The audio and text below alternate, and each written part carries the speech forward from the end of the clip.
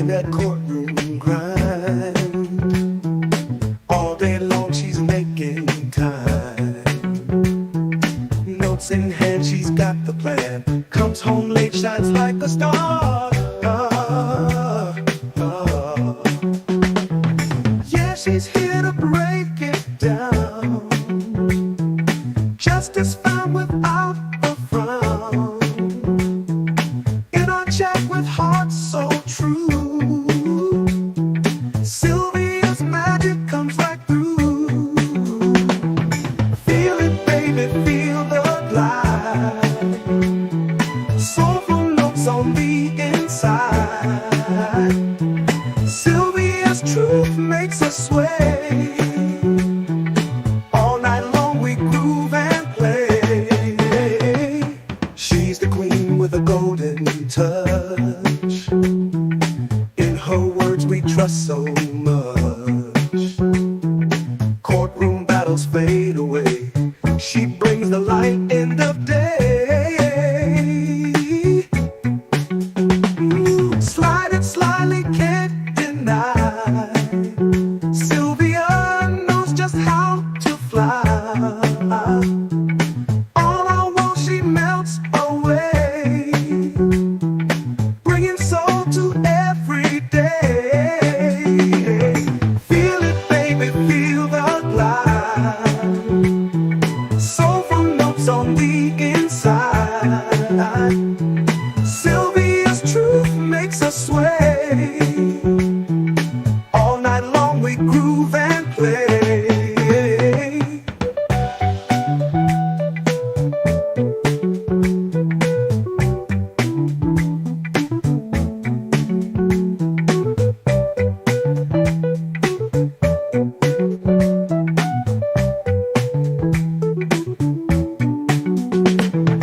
Feel it, baby, feel the glide. Soulful notes on the inside. Sylvia's truth makes us sway. All night long we groove and play. Groove and play. Ooh, ooh,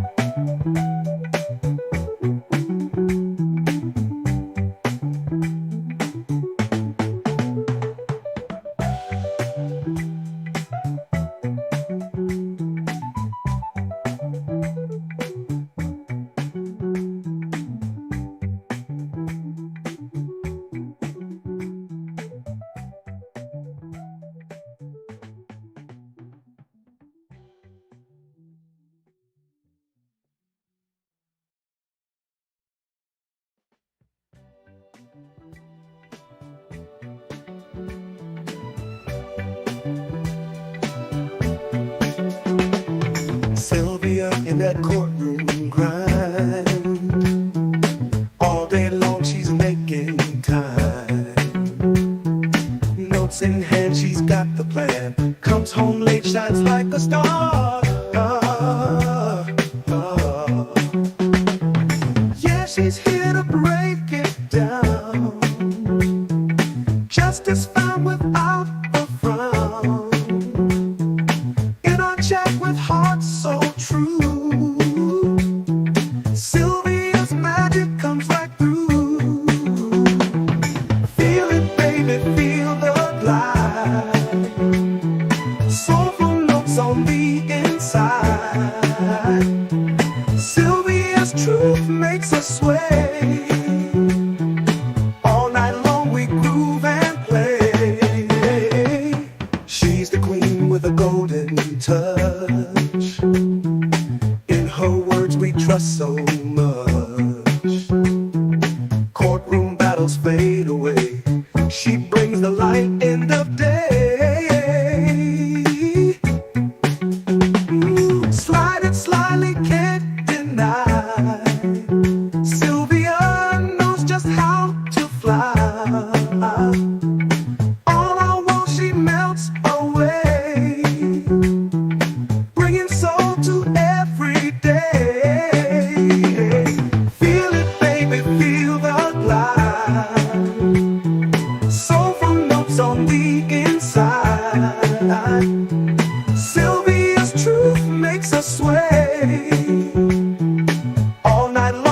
groove and play.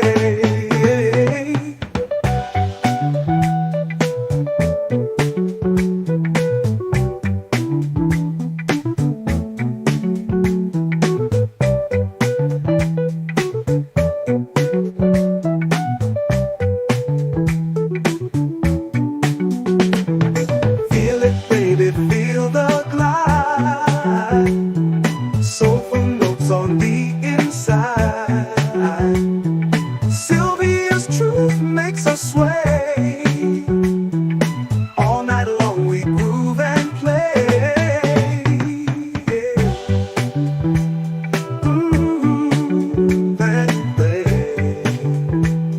Ooh, ooh, ooh, yeah, yeah.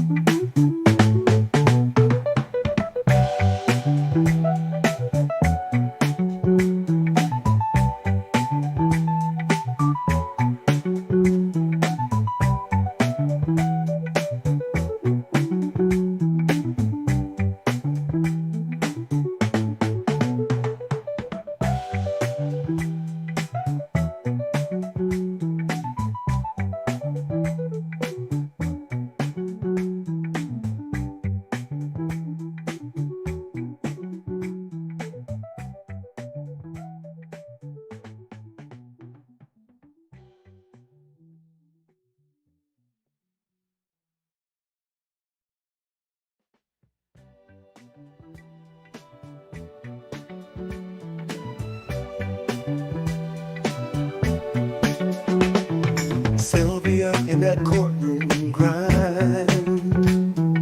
All day long she's making time. Notes in hand, she's got the plan. Comes home late, shines like a star. Yeah, she's here to break it down. Justice found without a frown. In our chat with hearts so true, Sylvia's magic comes right through. Feel it, baby, feel the glide. Soulful notes on the inside. Sylvia's truth makes us sway. All night long we groove and play. She's the queen with a golden touch. In her words we trust so much. Courtroom battles fade away. She brings the light in the day. Slide it slyly, can't deny. Sylvia knows just how to fly. All our walls she melts away, bringing soul to every day. Feel it, baby, feel the glide. Soulful notes on the inside. Sylvia's truth makes us sway. All night long we groove and play.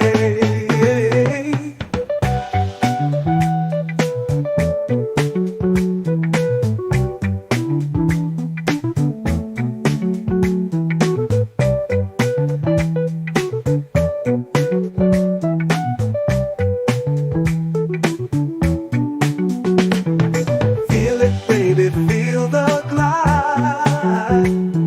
Soulful notes on the inside.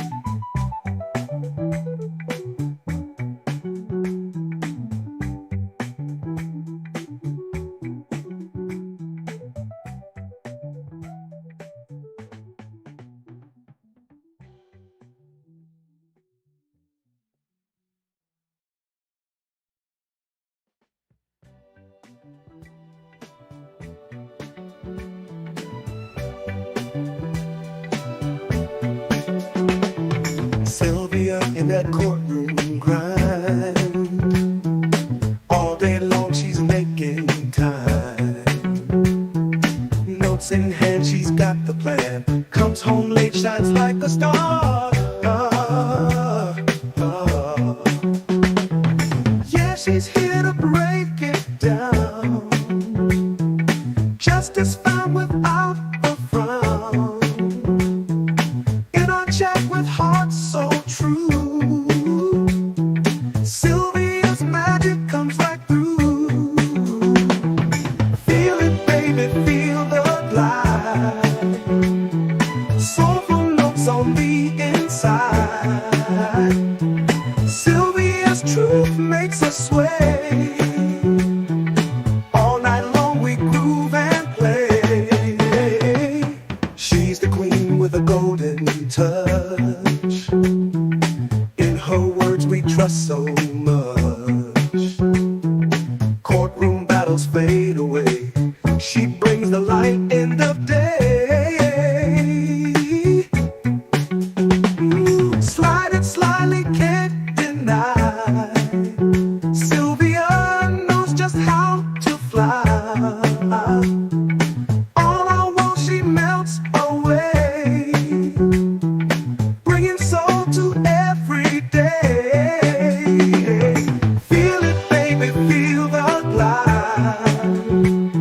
Soulful notes on the inside. Sylvia's truth makes us sway. All night long we groove and play. All night long we groove and play. Groove and play. Ooh, ooh, ooh, yeah, yeah.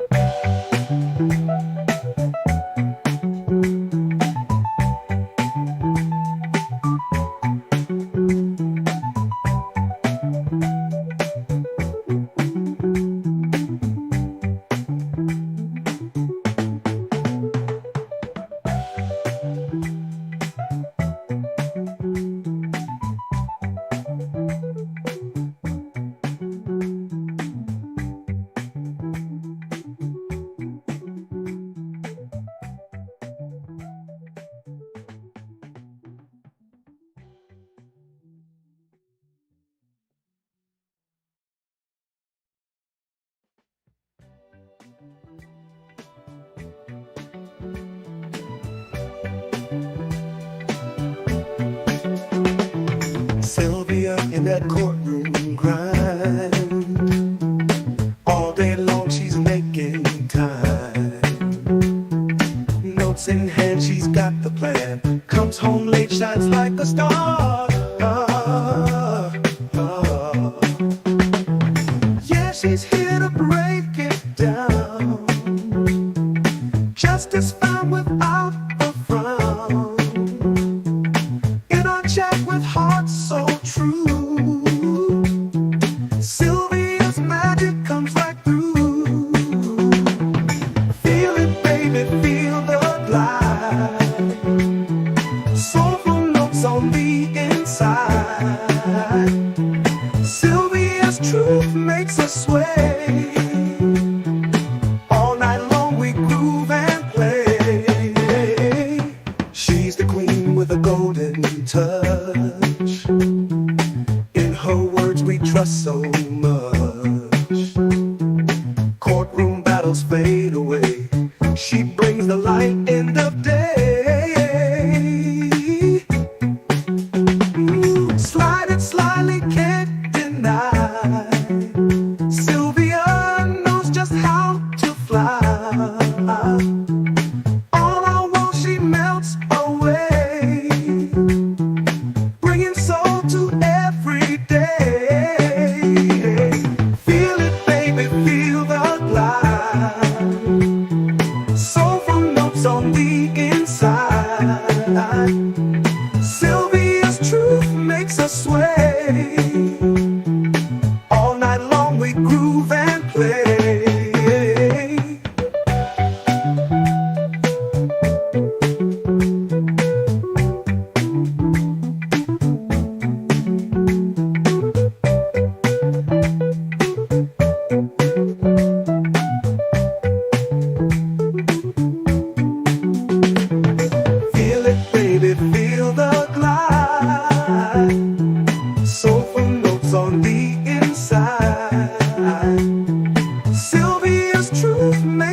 sway.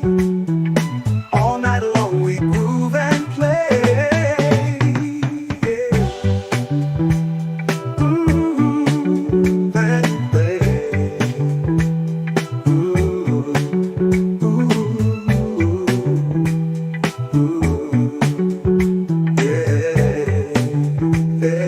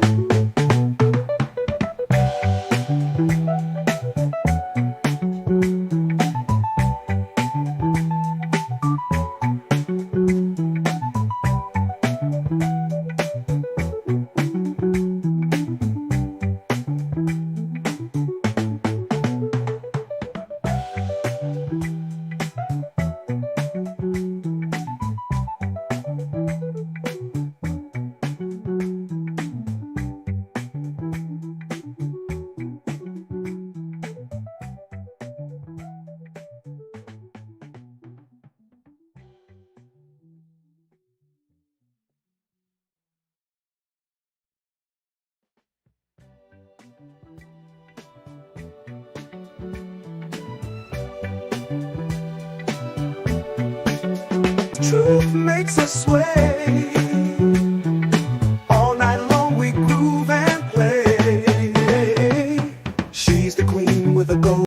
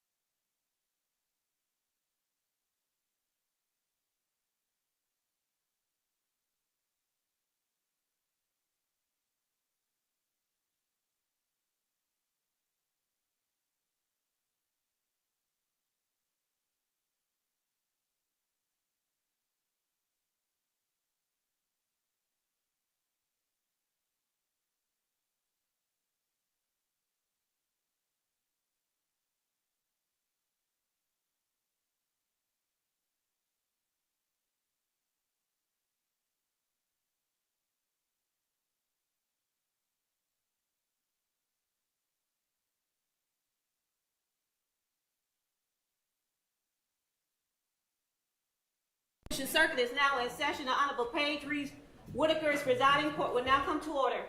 You may be seated. Good morning, everyone. Good morning, Your Honor.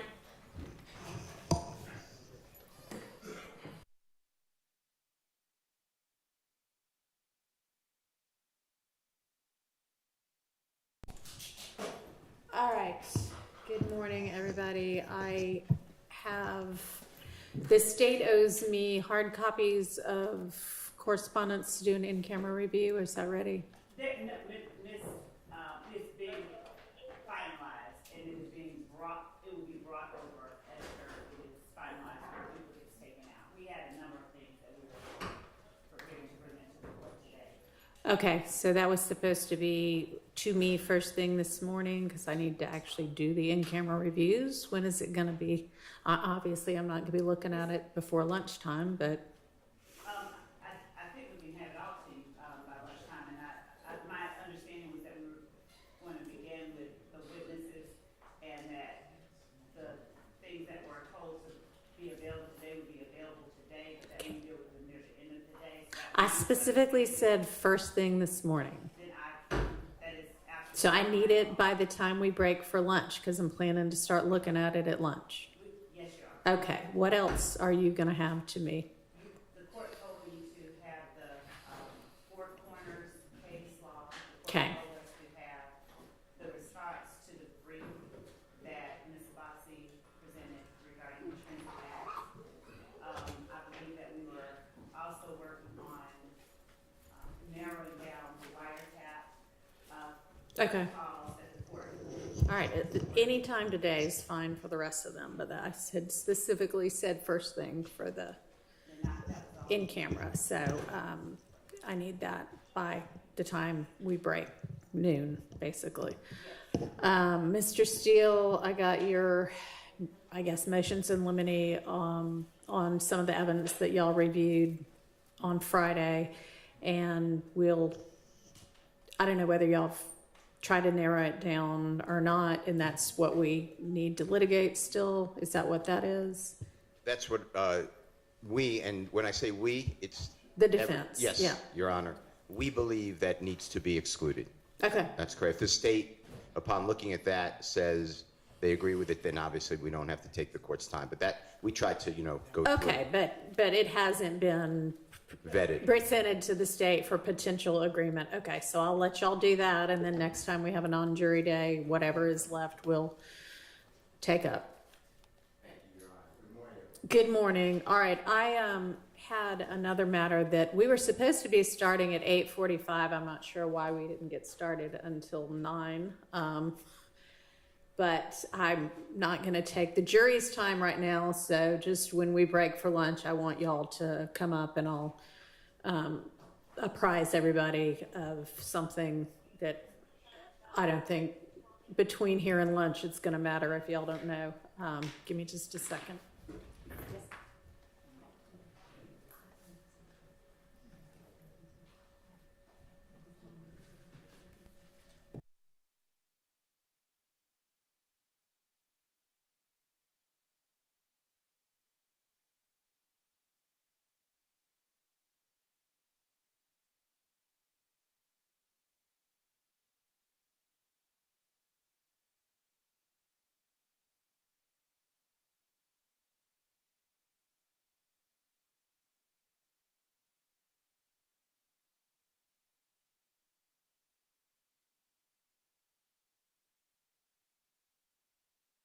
So do you have whomever your next witness is going to be ready to go?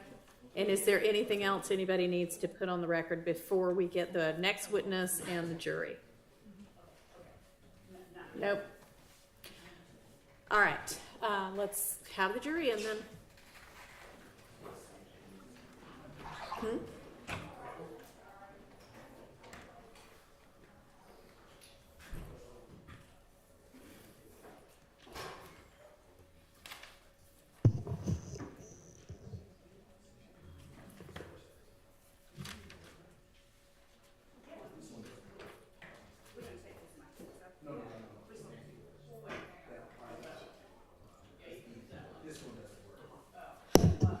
And so y'all, when we adjourn for the day, the people who are allegedly going to fix for real the sound are coming to work on it. So let's everybody, fingers crossed that we won't have any more sound issues after the end of the day today.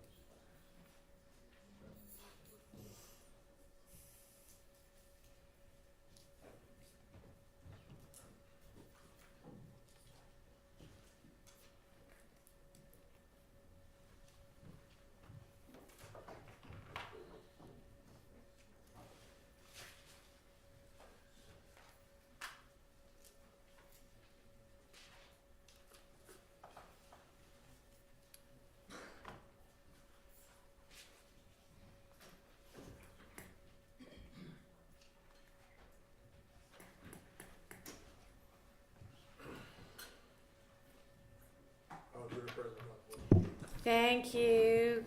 Ladies and gentlemen, good to see y'all all back again. I hope y'all had a pleasant weekend. Miss Love, y'all can call your next witness, please. Thank you. Good morning, Your Honor. The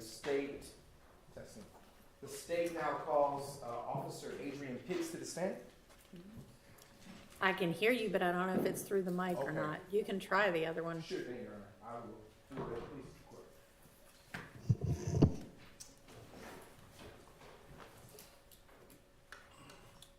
Raise your right hand. You swear firm testimony to give the truth, whole truth, nothing but the truth. I did. Absolutely. State and spell your name, first and last name for the court. Officer Adrian Pitts, Adrian. Good, Pitts, Pitts. good morning. Can you hear me quite all right? Yeah. All right. I am going to position this like so I can have the use of my hands. Mr. Pitts, are you employed? Yes. Oh, The Atlanta Police Department. and how long have you been employed with the Atlanta Police Department? Approaching 14 years. And what is your title? Police officer. Okay. Have you received any special distinctions as a police officer during your 14 years? Tactical field operator. And what do you do in that capacity? Assist SWAT, barricaded gunmen, active shooter situations, stuff like that. Is that also known as TFO for short? Yes. And what are your duties and responsibilities as a tactical field officer with the Atlanta Police Department? Active shooters, barricade gunmen, assistant SWAT. Barricade gunmen. And if you would come just a little bit closer to the mic. The and problem project- is the mic won't move, so we're gonna try to move that at lunch. Okay. And this is both of them. Check. Okay. I'm gonna give you this mic. We've got all right, so that you can face that way. Okay. All right. Can you project and see if it works? Test. There we go. All right. Are you post-certified, Officer Pitts? Yes. And have you been post-certified during the entire duration of your employment with the Atlanta Police Department? Yes. And were you post-certified on April 28th, 2015? Yes. All right. I want to turn your attention to the date of Tuesday, April 28th, 2015. Do you recall working that day? Yes. Okay. What, if anything, do you recall about working that day? About 4:06 hours that morning, I was dispatched to a person shot. All right. So now, when you say 4:06 hours, what do you mean? 4:06 in the morning. Okay. All right. You stated that you were dispatched to a person shot call. Did I understand that correctly? That's correct. Okay. Were you alone or were you accompanied by a partner? I believe initially I arrived alone, but other units did arrive Okay. shortly after I got there. And when you were dispatched to this call, how did the call come through? Person shot at 1428 Dale Avenue. Okay, that was a poor question on my part. Let me ask a different way. Was it over the radio? Was it a phone call? How did you get dispatched? I was dispatched over the radio. And when you were dispatched to that person shot call over the radio, was a location given? Yes. What was that address? 1428 Adele Avenue, Northwest. All right. And were you wearing a body cam that day? No. Okay, why not? Body cams had not been issued at that point. All right. You just mentioned the address of 1428 Adele Avenue Southwest. In what county is that address located? Fulton County. Are you familiar with that community that address is situated in? Yes. And what can you tell the juror, ladies and gentlemen of the jury, about that particular community, if you will? It's a lot of single-family homes. Older black families own their properties for years and decades.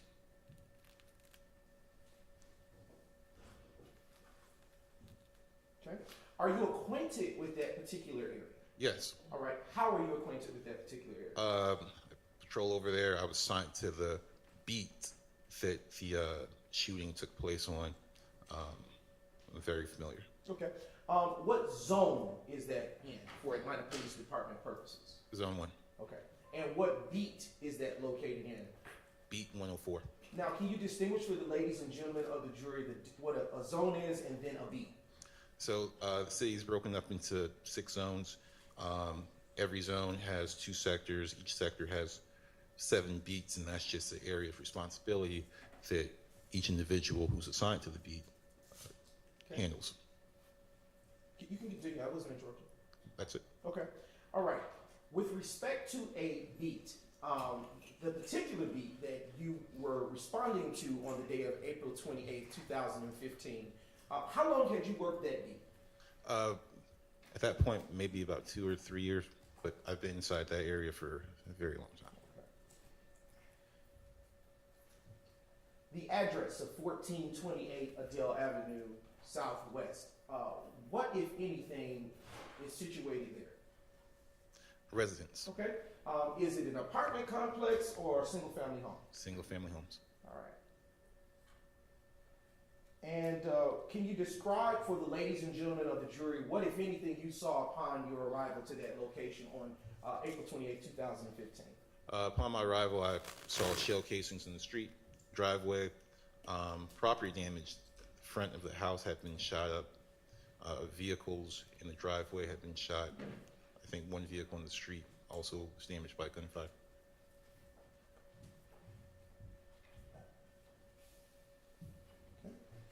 All right. Where were these shell casings, excuse me, where were these shell casings that you just mentioned located when you arrived? The shell casings were, Is that my mic?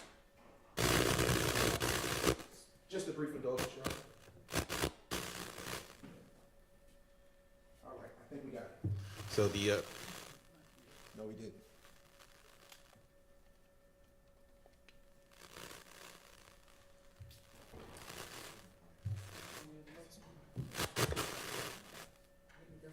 It may be mine.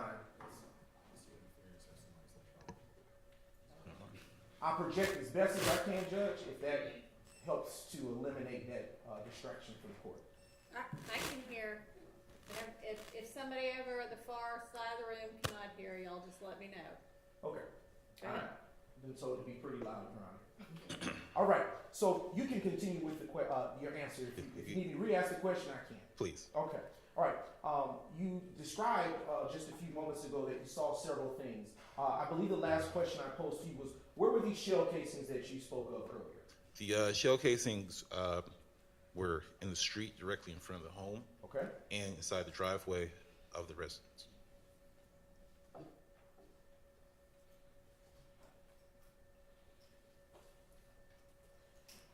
All right. When you arrived to the location, was it nighttime or daytime? It was early morning. Sun was not up. It was night. What was the weather conditions on that day? Clear. Okay. Was there anyone outside preliminarily when you arrived to that location? Outside in the street, no, not that I remember.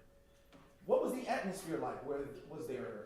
Can you describe the atmosphere, if you will, for the people, for the jury? When I arrived, it was very still. You could tell that something had happened.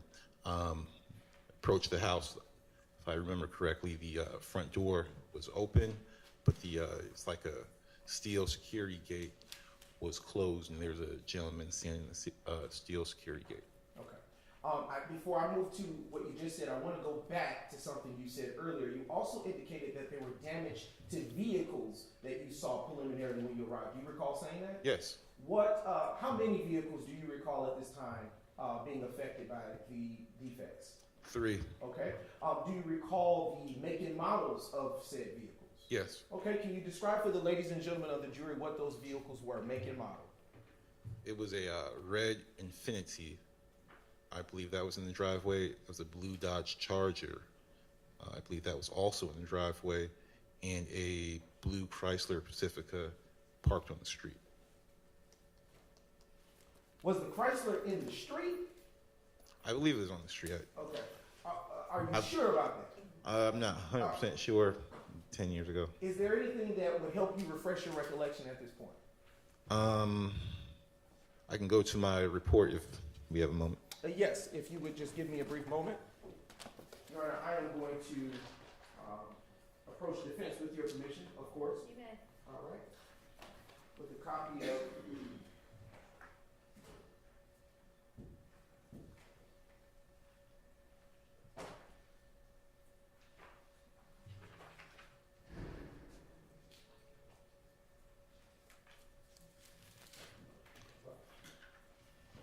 now approaching the witness, Your Honor. Take a look at this clean copy. I'm going to take this from. Appreciate it. Take a view of that. And then when you refresh your memory, you can look back up at me and we'll continue.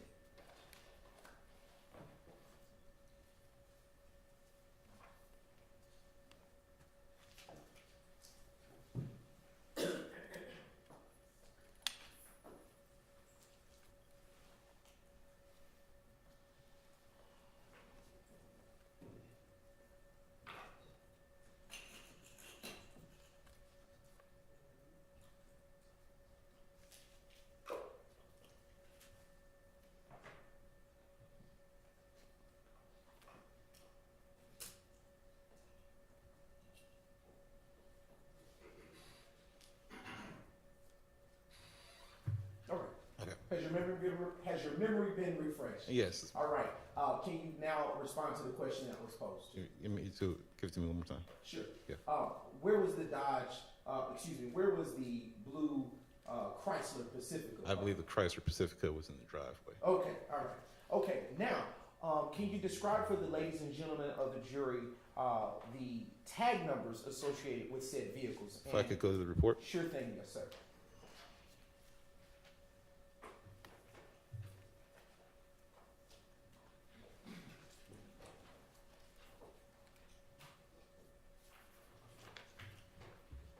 Okay. So the Chrysler Pacifica was a Georgia plate, Paul Charlie Sam 5023. The Dodge Charger was a Georgia plate, Paul Victor Yankee 5663. Okay.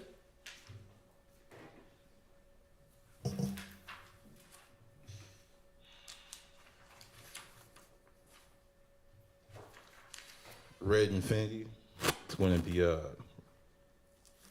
Paul Whiskey King 8190.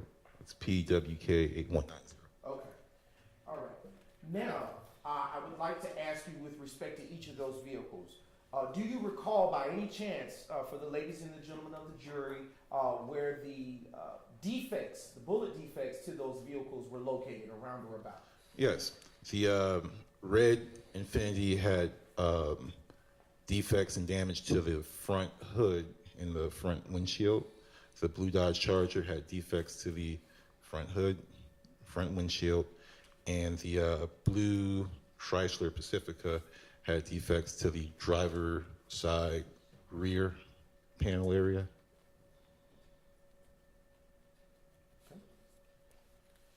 All right. On that early morning of Tuesday, April 28, 2015, were you at all able to speak with the owners of said vehicles? No, I don't remember. Okay. Were you able to speak with them ever after you finished with this particular location responding to it? No. Okay. Did you attempt to, or did anyone from your department or precinct or zone try? I'm not sure. I'm pretty sure I did not. Sure thing. You described earlier that there was property damage to the home located at 1428 Adele Avenue Southwest. Do you remember that? Yes. Okay. Was there any damage to your recollection to any of the other homes located on Adele Avenue? No, all the damage was focused on the house, and I guess the vehicles were damaged as a result of the house being shot up. And when you say the house, is it my understanding correct that you're speaking of the 1428 Adele Avenue Southwest address? Yes. All right. Earlier, you provided a brief description about what it looked like, that being the house that you just described.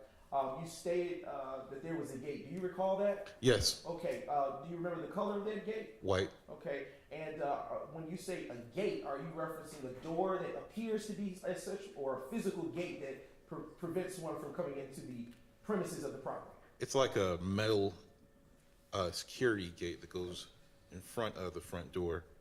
It's common on a lot of houses in the area. Do you reference a gate in your report? Yes, Okay. And is that what you had in mind when you wrote that report? yes. Okay.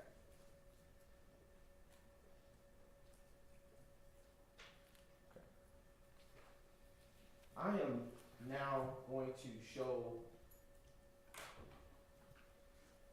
you what has been pre-marked as State's Exhibit. Oh, excuse me. State's Exhibit 8, Kappa Kappa, Your Honor. And I am showing the defense, that is, what has been pre-marked as State's 8, Kappa Kappa.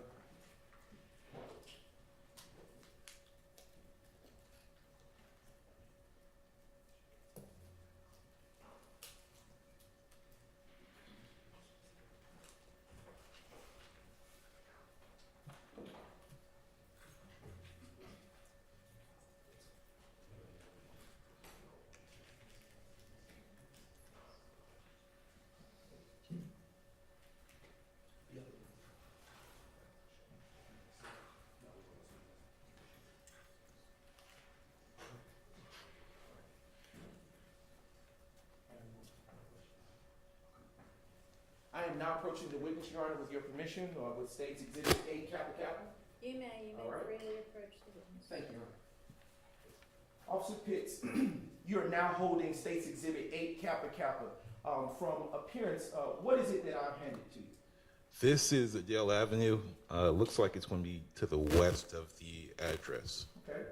And is that the general area that you responded to depicted in that particular exhibit on April the 28th, 2015? Yes, And does that exhibit fairly and accurately depict the area of 1428 Adele Avenue Southwest as you remember it on the day that you responded to the shots fired call on April 28th, 2015? yes. All right. At this time, Your Honor, the state now moves to admit State's Exhibit 8 Kappa Kappa into evidence and request permission to publish, subject to your ruling. It's admitted and you may. Thank you, Your Honor. Your Honor, prior to publishing State's Exhibit 8 Kappa Kappa, the state is going to first start by publishing State's Exhibit 5 Kappa Kappa. And the screen's not working, so I'm going to direct your attention to the monitor above you. It's working, it just takes a second. Sure thing, Your Honor. Okay. Well, I don't know if the witness, can you see it on the screen in front of you? Yes. All right. Oh, okay. All right. That one's working. Okay. Officer Pitts, can you tell the ladies and gentlemen of the jury if you recall this particular location that is depicted in State's Exhibit 5 Kappa Kappa? Yes, it's going to be the 1428 Dale Ave. It's going to be the house.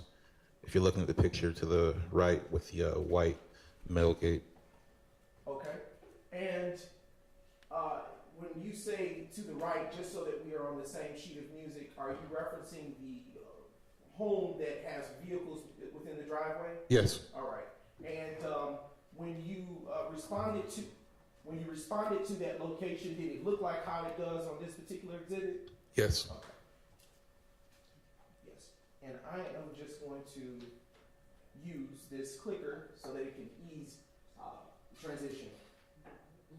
All right. Now turning your attention to State's Exhibit 6 Kappa Kappa, which has already been admitted into evidence. What are we looking at here for the ladies and gentlemen of the jury, Officer Pitts? That's going to be 1428 Adele Ave. It's going to be the house with the white vehicle in the driveway. Okay. And I would ask, transition to the next exhibit. State's Exhibit 7 Kappa Kappa. Is this, what are we looking at here? 1428 Adele Ave. House with the white vehicle in the driveway.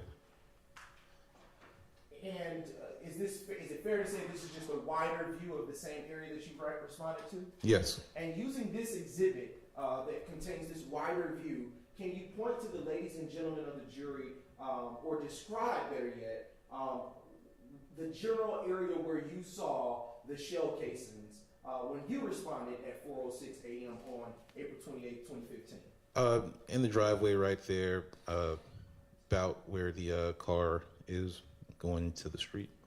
Okay. I have a pointer. It's working. Semi. All right. I'm so sorry. Okay. You- When you say driveway, So you right referencing this about, driveway, yeah, correct? right about there where your pointer is. And when you say in the street, as it relates to the shell casings, are you talking about where the pointer is moving across? Yeah, about there. Okay. All right. Go on. I'm now turning your attention to State's Exhibit 8 Kappa Kappa, which has just been admitted into evidence. It's just slow.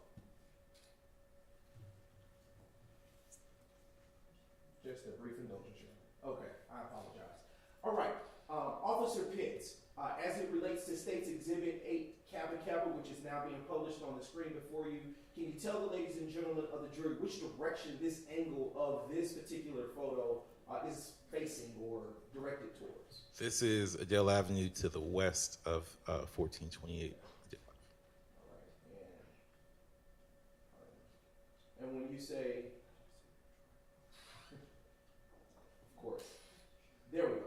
Okay, that direction headed that way where the cursor is moving is considered west in this view? That's correct. All right.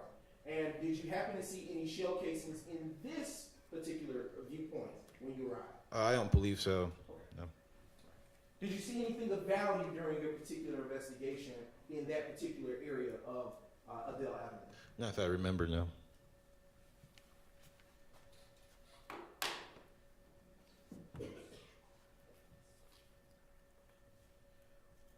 Earlier you spoke about you saw shell casings, and I want to continue to probe on that.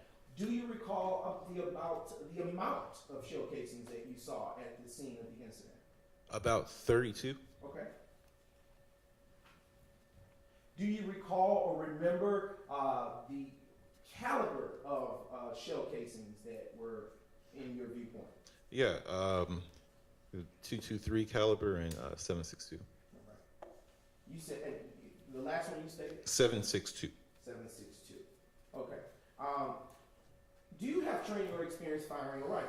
Yes. And in your training or experience as an officer, what type of rounds fit into a rifle? 223, 762. And in your training and experience as a law enforcement officer, does a rifle require one or two hands to hold? 2. Okay. In your training and experience as one who has fired a rifle, is this one that is a single shot firearm or one that shoots in rapid succession? It shoots multiple rounds. All right.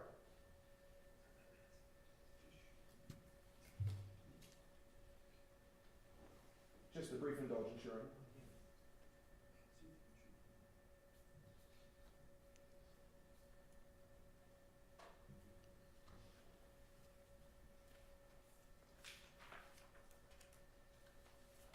All right. Senior AD Atkins, you can pull down AKK for a brief moment. All right. When you arrived, Officer Pitts, to 1428 Adele Avenue, with reference to the shooting, did you ever at all count the amount of bullet defects that you saw on the cars or on the home? I don't remember, but I do remember seeing the bullet defects of the residents in the vehicles. Did you recall there being a lot or a few? It was a lot. Okay. Were all of the defects that you saw when you responded, did they appear to be fresh? Yes. All right. And in your training and experience as a law enforcement officer, how do you distinguish what is fresh versus which is old in terms of bullet defects? You're going to have, when you have fresh damage from bullet holes, you'll have smaller microparticles from the material still scattered about on the surface of whatever you're looking at. And these microparticles that you're describing, are they microparticles from the object or material that has been defected by Yes. the bullet, or it's microparticles from the bullet itself? It's going to be from wherever the object was that was struck. And is it fair to say that these microparticles that you're describing, that they're small, are they? Yes. But based on your training and experience, it's fair to say that you know what to look for. Yes. Is it also fair to say that you've seen multiple such types of... I can rephrase, John. All right. Have you seen multiple defects to property before? Yes. All right. And is that what informs your ability to, is it fair to say that is what informs your ability to look for such microparticles in other crime scenes? Yes. All right.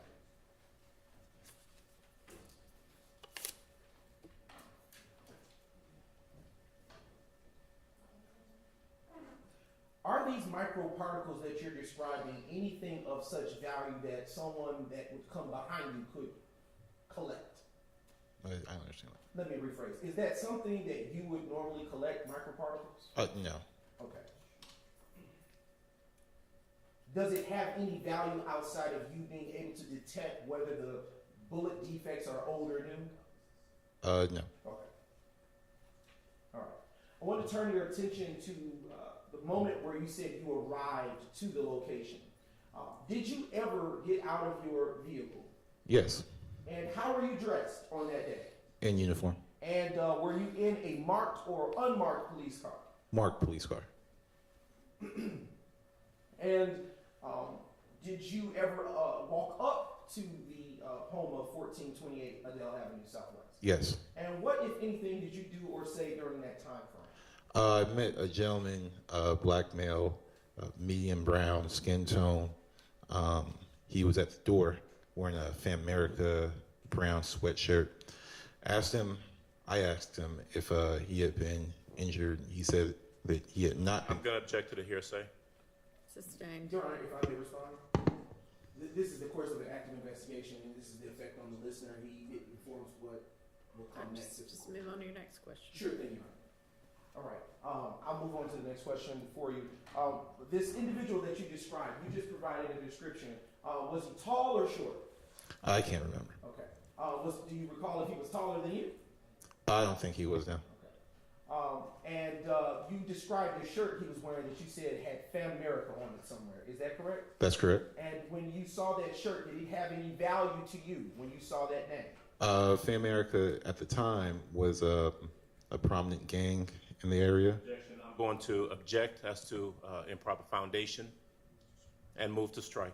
Can you lay the foundation? Sure. I can ask a few preliminary questions, Your Honor. Sure thing. What training or experience do you have with gangs in that area? Plenty of experience. Sometimes that we get information from investigators to keep an eye out for this type of clothing or this type of coloring or these type of tattoos that would indicate gang affiliation. Okay, and was that your first time seeing?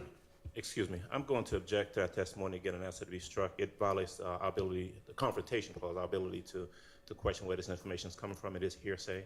I would ask that that answer be struck. Your Honor, may we- Overruled. Okay. You can continue with your answer if you had any. That was it. Okay. All right. And with that particular background in mind, was this incident to which you responded the first such time that you had ever seen such indicators of clothing as you described? Yes, I believe so. Okay. All right. And in your experience, based on what you had learned prior to that moment in your training, did that language on that sweatshirt have any value to you as a law enforcement officer with such training and background? Your Honor, Yes. I would renew my objection, indicate there's not proper foundation that's been laid. I'm sustained at this point. Okay. All right.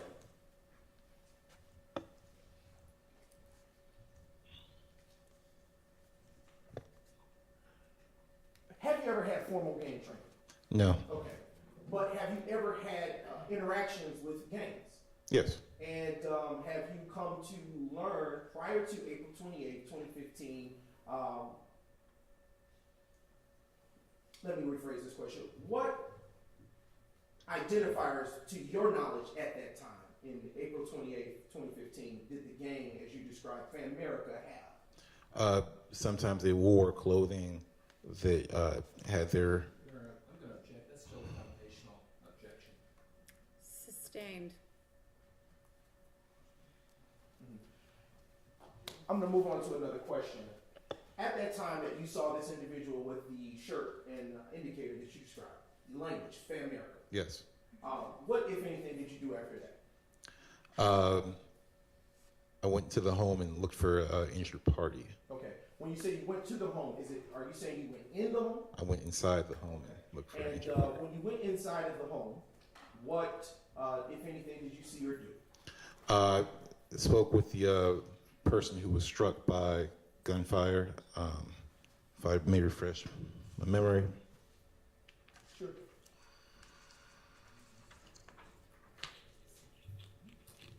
The victim, Denise Renee Bell.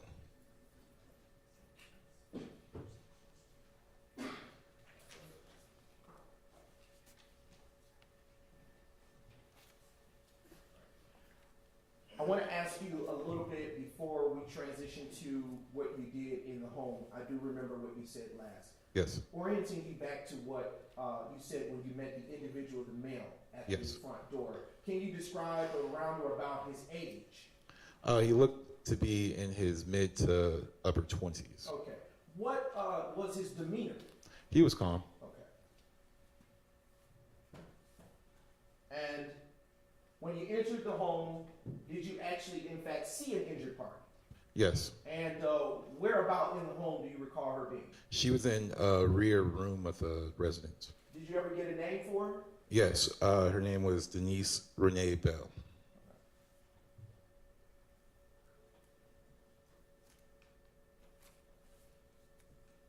Were you ever given a name for the male that met you at the front gated door that you described earlier? No. All right. Did you ever ask? No. All right. Did he remain the entire time that you were completing the course of your investigation? No. Okay. Where do you recall where he may have gone? No. Okay. He's gone. And do you recall at what point he left the property? While I was speaking with the victim, he left. When I asked where he went, nobody knew. I'm going to object to the hearsay. The answer is nobody knew anyway. So. Sustained. Your Honor, may I this one? Move on. Okay. Do you recall what relationship, if any, this unknown black male in this Fan America shirt had with the victim in the home? Your Honor, to the extent it calls for hearsay, I would object. I'm sorry, but I couldn't hear what you said. To the extent that that response calls for a hearsay, I would object. I'm sorry, re-ask your question. I was focused on what you said and I've lost what the question was. No problem, Your Honor. All right. Do you recall what relationship, if any, the unknown black male in the Fan America shirt had with the victim? Okay, sustained to the hearsay objection.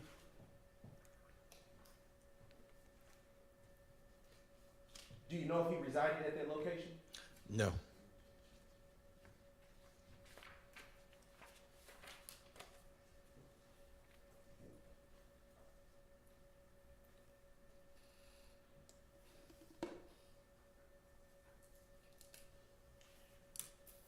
How familiar are you with Club Crucial? Fairly familiar. All right. And how are you familiar with Club Crucial? Club Crucial is a nightclub that is in the zone. It's on Bankhead, down at Lee Hollywood Parkway. When you say the zone, what zone are you referencing? Zone 1.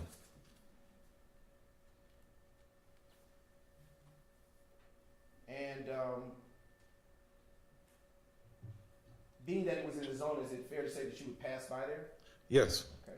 And how often would you be in that area, specifically where Club Crucial is located? Typically, we would patrol and post up outside the club, opposite side of the street, when it's in operation.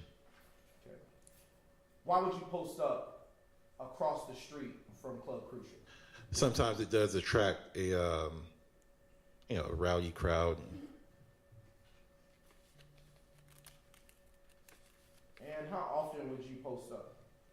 Every night was open. Okay. And how often, to your knowledge, would it be open?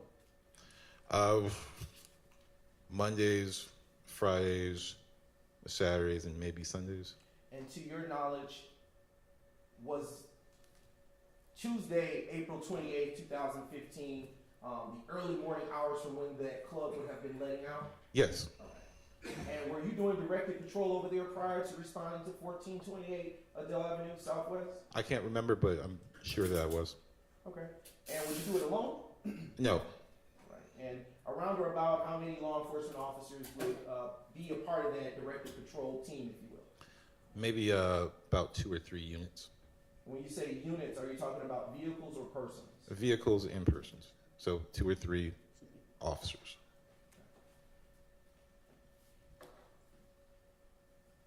And do you know the hours, if you recall roughly about the hours of operation, not the days, but the hours of operation for Club Crucial? I recall that it closes at about 3.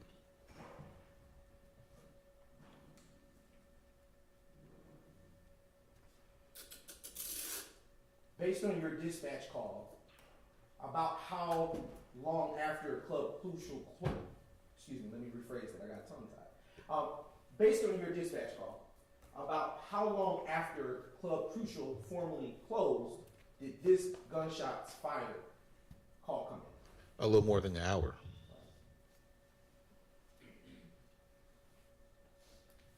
About how far, to your knowledge, is Club Crucial from 1428 Adele Avenue Southwest?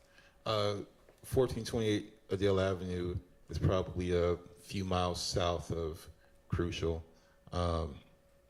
maybe about 3 or 4.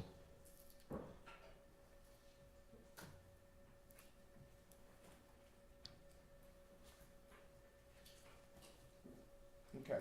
Are you familiar with an Officer Clinton Hayes? Yes. All right. And are you familiar with him having patrolled in that particular zone?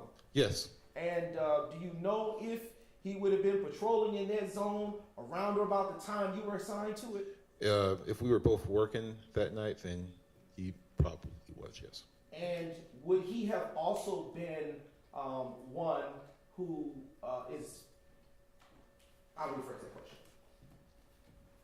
Actually, we'll discard that question. Do you know if he was doing directed patrol on that particular day? I can't remember. Okay. To your knowledge, what was the busiest night for Club Crucial? Objection, relevance. It's very relevant, Your Honor. Overruled. Mondays and I believe Saturdays.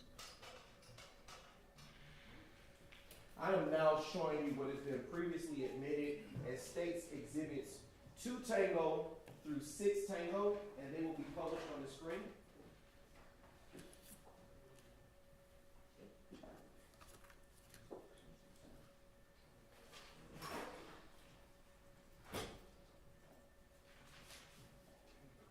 Just a brief indulgence, Your Honor, while we get that technology. No problem.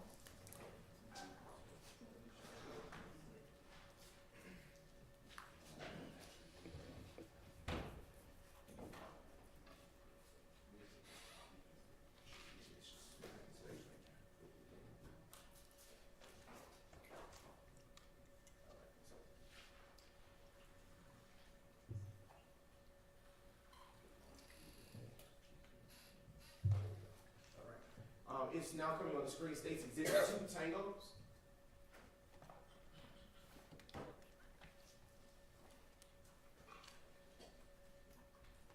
Right. Decent evidence. Yes.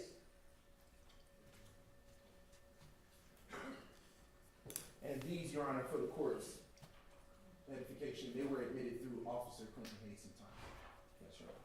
Showing you now what has been admitted previously as State's Exhibit 2 Tango, and you're now seeing it on the screen. What are we looking at here? That's the front face of Crucial. And is this how you remember it to have looked in April of 2015? Yes. Okay. And is Club Crucial still open and functioning by any chance? Yes, it is, but I don't work at night anymore. And does it still look like this, or has it changed to your knowledge? The red stripe is no longer there, and they have a security gate in front of both driveways. All right, and I am now transitioning your attention to State's Exhibit 3 Tango. All right. What are we looking at here at State's 3 Tango? That's Crucial. All right. Do you see the red stripe that you saw in the last exhibit? No. All right. Do you see the security gates that you just talked about? Yes. And were those security gates there in 2015? No. Do you know around or about when those gates were placed there? No, maybe last year or so.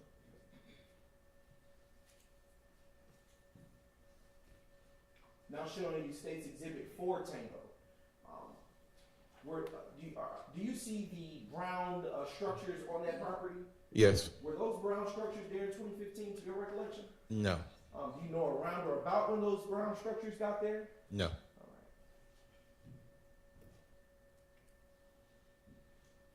right. And what are we looking at here?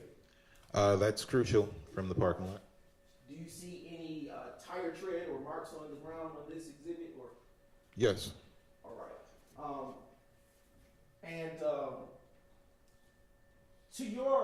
And based on your training experience, why would marks like that be on the ground? Your Honor, that would call for speculation. I'd object. Overruled. Tire tread would be on the pavement because maybe somebody was driving and doing donuts. Okay. Is that what that looks like to you? A donut? Yes. Is that some of the rowdy things that you described that would happen over there? Yes. All right. I'm showing you the final State's Exhibit that will be published from this category of State's Exhibit 6 Tango. What are we looking at? What is the ladies and gentlemen of the jury? What are the ladies and gentlemen of the jury looking at here in State's Exhibit 6 Tango?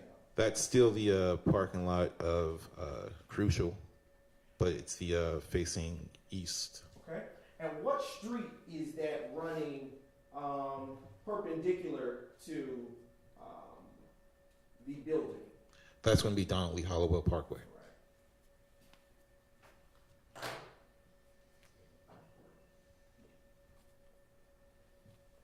Earlier you stated that Club Crucial was about 2 miles or so from 1428 Adele. About how much time in terms of minutes would it take for you to get from Adele to Donnelly Hollowell Parkway where Club Crucial is situated?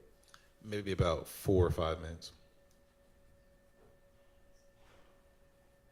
And when you say 4 or 5 minutes, are you talking about in driving or are you talking about walking? Driving.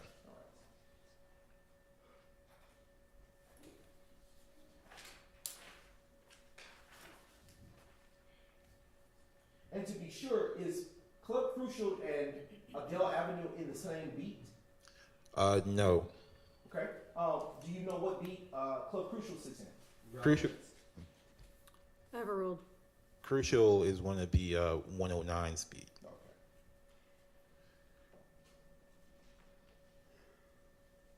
Right. I want to turn your attention back to the moment when you entered inside of the residence situated at 1428 Adele Avenue. Earlier you stated that you saw the gunshot victim. Can you describe around or about her age to you at that time? Mid-20s, late 20s.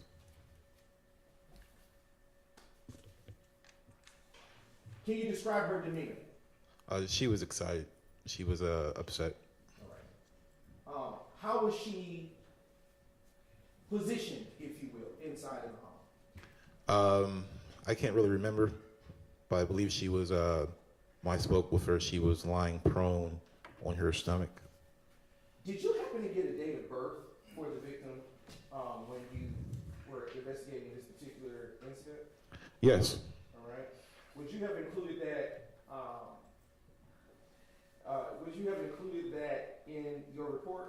Yes.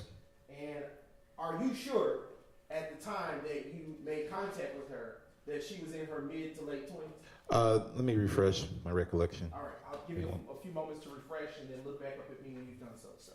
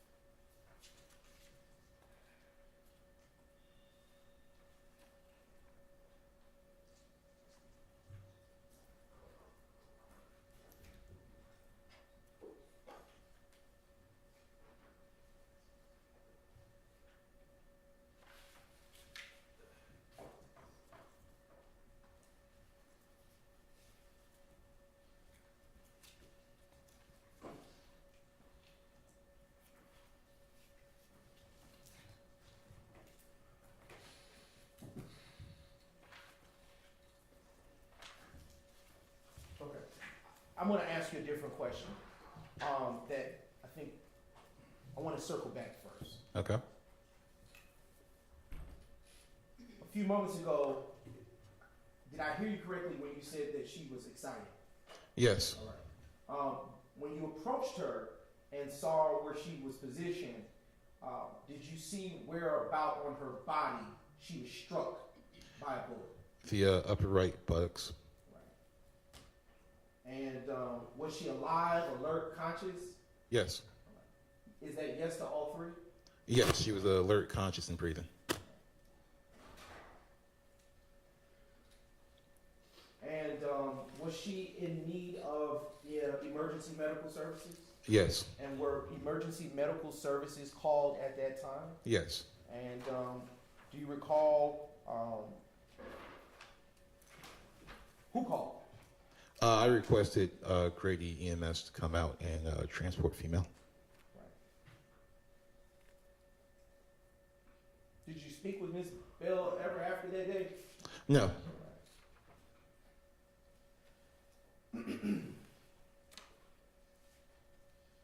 During your investigation of this matter, did you learn if there was anyone else did you see anyone else in the home while you were there?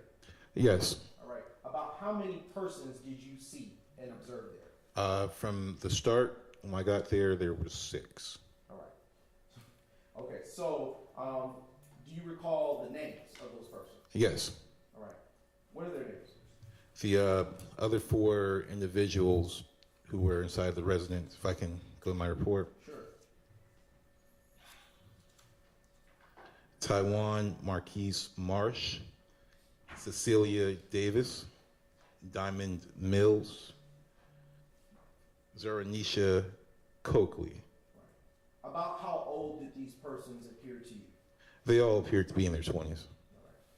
Late or early 20s? Probably about mid-20s. Right.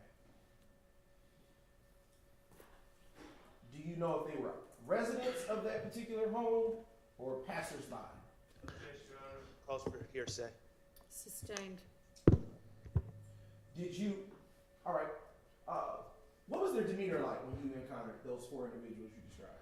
They were all upset and excitable.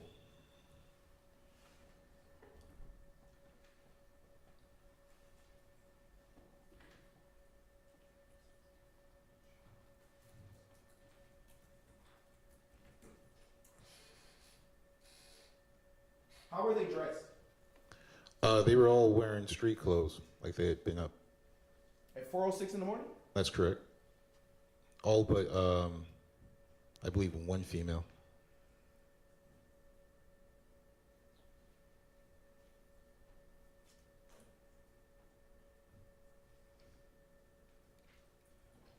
Just a brief indulgence, young lady.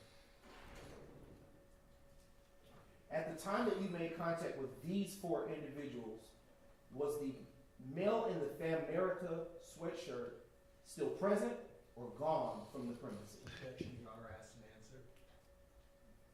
Sustained. Okay.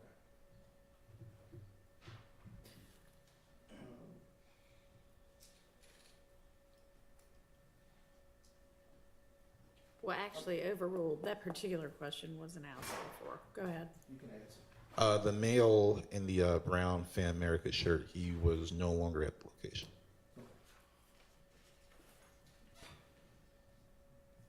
Is that, so you, earlier you described that there were 4 persons inside there at that time, inside the home that is, at that time.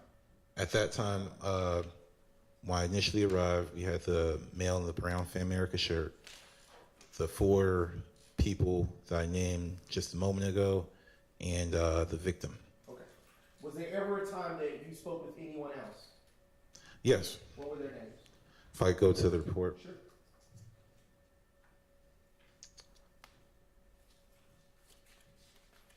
So while at the location, a Kanisha Harris arrived.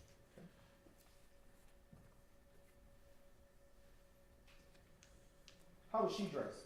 She was dressed in street clothes. Did she come into the house? Yes. What was her demeanor? She was upset as well. About how old did she appear to you? About in her 20s. Okay. Did she come alone? I'm not sure.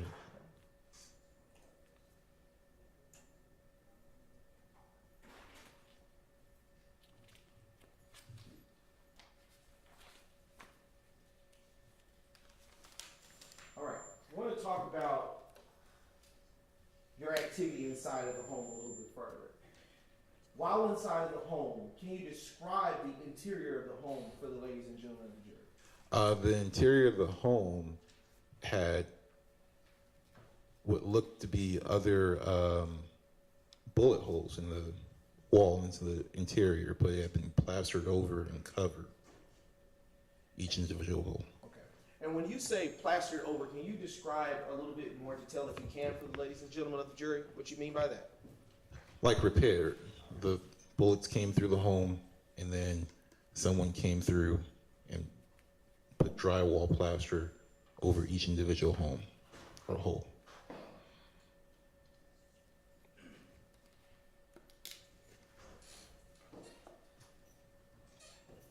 And did you also see new bullet defects inside of the home that weren't plastered over? Yes.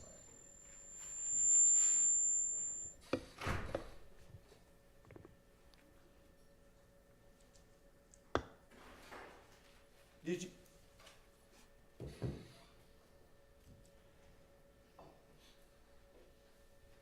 Do you have personal knowledge of when that those older bullet defects were present at when they got there?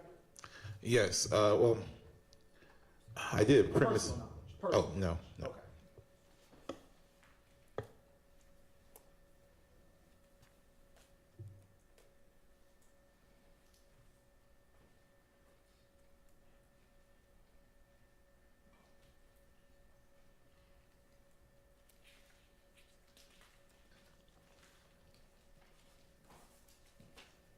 Was there a time that you exited the home at 1428 Adele Avenue Southwest? Yes. All right. And what, if anything, occurred at that point? I spoke to a resident who lived in the neighborhood. What was that resident's name? If I can go to the report. Anthony Travis. And about how old did he look to you? About in his 20s, maybe upper 20s.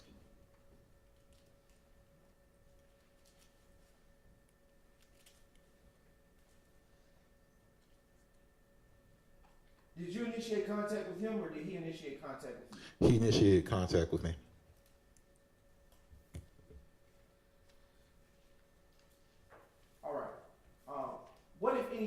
tell you at the time he initiated contact? Objection, Your Honor, calls for hearsay. May I respond, Your Honor? You may. It is, in fact, the present sense impression, and it is also going to be an effect on the listener himself. Your Honor, it's the neither of information- those two things. If I'm- Hang on. Let me hear what he's saying. What he is going to testify, what I am saying, we expect the testimony to be, is going to be tantamount to a present sense impression. If I may approach to further clarify, I don't want to put that on the record, Your Honor. Do you want to come up to the bench?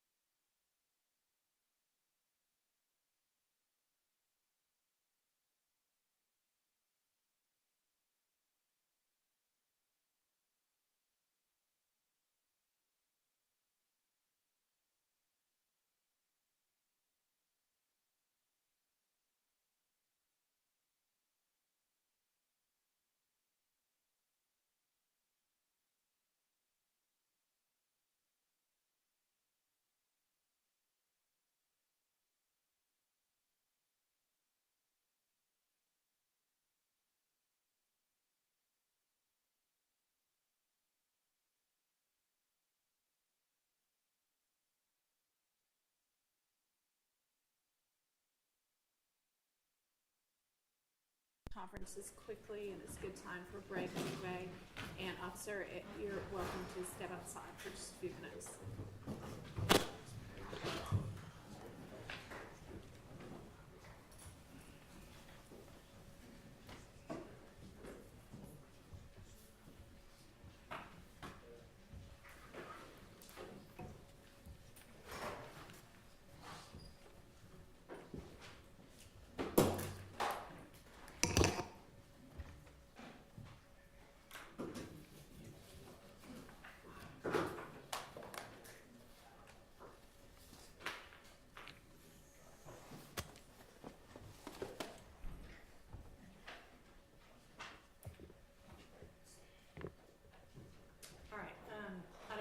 We need to take a look at that case since we're all just looking at it for the first time, because a present sense impression exception doesn't have to be somebody perceiving it at the actual time they are telling about it, the actual time they're perceiving it. It can be, but it can be immediately after as well. So the question is sort of like, how much time can go by for it to still be considered immediate. And I don't know if you know what you expect the witness to testify to, but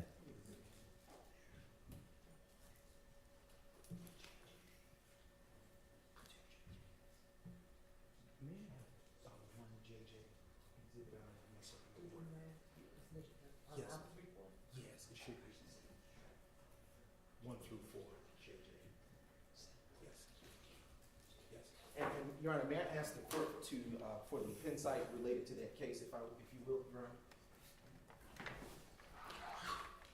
did you say 370 Georgia 757? That's correct, Your Honor. And I don't know, was there a pinpoint site? Give me in Division 5. All right.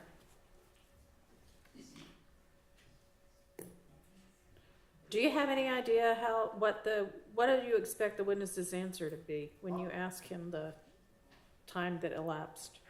I expect that he will say that it was sufficiently close enough for the exception to apply in this particular set of facts, Your Honor. But I will say that I will not make a misrepresentation to the court. I will do as the court is instructed, nonetheless, while still reading this case law, to further bolster my belief or the state's expectation and support that it was sufficiently close enough in time. Okay, well, I doubt if he's going to answer the question. It was sufficiently close enough in time in order to get this within the exception. I'm asking, can you step back out? Sorry. I sort of gave you that instruction as though it was an option, but we'd actually like for you to stay out till we call you, but you didn't know that. So, 370 Georgia 757 and nothing's coming up. Georgia appeals. That makes a difference. Okay, sorry. So do you have any idea, Mr. Brown, the amount of time he's going to say elapsed? I would say about 20 minutes, but I want to confirm that before I stick that and make it whole. Well, I mean, obviously, but okay, well, I don't know if 20 minutes is going to get you within the At exception. the most, I should say. I guess we'll see what he says, but.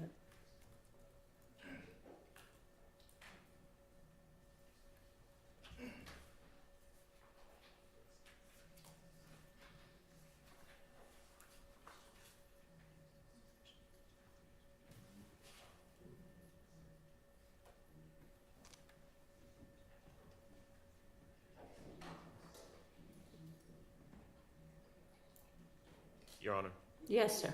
when the court has an opportunity, what I would suggest, and what is probably appropriate, is for the prosecutor to give the court, and I think you asked for this, a proffer of what the witness would say. The Brantley decision does give, in Division 5, gives a pretty specific definition of present sense impression, and I don't know that there's been a case that says, well, 5 minutes is good, 20 minutes is good, 25 minutes is good. I don't know. I've not seen one that goes with that much specificity. But I think the cases in Brantley is clear that there has to be a significant amount of, I use the word contemporaneity, if that's a proper word, has to be sufficiently contemporaneous to be free of any sort of misrepresentation by the witness. And although it doesn't have to be immediately contemporaneous, the witness doesn't have to be making a statement right at the time they're observing it. I think the cases contemplate that they have to be made very soon in time thereafter.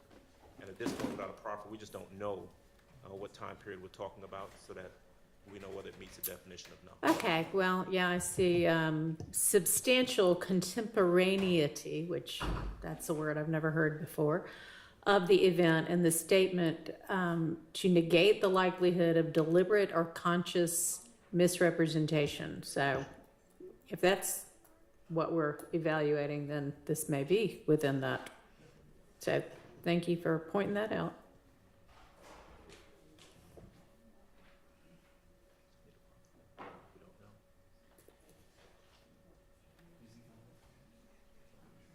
Is there any indication in this Brantley case how long past the event the grandmother's statement was?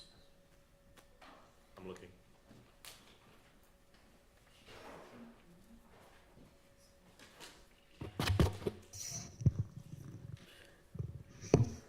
They have unhelpfully declined to include that information within the case, it appears. No, I do not see it, Judge. So, Yes, sir. If I may, at this point, I just want to turn the court's attention to 4 Kappa Kappa, which has been admitted into evidence. It is the call for services report that was admitted prior to this witness testifying. Okay. The court inquired as to the amount of contemporaneity that took place between the statement and the call. And with that exhibit, I do have an answer, Your Honor. All right. The call was received at 4:06, and Officer Pitts arrived at 4:08. Okay. Right. So I'm asking, any idea how long after the event he spoke with whomever this witness is? And you were saying you think within 20 minutes. Yes. So. May I ask for a moment to speak with the witness to give a proffer as to what I expect that evidence to be? Outside of the courtroom? No, our position would be bring the witness in. Let's have the witness answer that question. Yeah. Agreed. You can just ask him to step back in.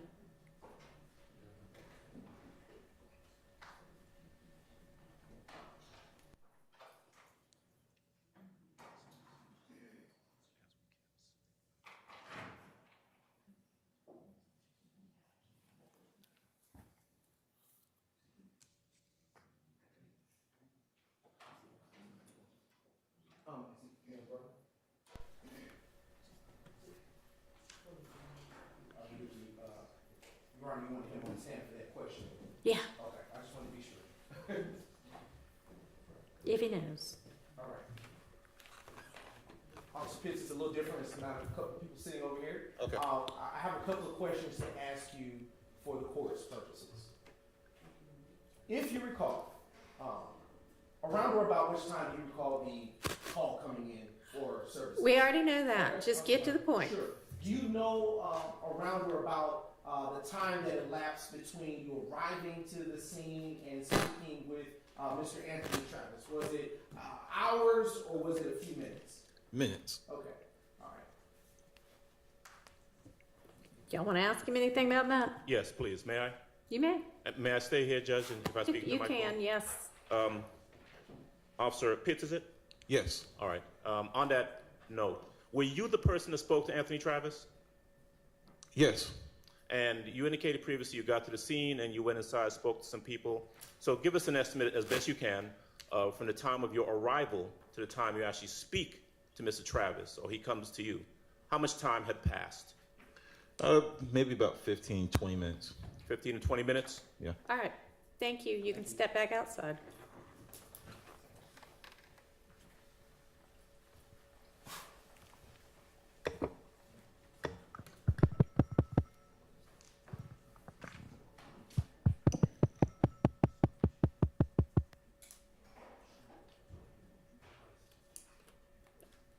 All right.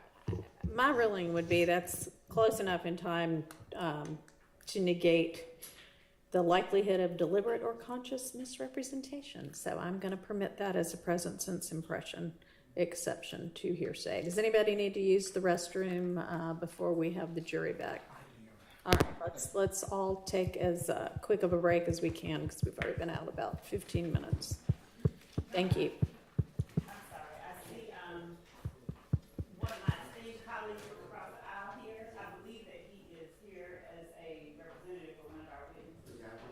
And I haven't spoken with him, so, Your Honor, I didn't know if you wanted to approach. All right, what's your name? Okay, I'm sorry, I hadn't seen you in a while. You looked familiar to me, but. Everybody thinks I'm dead, Okay. Are you asking to approach without the defense? No, they can say, that's fine, I just want to put on the record. I'm representing Mr. Baxter, the family of the family. I understand he was picked up on material. They asked the court to release him. He's got sickle cell bad. When he was picked up, he just exited the hospital. They had to do 2 blood replacements, transfusions. He's in the hospital, or he's in Brady right now. He left Brady, and he's in Fulton County Jail. He's got pneumonia. He will not live, Judge. I talked to the family. In the last 4 months, he's been 10 out of the hospital 10 times. He's extremely sick. He will not survive in Fulton County. I would ask that he be released, and I'm going to be in touch with him. He will come to court when you ask him to come to court.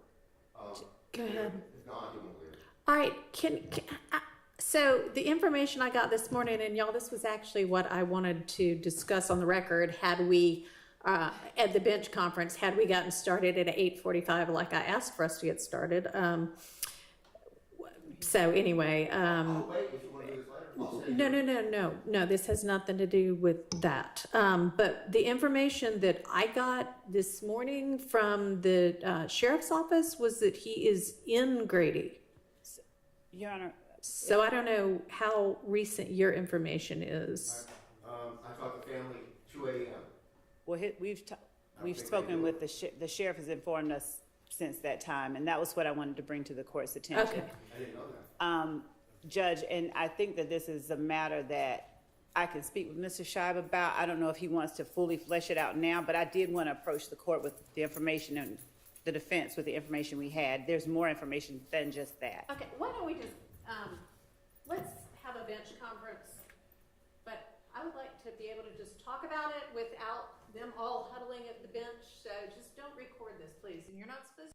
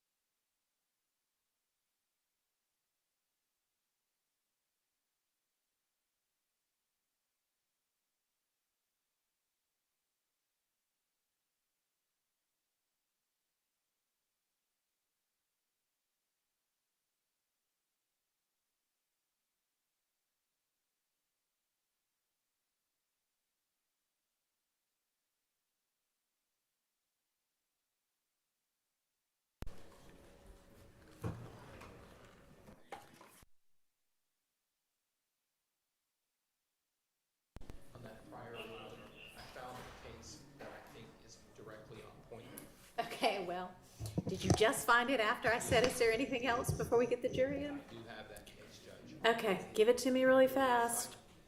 364, Georgia App, 518, Grimes versus the state. It's 2022 case. So, Ms. Brown, did you hear what he just said? Yes, Your Honor. Mr. Brown. Sorry? You called me Ms. Brown. Well, you know what, I'm sorry, but you didn't introduce yourself, and so I was just taking a stab at it. I'll take it. What's your name? Seth Brown. 88 Seth Brown. Okay, so what was wrong with me saying Mr. Brown? You said Miss Brown. No, I didn't. I said Mr. Brown. Oh, I just slide my words into each other sometimes, so.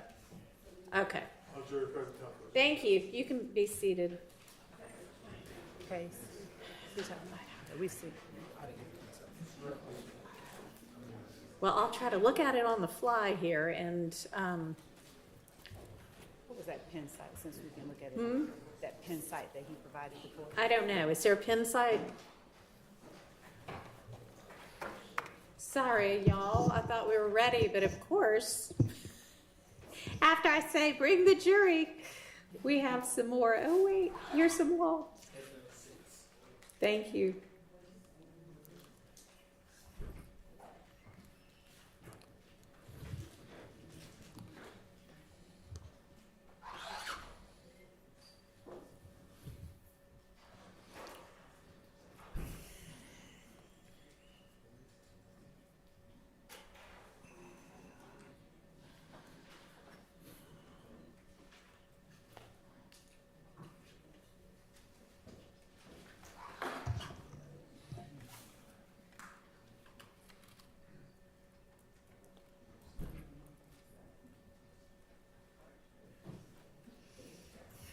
Page 522.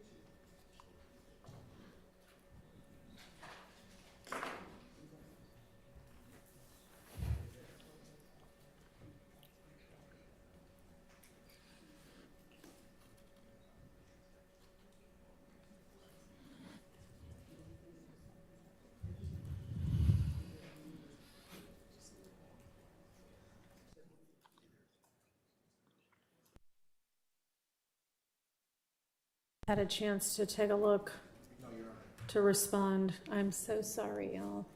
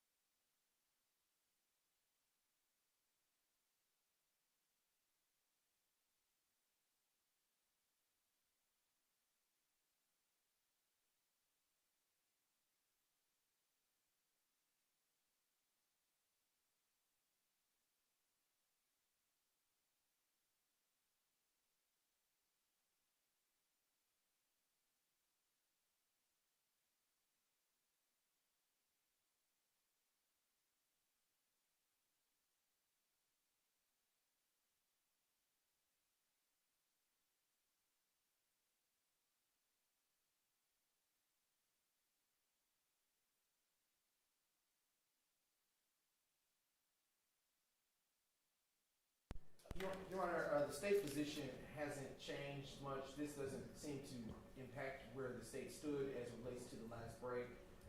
Additionally, I'll just say, Judge, while contemporaneity is understood to be, in fact, a part of the analysis, a reference to a citation from Carlson's Rules on Evidence further advises that precise contemporaneity, though it's not required. We know that already, so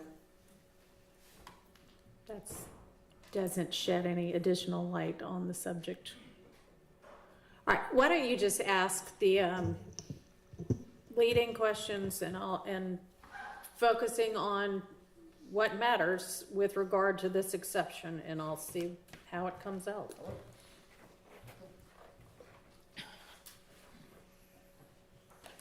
Welcome back, Officer Pitt. Hello. All right.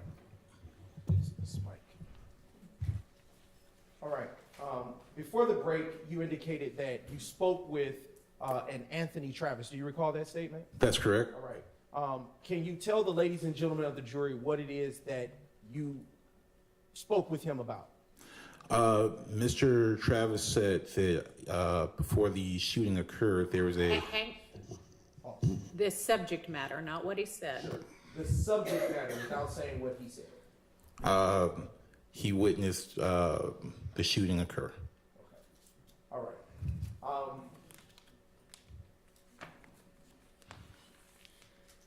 Did he describe, if at all, if he saw the person who conducted the shooting? He did. Okay. Were you able to, from that conversation with Mr. Travis, were you able to make out a description of what the person he saw without saying what he said? So what I want you to focus on is what would make a difference with regard to this exception. Time and... Okay. All right. I'll withdraw that question and ask a different one.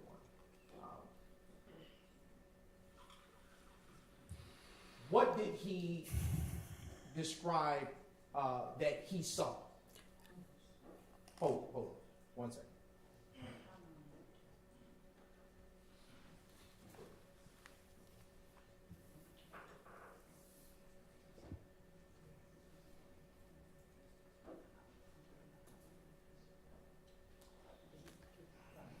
How long after you arrived to the scene of the incident did you interact with?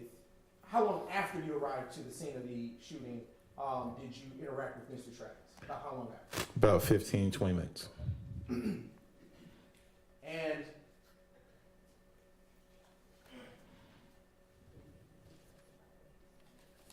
did he give you details about what he saw regarding the shooting that took place prior to your arrival? He did. And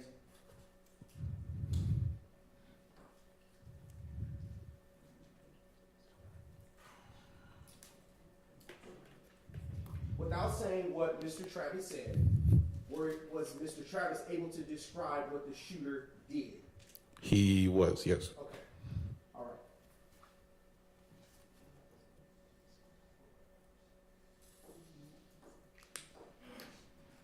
Was he able to describe to you at that time the methods of transportation, if any, for that particular shooting? Yes. And earlier you talked about the ages of the persons you interacted with that day. Yes. Do you recall the dates of birth associated with them? Not off my memory. I would need my report. Okay. I am now approaching you again with what has been pre-marked as State's Exhibit 500R. And I'm going to give you this is the exhibit again. And when you've had a moment to refresh your recollection, please look back up at me when your memory has been so refreshed. Yes. All right. So, what is the date of birth for the victim, Ms. Denise Bell? January 21st, 1956. Okay. Based on that date, would she have been in her mid to late 20s in 2015? No. All right. Okay. What about the dates of birth for the other persons that you interacted with on that early morning of April 28th, 2015? Yes. Miss, refreshing my memory, Miss Diamond Mills was born 10/30/1995.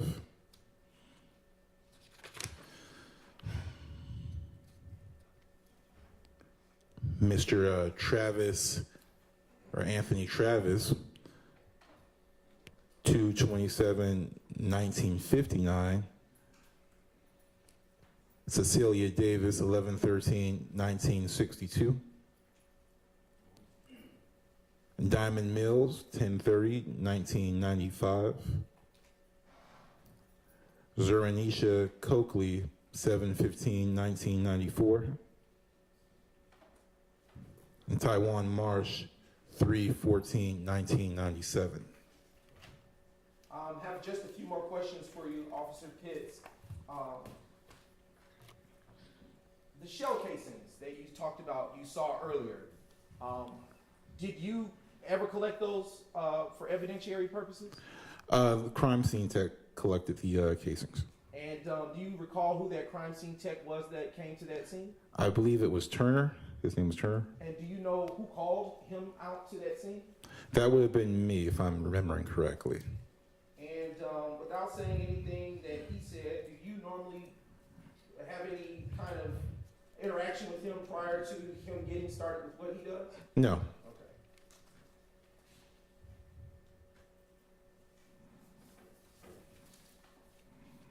Just a brief indulgence. Sure.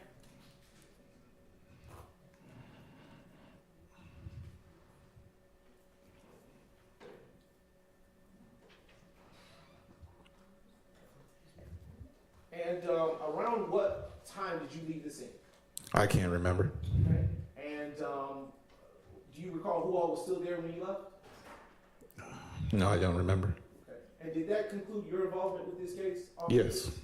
Your Honor, at this time, state passes this witness. All right, are there defense questions for this witness? No questions on behalf of Mr. Williams. None? All right, coming up.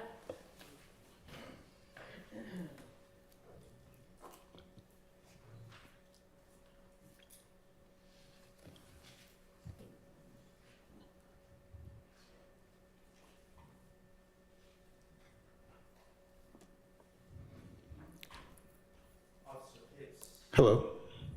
Good morning. My name is Max Shard. I represent. Are we using this mic? There we go. My name is Max Shard. I represent Shannon Stillwell. Okay. All right. You arrived at the scene, and it sounds like within 15 to 20 minutes you were speaking to a Mr. Travis. Anthony Travis, yes. Okay. And Mr. Travis was, to your understanding, not someone that lived in that residence. That's correct. Okay. And he approached you on the street as you were leaving? I believe that he spoke with an officer standby, and then when I got out there, he approached me. Okay. And he gave you a description of the person whom he saw shooting at 1428 Adele Avenue, correct? Correct. Okay. He described that, and he gave a description also of a car, correct? That's correct. He said one car left the scene, one car, right? That's correct. Okay. And he described the person shooting a gun that had a banana clip, correct? That's correct. Okay. And he described that individual as a black male? That's correct. Short black male, correct? That's correct. Okay. And did you get a height range, or was it just short? I believe it was just short. Okay. And he described that gentleman as having dreadlocks, correct? That's correct. The shooter being short black male with dreadlocks. That's correct. All right. May I approach? You may.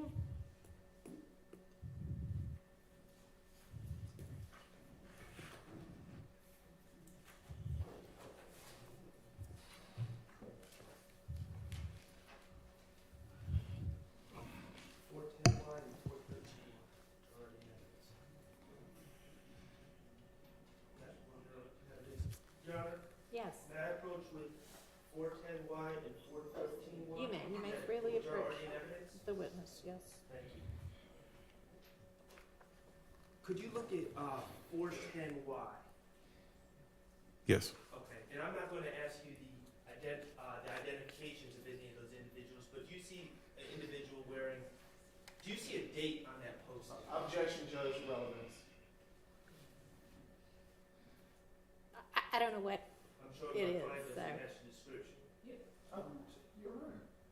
Okay, no, that was an inappropriate way to answer that. I don't even know what the exhibit is, so I can't rule on it. I would ask that we can approach Your Honor. All right.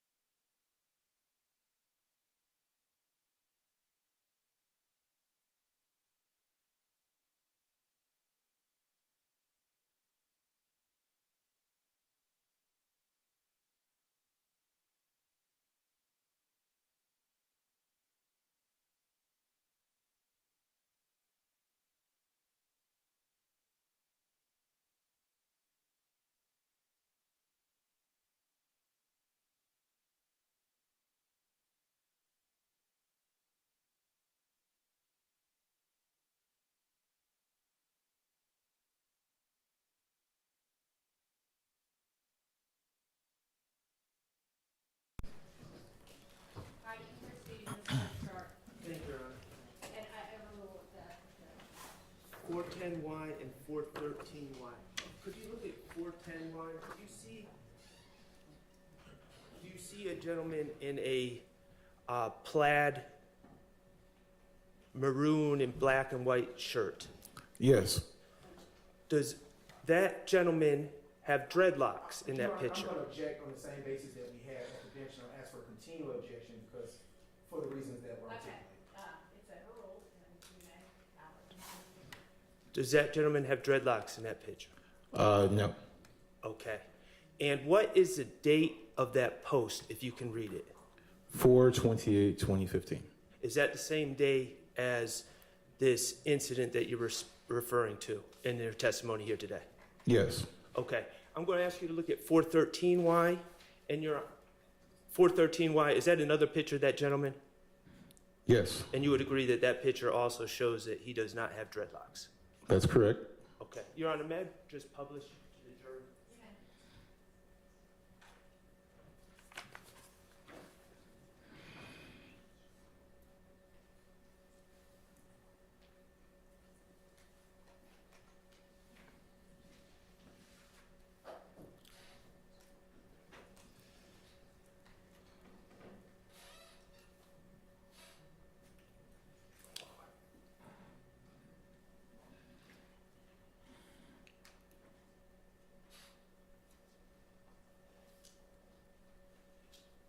And Your Honor, once the jury is done with those photos, I don't have any further questions.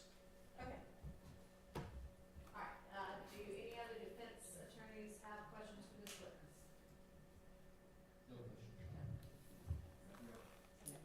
All right, does the state have redirect? Yes, Your Mic back on, all right. Honor. Well, I'll allow it. All right, I'll give them just a second, and then you may do your redirect.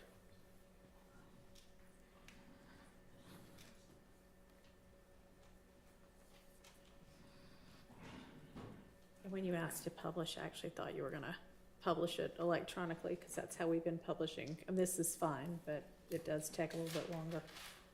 I apologize. We didn't have the electronic copy available. Of this, okay, it's fine.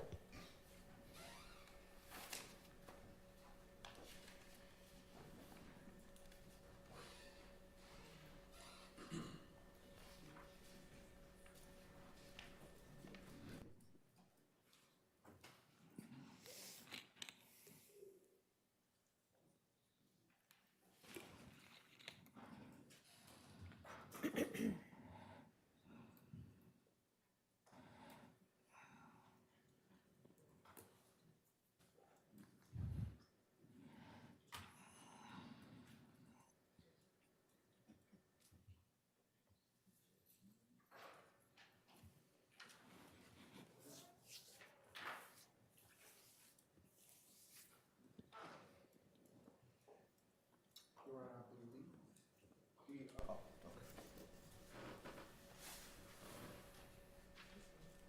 And if you want to, yeah, if you want to collect them after the jury's finished, before you present your redirect and just put them back up with the court reporter, that'll be fine.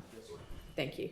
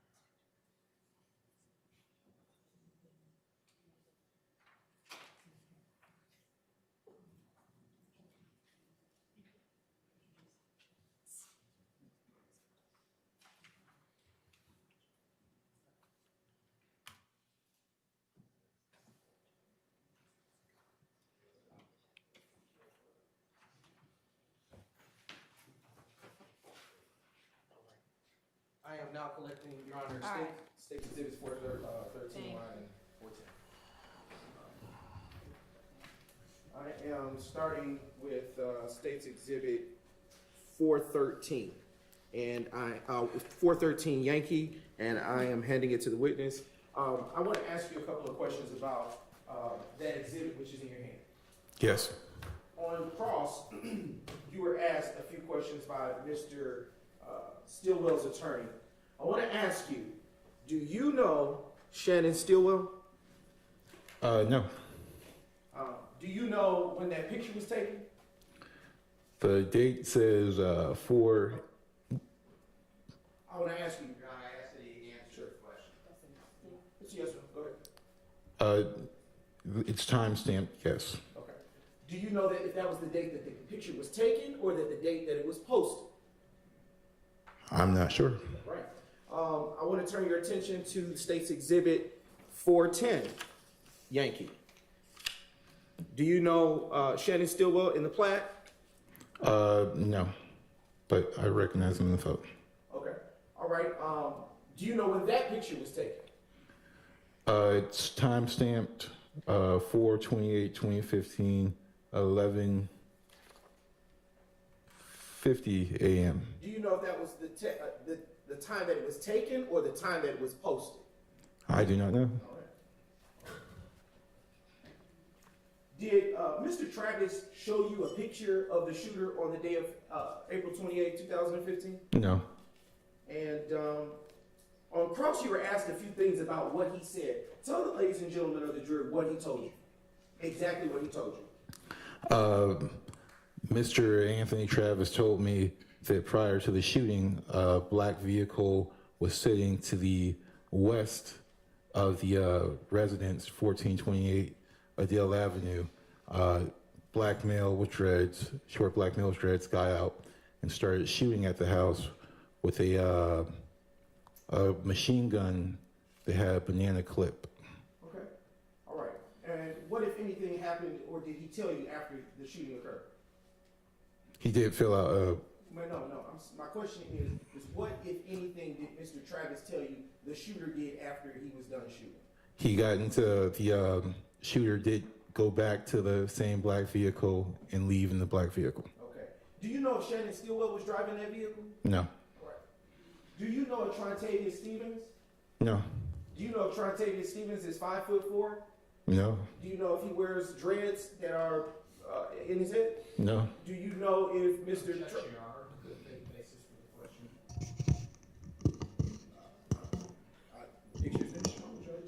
Probing based on the questions that were asked. I'm going to object as to leading.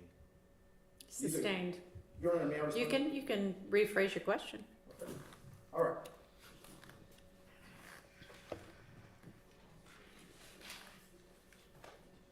Have you ever seen the pictures that were placed in front of you as State's Exhibits 413 Yankee and 410 Yankee prior to Mr. Sharp showing them to you today? No.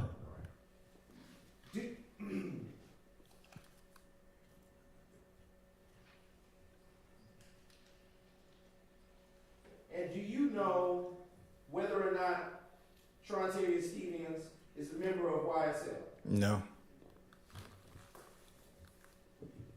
I do have a few more questions. You testified that there was a banana clip that Mr. Travis described to you, correct? That's correct. All right. I would, in your training or experience, is banana clip the type of formal terminology used to describe such things? It's the improper terminology for a magazine. Okay. When you describe a magazine, what do you have? What do you understand? What are you communicating to the jury? In reference to this report with Mr. Anthony Travis, I believe he was talking about a rifle magazine, kind of similar to the one I have mounted on my vest. How is it shaped? In the shape of a banana. Right. And what is the purpose of this magazine or banana clip, as Mr. Travis described? It feeds ammunition to the firearm. Did Mr. Travis tell you at that time whether or not he knew the shooter to have emptied the magazine or the banana clip? No. What kind of rounds would be put inside of a magazine for a rifle? 223 762. And what shell casings were found on the scene of the shooting, crime scene of 1428 Adele Avenue Southwest? 223 762. And when Mr. Travis described to you what he observed the shooter to do, did he tell you if the shooter got into the driver or passenger side of the vehicle? I don't remember if he told me. And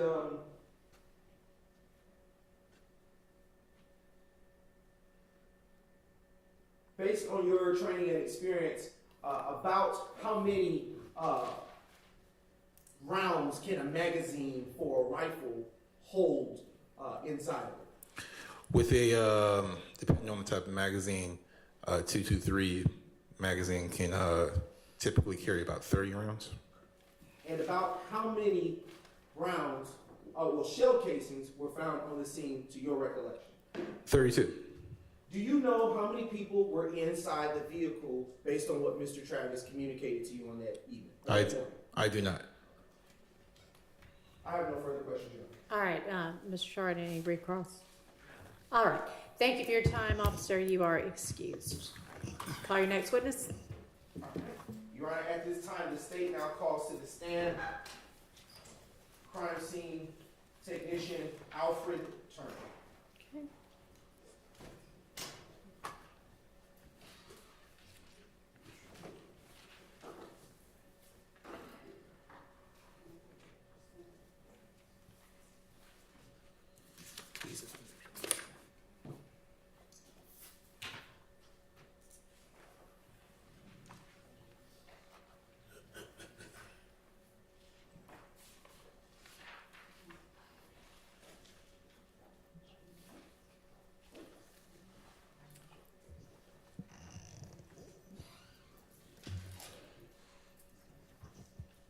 Can all of the attorneys do everybody a favor and have, when you know we're going into this sort of redirect, have your witness at the door ready to walk in, please?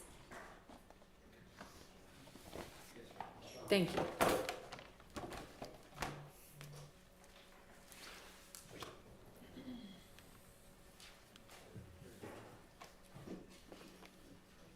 Raise your right hand. You swear affirm testimony you give the truth, the whole truth, nothing but the truth? I do.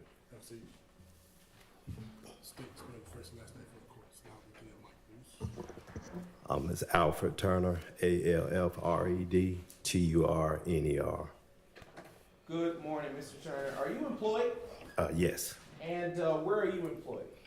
City of Atlanta Police Department.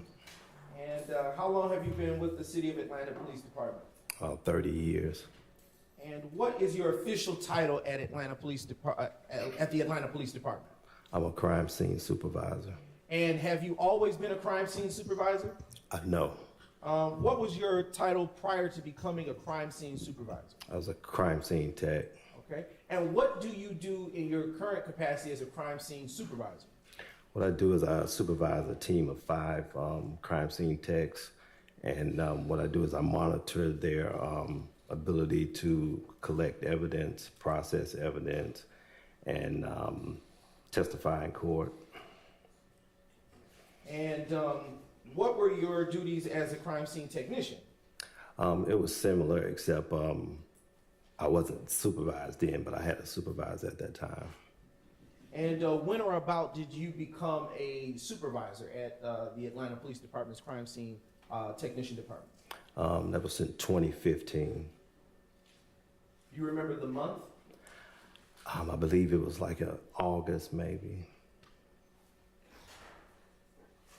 About how many crime scenes would you say you've processed in your 30-year career? Maybe around 7,000, 8,000.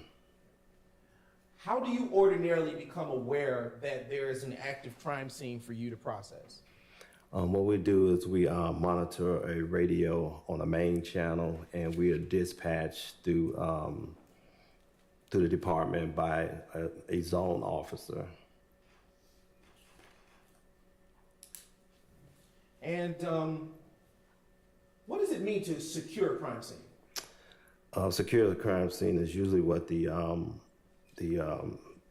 officers do. What they do is once they call us to a scene, then they actually stand by and just monitor the evidence and victims who may have been involved, and then they call us out to start to investigate it. Why are crime scenes secured? They're secured so evidence won't go missing. And what is crime scene tape?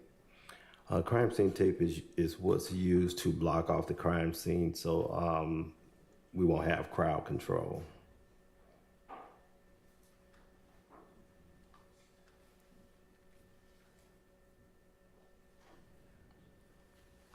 Crime Scene Tech Turner, Supervisor Turner, do you have a standard method by which you routinely process a crime scene?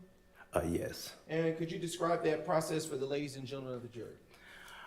Usually what I do is if I have a crime scene, I initially talk to either the investigator or the officer that's on the scene so I can get a kind of overview of what happened. And from that point, I either work into the crime scene and out the crime scene, or either with the information that they're given from where it began to where it actually ends. And at that point, I'll start taking photographs, and then I'll start marking evidence, and then I'll start collecting evidence at that time.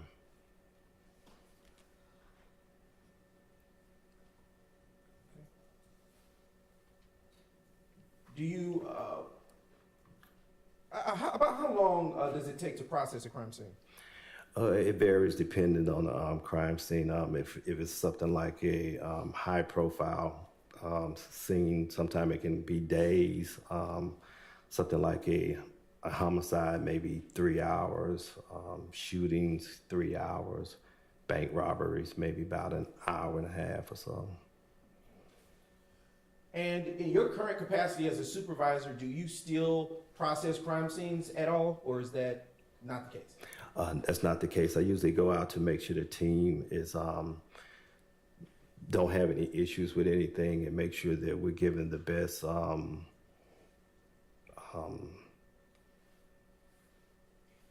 job to the city as possible. When you did process crime scenes, how did you determine where to start processing your crime scene? Again, usually the officers will give us a kind of a run through of what happened, and then from that point, you can kind of see how the crime scene kind of go, by visual looking at it. Earlier, you spoke about taking pictures at a crime scene. Do you recall testifying to that? Yes. And is there a certain method by which you take pictures? Yeah, you just basically take overall photos of everything that you see at the scene, and the evidence, you take photographs of where the evidence was. You kind of take it far back, and then you take it close up, so you can kind of pinpoint where it was. What do you do with the pictures after you take them? I download them and turn them into our photo lab. How do you go about the evidence collection process? Is there a certain way you store evidence? Yes, we have a storage room. We also have a evidence room at the police department where evidence is actually taken, or our evidence can be sent to our crime lab, or either GBI crime lab. How do you take the evidence? Do you put it in your pocket and go to the lab, or what do you do with the evidence? No, the evidence is bagged, tagged. It usually have the complaint number, the victim, the time it was collected, what's inside the bag, the time it was collected, and I have my initials on every piece of evidence that I collect. And then at that point, it's either process it if it needs to be processed, and then if it doesn't need to be processed, then we'll send it to either a crime lab so they can process it from that point. Do you run any types of tests on evidence that is collected from the crime scenes that you used to work? Yes, we print evidence. We have different methods of processing that we use. What type of tests would you normally run on, say, shell cases? On shell cases, we usually run, we'll print those with black powder. We usually super glue them first, and then we use black powder to process them. What does super glue do for testing of shell cases? What super glue does is it actually lifts the prints up and kind of make them rise, and then after that, if they're on there, you can kind of see them, and then you can use the fingerprint powder to actually take the print off of it. In your experience as a crime scene tech, have you ever gotten a fingerprint off of a shell casing? No. Why not? Usually the casings are too small, but we try all the time. Do you prepare, well, did you, in your former capacity as a crime scene tech, not a supervisor, prepare crime scene diagrams? No. Why not? We used to do them when I started back in '93, but then it was taken over by the investigators. So the investigators or the officers do the actual diagrams now.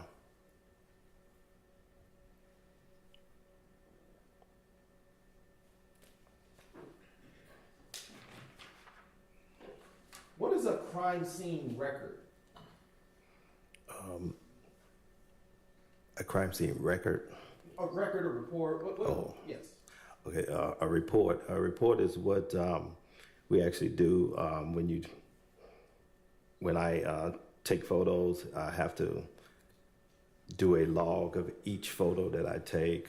When I take evidence, I have to do a actual log of every piece of item that I take. And then I actually have to do a whole narrative of what I did from beginning of the crime scene to the ending of the crime scene. Why might you prepare crime scene records? It's needed for court purposes. For one, it's needed for my records. It's one. Photo Lab actually has one to actually make sure that the photographs match the picture that was taken. So every piece of item is used to show that all these things were documented properly. Do you recall working on Tuesday, April 28th, 2015? Yes. All right, and do you recall, tell the ladies and gentlemen of the jury what, if anything, you recall about working that day? I was called that a shooting occurred at 1428 8L Avenue Southwest, and Officer Pitts advised that he needed photographs and evidence collected at that crime scene. Okay, and to your knowledge, what is located at that address? When I actually got to the address, I noticed that there was a bunch of shell casings in the streets, in the yard. A few, I think it was 3 vehicles had damages from gunshots, and the residents had a bunch of gunshot damages to the residents.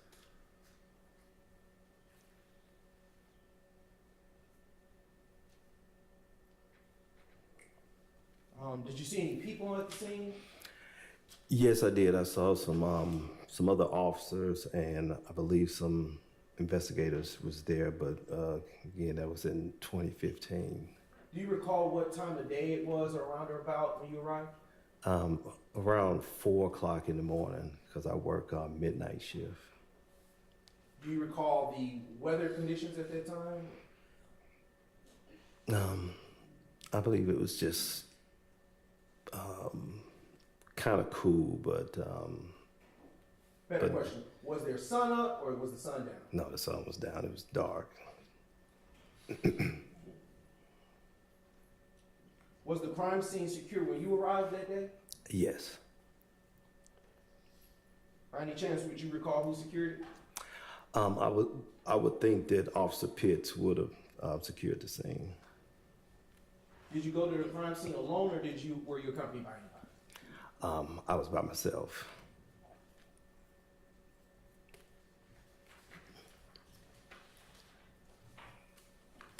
Okay. So did you in fact process this crime scene that is under discussion at this time? Yes. What was the first thing that you did on Tuesday, April 28th, 2015 to process this crime scene that we're talking about? Do you mean when I arrived on the scene? Yes, sir. I talked to Officer Pitt so he can kind of give me an overview of what happened. And did you, as you described earlier, for this scene, put evidence placards down? Yes. And did you take pictures?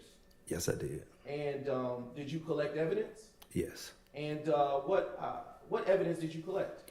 I collected 34 shell casings. Do you recall what type or size of shell casings they were? Yes. Or do you? Is it not apparent to you at this moment, off the top of your head? I just didn't want to get the number wrong. Okay. Would anything help refresh your recollection? Yes, I can. If I may, I'm going to approach the witness with what has been pre-marked. Now, what would refresh your recollection? If I looked over my notes. Okay. I'm going to approach the witness with what has been pre-marked as State's Exhibit 10KK, and I'll allow you to look at this and see if your memory's been refreshed. I'm going to take that so that you can look at that.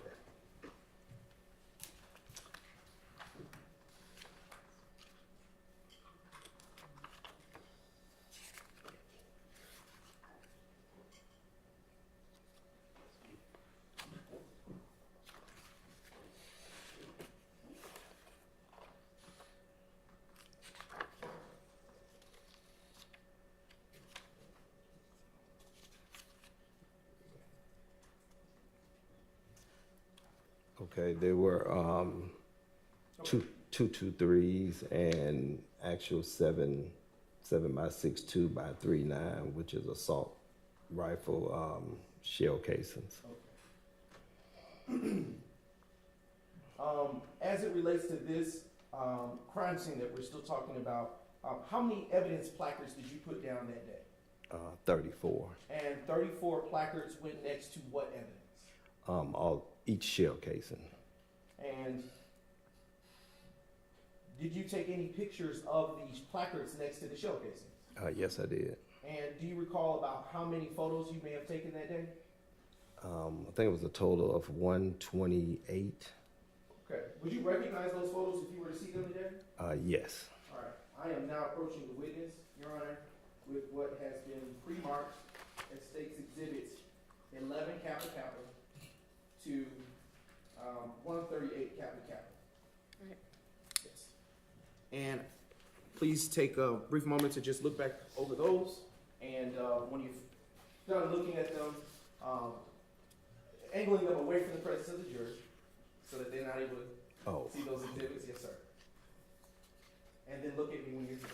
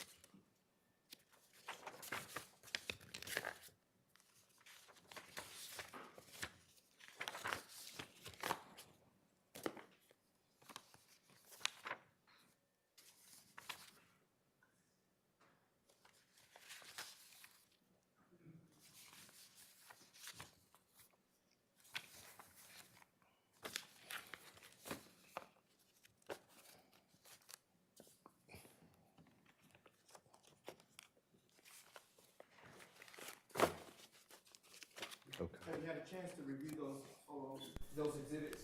Yes. And, Yes. do they,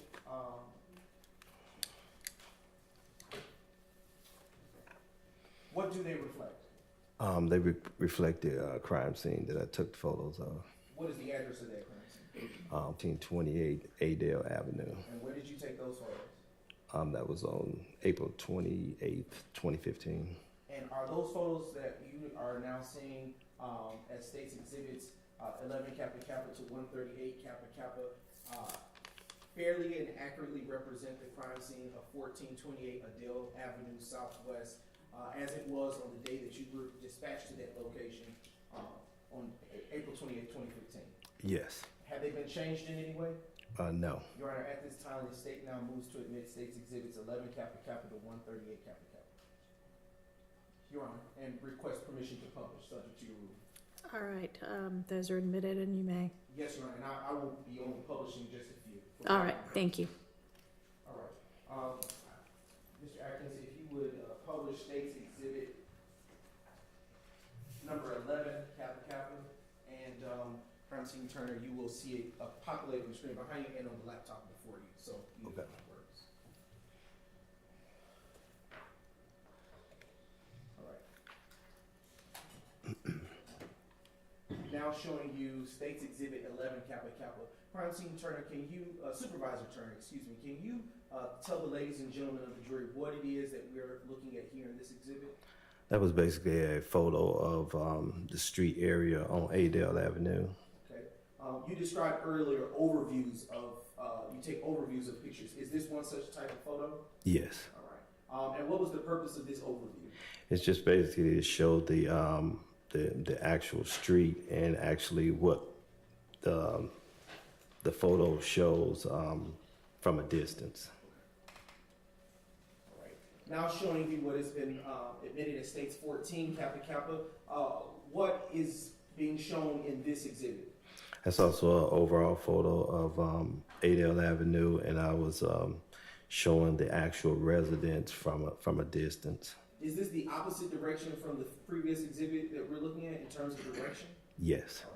All right. What else do you see? Well, pause that.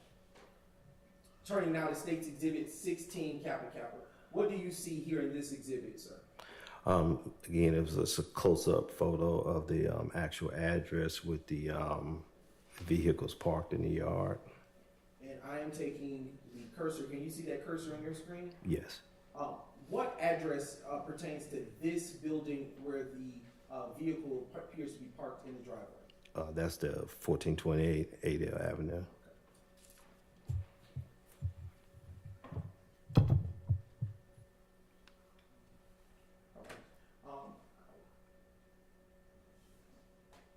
Turning now to state's exhibit 20 Kappa Kappa.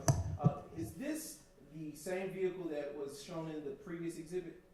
Yes. And do you know, did you mark or notate this same vehicle's presence in your report? Yes. Okay. And do you know what type of vehicle this is based on this picture? I think that's a Chrysler Pacifica. Turning your attention to state's exhibit 41 Kappa Kappa. Is this another view of the same vehicle that was shown in the prior exhibit? Yes, that's just a photo of the front of the vehicle. And why did you take photos of this vehicle? Because it had damages to it. Okay, what type of damages did you observe at that time? It had gunshot damages. All right. Showing you now state's exhibit 32 Kappa Kappa. From what angle of the vehicle was this photo taken? That was just showing the driver's side and also the yard.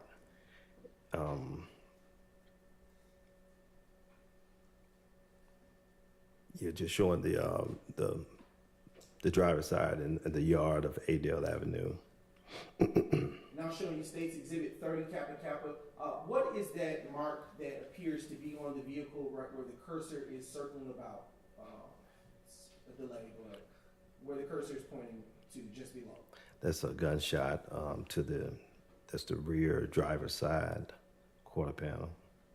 And to your recollection, do you recall about how many defects or gunshots to this vehicle you took pictures of? Not to be exact.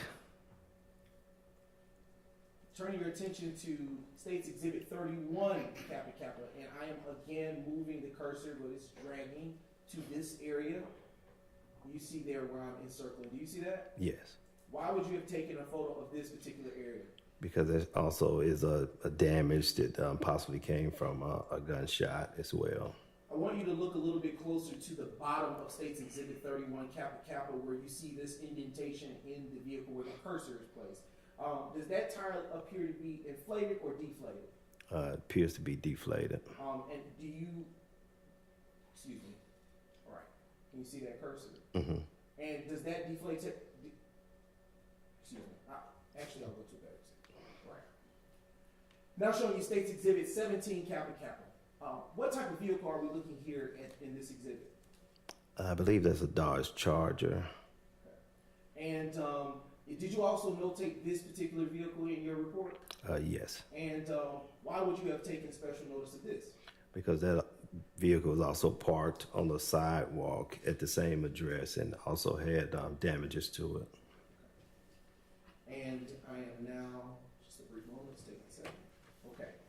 State's exhibit, showing you now State's Exhibit 19, Kappa Kappa. Do you see this rear photo of this vehicle, the same vehicle? Yes. All right. And is this just another such view of the vehicle, 4 quarters of it? Yes, just a different angle. All right. Showing you State's Exhibit 23, Kappa Kappa. Why would you have taken a frontal view of this? I took a frontal view because there's a damage to the front hood of it, where it's parked at. Do you see where this cursor is moving towards at this time? All right, it's kind of delayed, but there we go. You see that area right there? Where it's darker than the rest of the concrete? Oh, yes. Does that appear to have been from the damage, or do you, to your recollection, was that there prior? I'm not sure. I just took a photo of where it was parked, so I'm not really sure if it was there before. Now showing you State's Exhibit 24, Kappa Kappa. Supervisor Turner, what is this marking or hole, if you will, on the hood of the Dodge vehicle? There's also a damage from gunshot to the, I guess, front hood of the vehicle. Now showing you State's Exhibit 25, Kappa Kappa. Is this, do you see this indentation on this vehicle where the cursor is attempting to put? There we go. Yes. That's it. And what do you know that to be based on your training and experience? And that's also gunshot damage right there on the top hood. Are there 2 markings in the same vicinity on this exhibit? From my experience, it looks like the gunshot went through the hood and kind of stopped at that top part. Turning your attention now to State's Exhibit 33, Kappa Kappa. Can you tell the ladies and gentlemen of the jury why you would have taken such a photo? And also this vehicle in Infinity was parked in the same driveway, and it also had damages to it as well. Do you see anyone in front of the home? Yes. Did you get a chance to speak to them? No. All right. Now showing you State's Exhibit 36, Kappa Kappa. Can you describe for the ladies and gentlemen of the jury the damage that you observed to be from bullet defects on this particular vehicle that was there? Yeah, we had damages from the passenger side front hood, and I believe there's a damage to the passenger side rear door, I believe.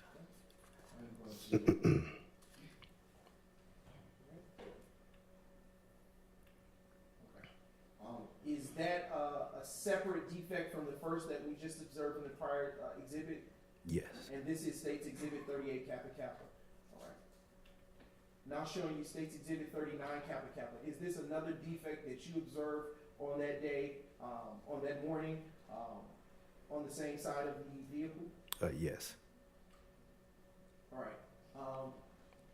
Is this, what view are we looking of the vehicle, and why would you have taken this? And that's just show the rear of the vehicle, showing the tag of it. And why would you have taken pictures of the tags of these vehicles?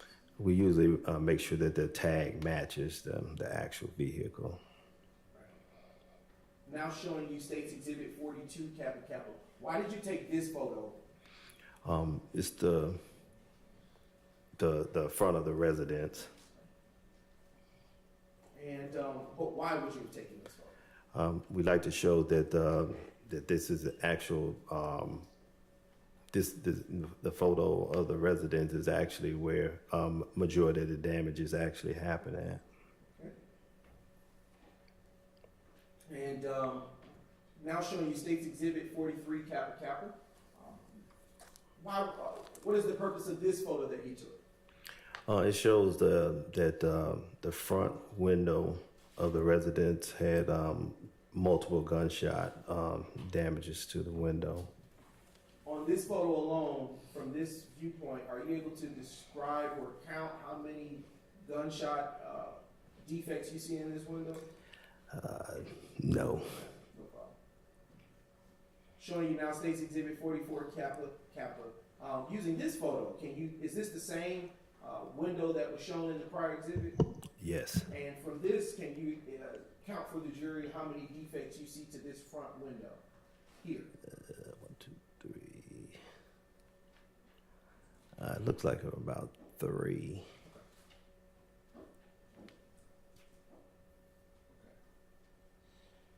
Utilizing State's Exhibit 44, Kappa Kappa, how many defects do you see? And on this one is 2. Do you see? It's actually, Get closer. Do you see the cursor? yeah. All right. Is that a defect? Okay, it disappeared. Still right there. Cursor. All the way at the bottom. It's not on mine, but Oh. yeah, but that'll be 3. Okay. All right. Okay. Is this a different photo or a different view of the same front window that had defects? Yeah, it's just I think it looks more like a closer up photo, but same window. Is this a different defect than the 3 that we just previously looked at? I believe it was just higher. The photo looked like it was just higher up. Okay. All right. What about this one in State's Exhibit 47, Kappa Kappa? That's one defect. I'm sorry? It's just one gunshot. Okay. Is this a separate from the previous 3 that we just saw? It was quite a few, so I'm not really sure. All right, no problem. Okay. All right. Now turning your attention to State's Exhibit 48, Kappa Kappa. What are we looking at here? This is an overall view of once I took my initial photo of the actual street. This was to show you that the actual shell casings were out there, but without the numbers, you wouldn't have been able to see them. So the numbers actually show each shell casing where they were actually laying. Okay. Is this an overview of some of those placards that were placed out there? Yes. All right. Objection 403, cumulative, waste of time. Your Honor, these are separate photos, and they are all I've actually truncated this considerably. So Okay, well, get it. it's not going to be all. Let's of move it. through it as quickly as possible. Sure thing, Your Honor. State's Exhibit 49, Kappa Kappa. Is this yet another view over a different angle of the similar view of the placards? Yes. All right. Okay. Again, is this a different view of the beginning of the numbers from which you started with the placards? Yes. And that is State's Exhibit 51, Kappa Kappa. All right, showing you State's Exhibit 53, Kappa Kappa. Is this, what do you see here? It was a marker number 11 of a shell casing. Is it away from the rest of the shell casings or placards that you saw or put down that day? Yes. Okay. Okay. Showing you State's Exhibit 52, Kappa Kappa. What, Same objection, Your Honor, cumulative, waste of time. All right, I mean, at some point, it certainly becomes that, so please, utilize the ones that are necessary to be able to tell the sure, Judge. incident. I am Beyond going that, to move on. Go ahead. I'm going to fast forward. And I'm going to point your attention to State's Exhibit 67, Kappa Kappa. All right, here we have State's Exhibit Kappa Kappa. What are we looking at here? Shell casing 1 and 2. And do you recall which shell casings those were in terms of size? They were 223s. All right, showing you State's Exhibit 68, Kappa Kappa. Is this a separate shell casing from those that we saw in the previous exhibit? Yes. All right, do you recall what size this was?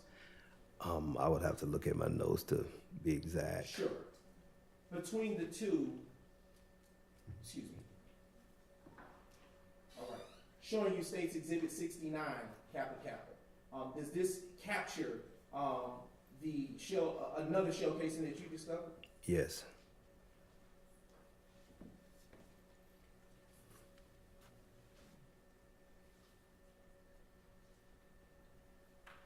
Showing you State's Exhibit 70, Kappa Kappa.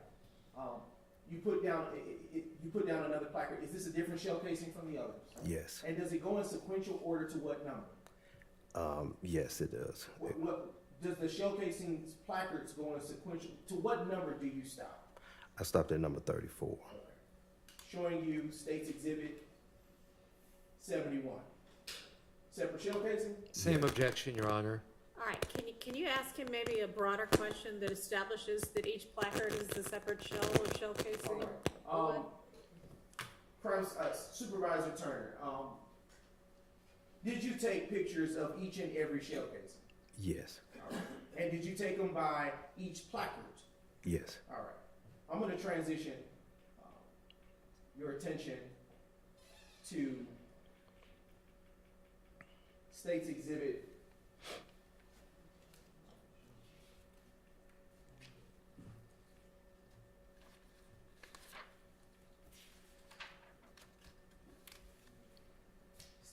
101, Kappa Kappa.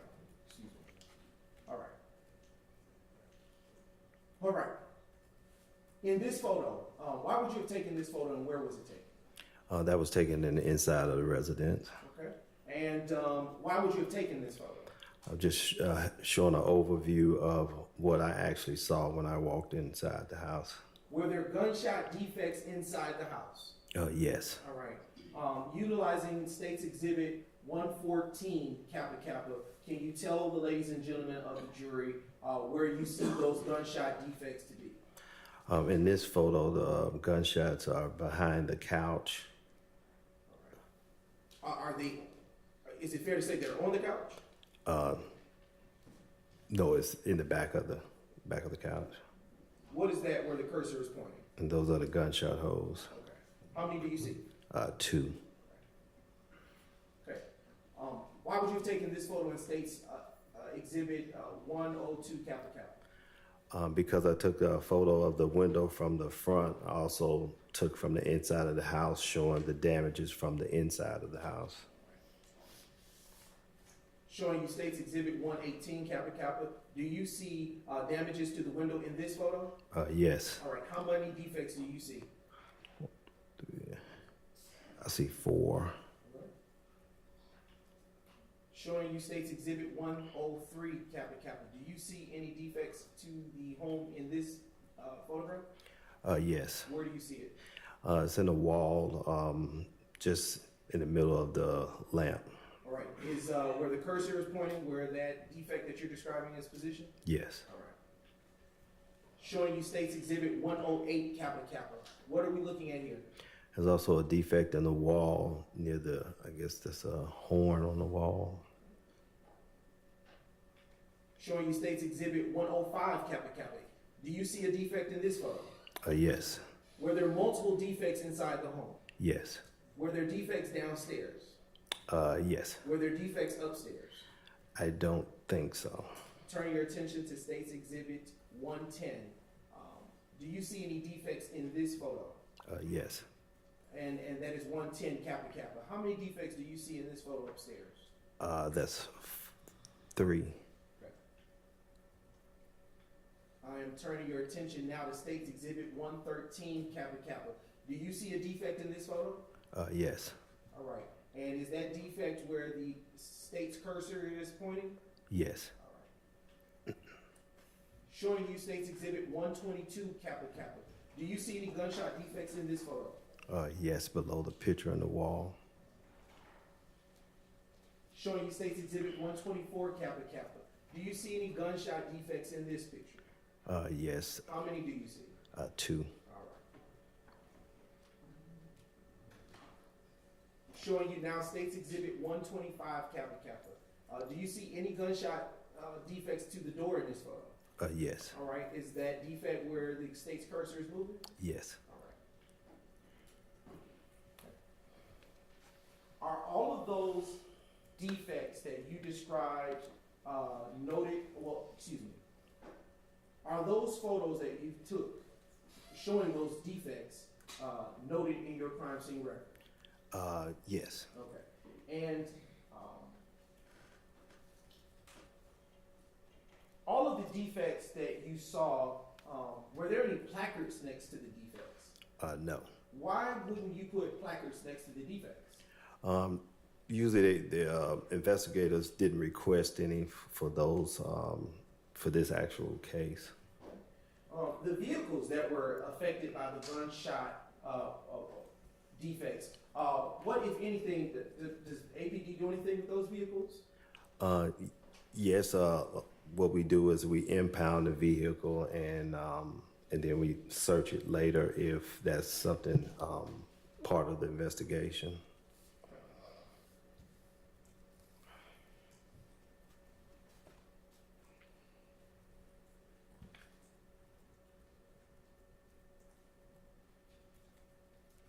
Based on your training and experience, are 7.62 rounds larger than those that would typically go into a handgun? Yes. Right. Based on your training and experience as a crime scene tech, are .223 caliber rounds larger than those that would go into a handgun? Yes.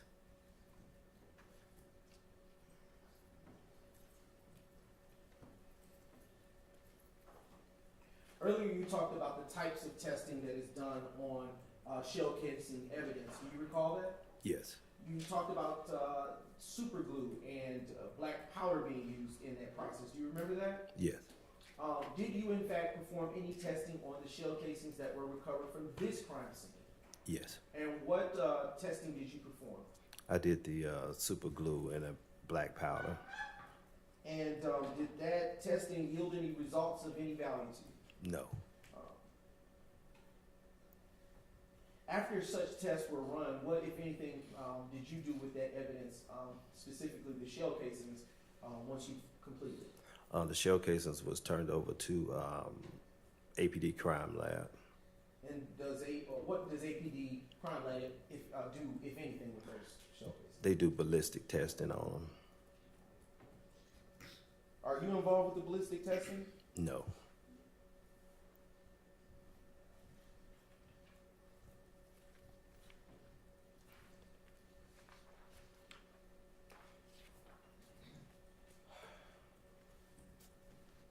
Supervisor Turner, you stated earlier that you prepare crime scene records. Do you recall that? Yes. Did you prepare one for this case?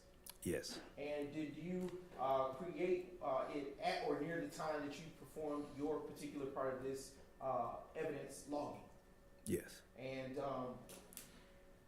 would you recognize that crime scene record if shown it today? Yes, I would. And I believe it is before you. It is identified as State's Exhibit 10 Kappa Kappa. Yes. And do you recall that being the exact crime scene record that you authored? Yes. Has it been changed in any way? No. Has it? Does it fairly and accurately represent the work that you did and the writings that you put in there at the time that you authored it? Yes. And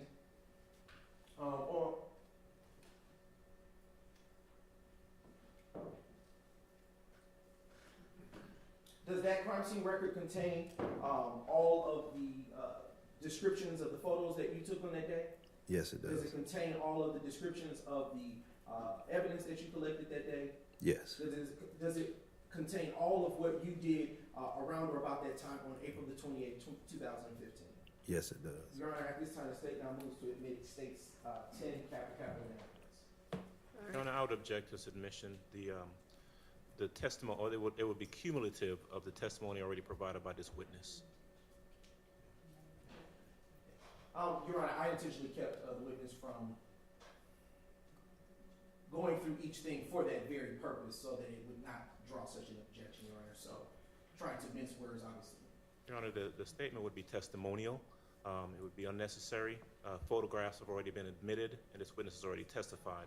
The record itself would be cumulative of everything that has been entered thus far and has been testified to. I would object. And much like an autopsy report, Your Honor, it simply explains exactly which photo he took and what he did, and it's not cumulative for that reason, based on that fact. And it doesn't, he did not testify to everything contained within it. It's admitted. Thank you. All right. All right, I would like to direct you to your report, which is 10 Kappa Kappa, and ask you a few questions contained therein. What is the crime scene date listed on your report? 4/28/2015. According to your report, who's the on-scene on-scene officer that was there present, first responder there is? Adrian Pitt.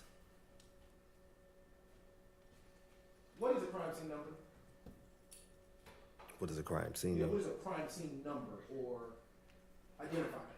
Well, the crime scene number for us is the actual number that we use to start our crime scene report. Turn to page 3 of your report, and I just have a few more questions.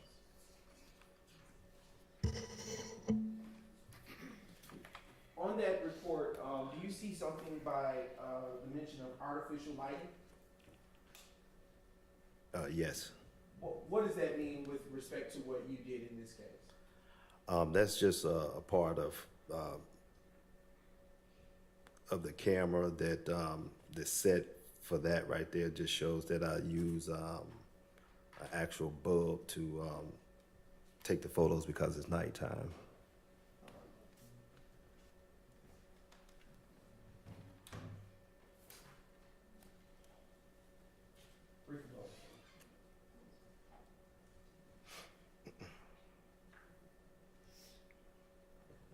At this time, Your Honor, the state has no further questions.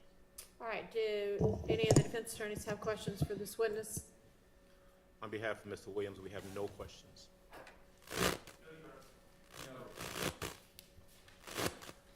Mr. Williams, Mr. Harvey? Okay, all right, thank you for your time, you are excused. And this is probably a good time to break for lunch.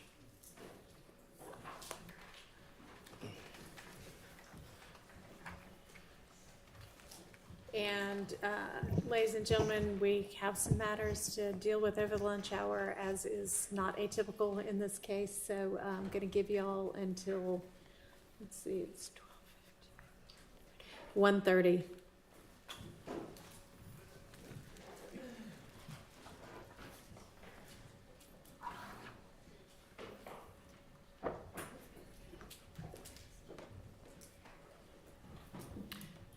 Laura.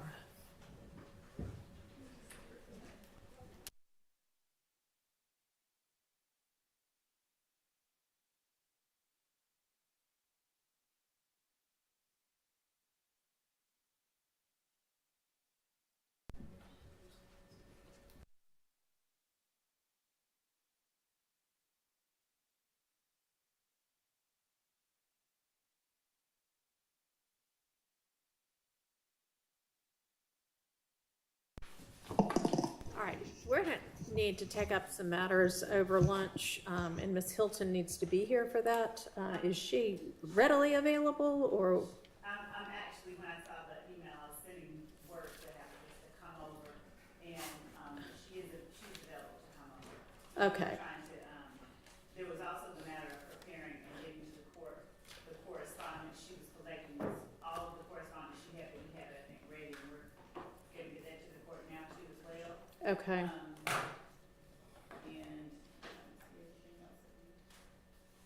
So if we can address at lunch, as soon as she gets here, everything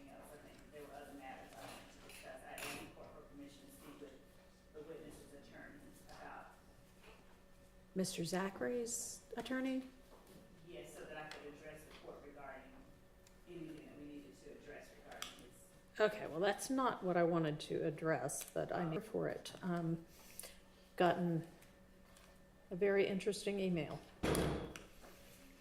And I'm going to want to discuss it as a bench matter, but it is very difficult to have everybody huddle at the bench. So when Ms. Hilton gets over for us to discuss that, I'm just going to ask that the media and the audience be excused, because you wouldn't normally hear what goes on with a bench conference. It'll be taken down for the record, but it's just too difficult to have a serious, involved conversation huddled around very little space.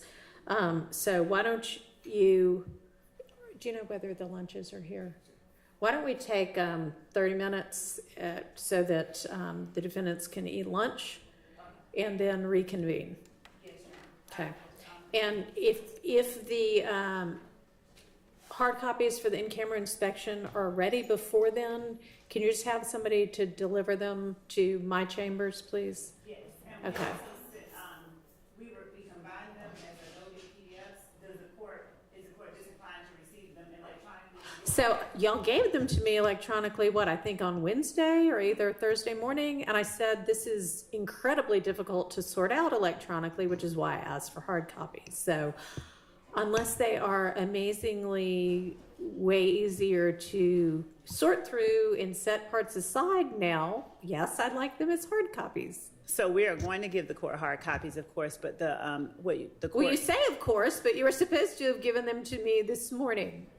So, Your Honor, what the court got last week was every email just in one combined email. And what we have done now is actually sorted through, taken out anything that wasn't directly related to negotiations and combine them chronologically in a PDF as it related to each defendant. That's what we were providing. We were trying to clean that up. That's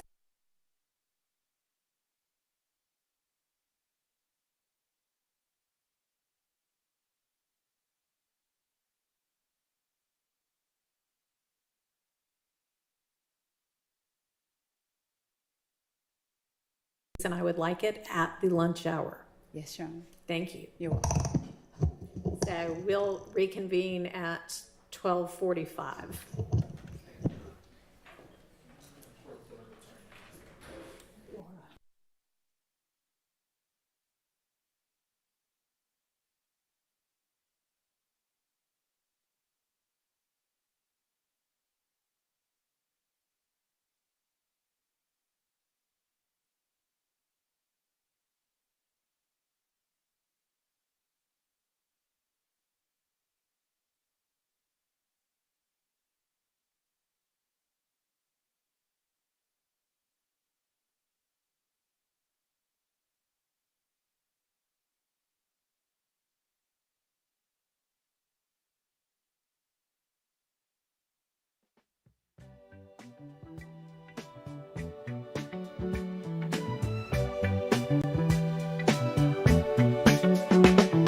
Sylvia in that courtroom grind. All day long she's making time. Notes in hand, she's got the plan. Comes home late, shines like a star. Yeah, she's here to break it down. Justice found without a frown. In our chat with hearts so true, Sylvia's magic comes right through. Feel it, baby, feel the glide. Soulful notes on the inside. Sylvia's truth makes us sway. All night long we groove and play. She's the queen with a golden touch. In her words we trust so much. Courtroom battles fade away. She brings the light end of day. Slide it slyly, can't deny. Sylvia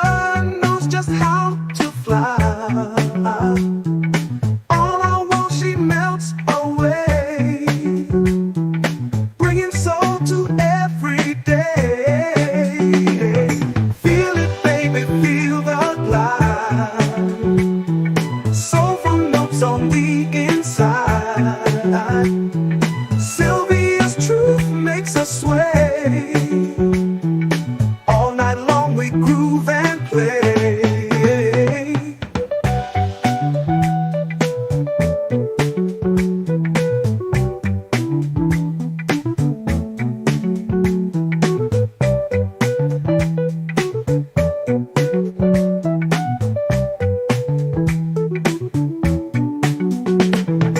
Feel it, baby, feel the glide. Soulful notes on the inside. Sylvia's truth makes us sway. All night long we groove and play.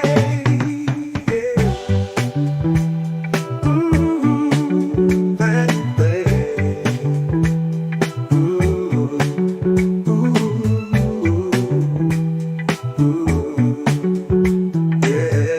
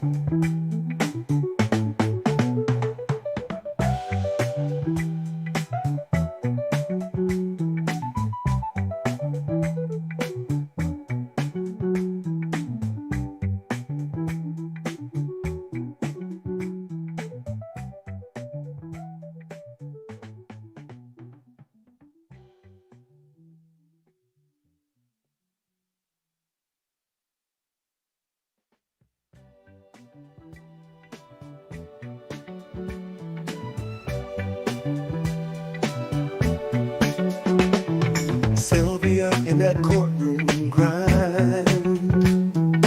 All day long she's making time. Notes in hand, she's got the plan. Comes home late, shines like a star.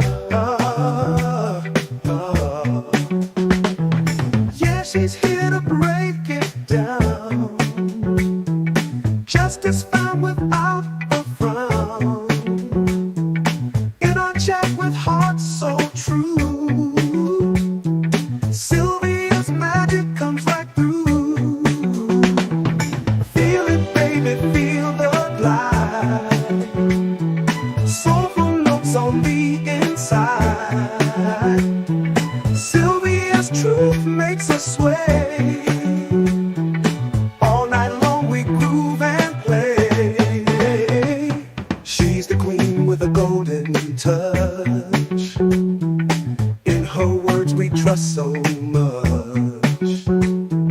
Courtroom battles fade away. She brings the light end of day. Slide it slyly, can't deny. Sylvia knows just how to fly. All I want, she melts away, bringing soul to every day. Feel it, baby, feel the glide. Soulful notes on the inside. Sylvia's truth makes us sway. All night long we groove and play.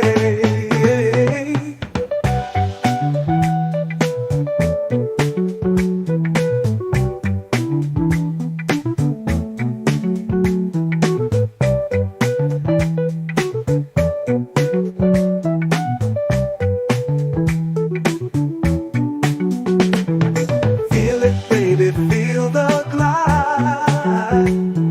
Soulful notes on the inside. Sylvia's truth makes us sway. All night long we groove and play. Groove and play. Ooh, ooh, ooh, yeah.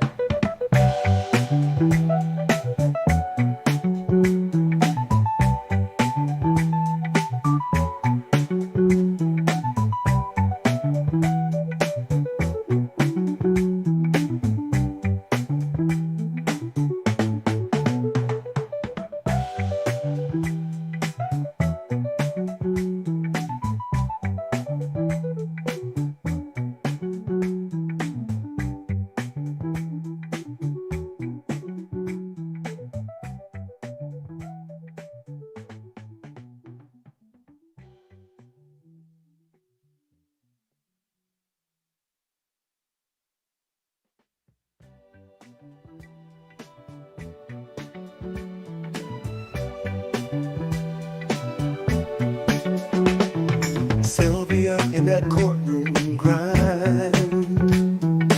All day long she's making time. Notes in hand, she's got the plan. Comes home late, shines like a star. Yeah, she's here to break it down. Justice found without a frown. In our chat with hearts so true, Sylvia's magic comes right through. Feel it, baby, feel the glide. Soulful notes on the inside. Sylvia's truth makes us sway. All night long we groove and play. She's the queen with a golden touch. In her words we trust so much. Courtroom battles fade away. She brings the light end of day. Slide it slyly, can't deny. Sylvia knows just how to fly. All our walls she melts away, bringing soul to every day. Feel it, baby, feel the glide. Soulful notes on the inside. Sylvia's truth makes us sway. All night long we groove and play.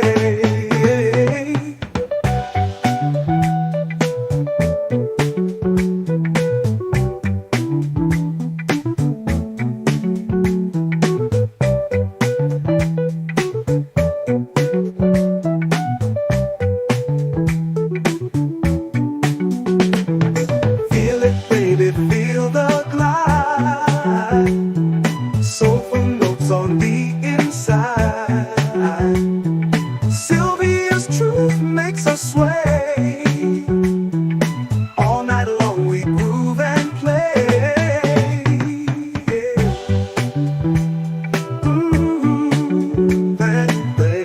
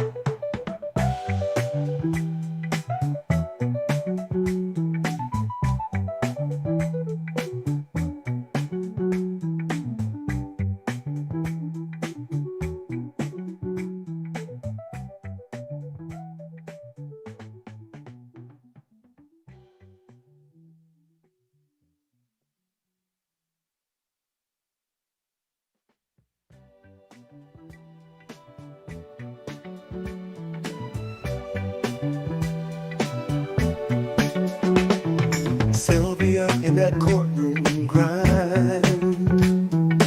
All day long she's making time.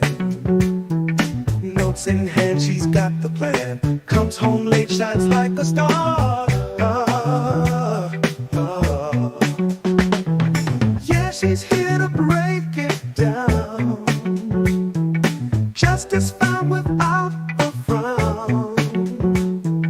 In our chat with hearts so true, Sylvia's magic comes right through. Feel it, baby, feel the glide.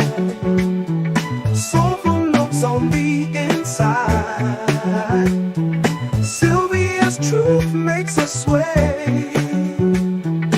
All night long we groove and play. She's the queen with a golden touch. In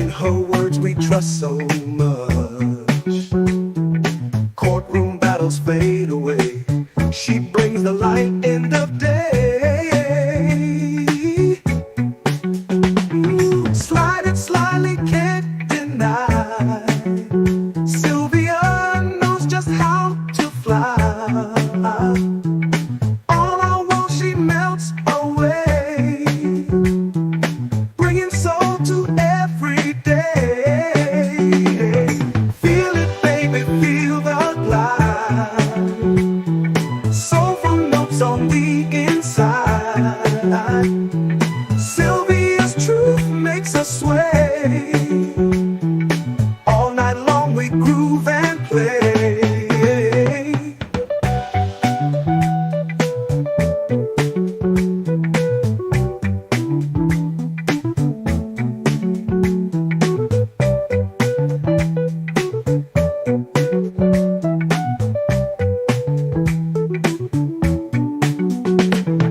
Feel it, baby, feel the glide.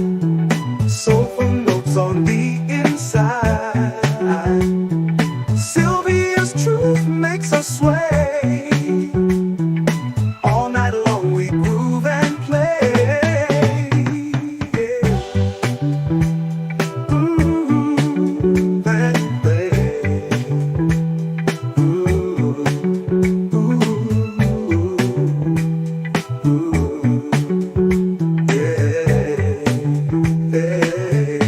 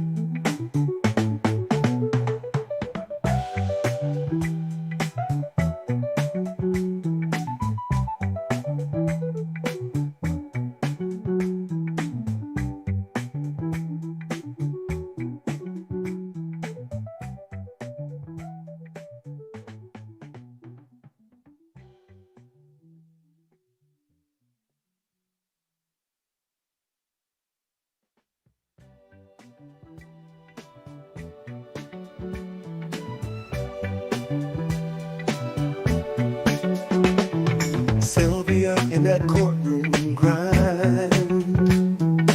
All day long she's making time.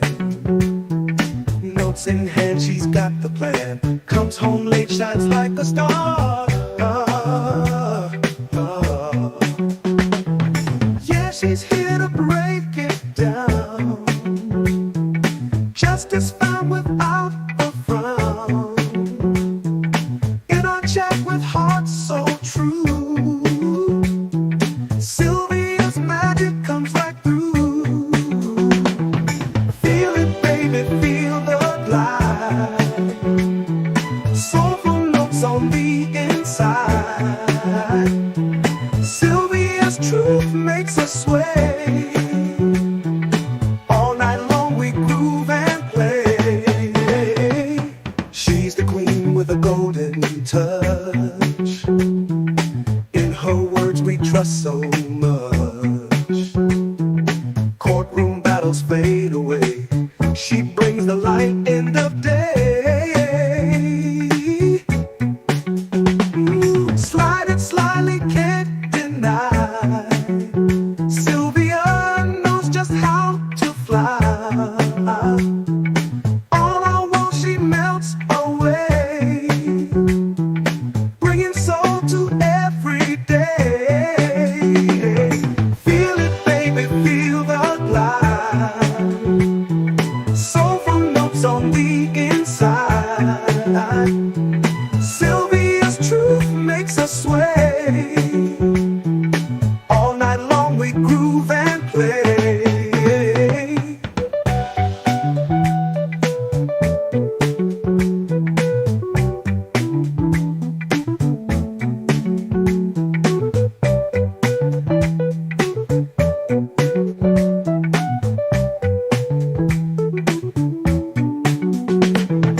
Feel it, baby, feel the glide.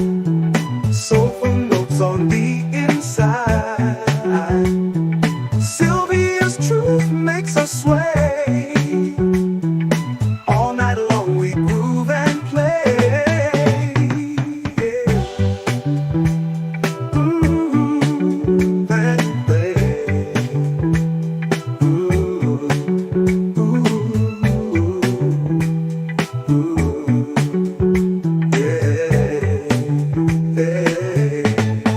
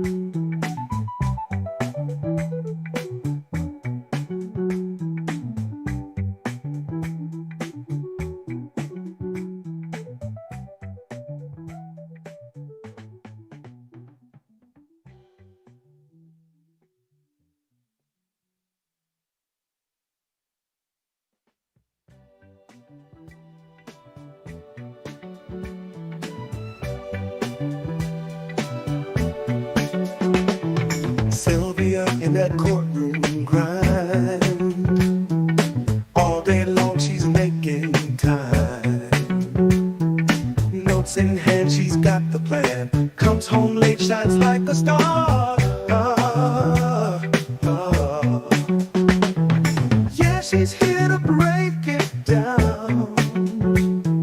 Justice found without a frown. In our chat with hearts so true,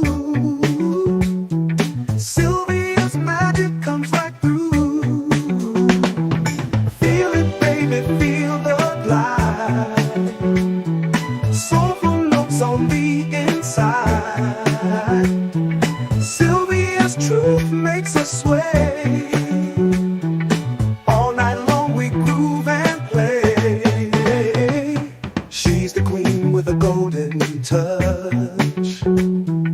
In her words we trust so much. Courtroom battles fade away. She brings the light end of day. Slide it slyly, can't deny. Sylvia knows just how to fly. All our walls she melts away, bringing soul to every day. Feel it, baby, feel the glide. Soulful notes on the inside. Sylvia's truth makes us sway. All night long we groove and play.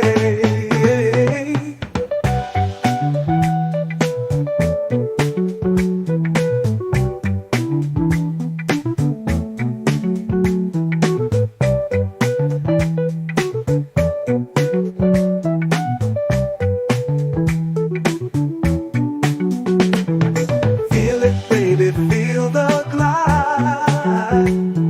Soulful notes on the inside. Sylvia's truth makes us sway. All night long we groove and play. Groove and play.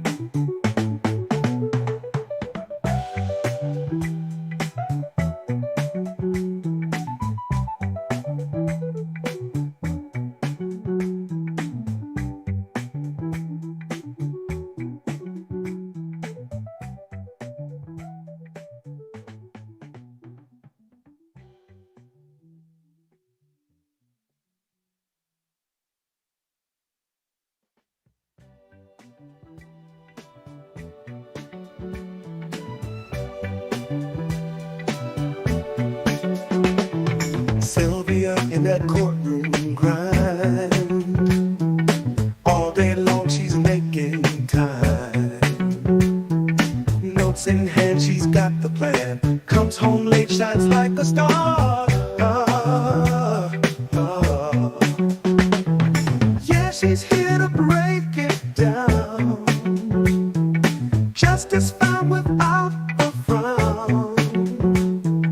In our chat with hearts so true, Sylvia's magic comes right through.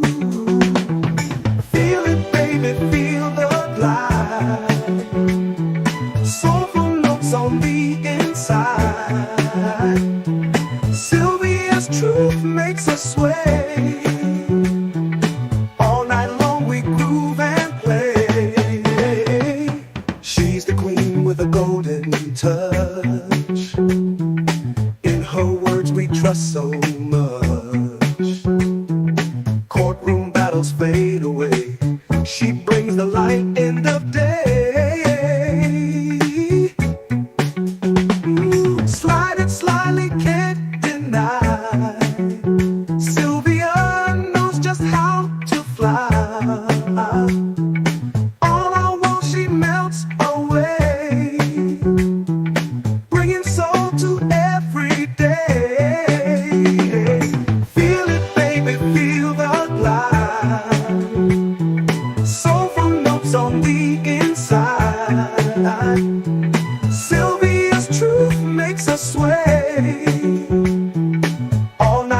we groove and play.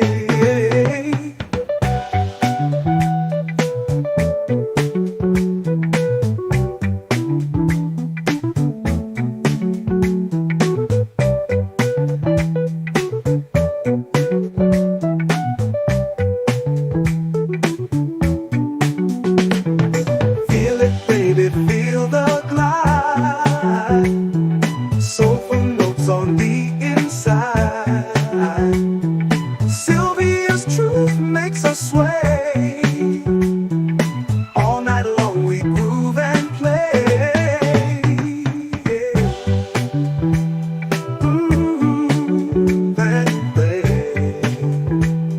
Ooh, ooh, ooh, yeah, yeah.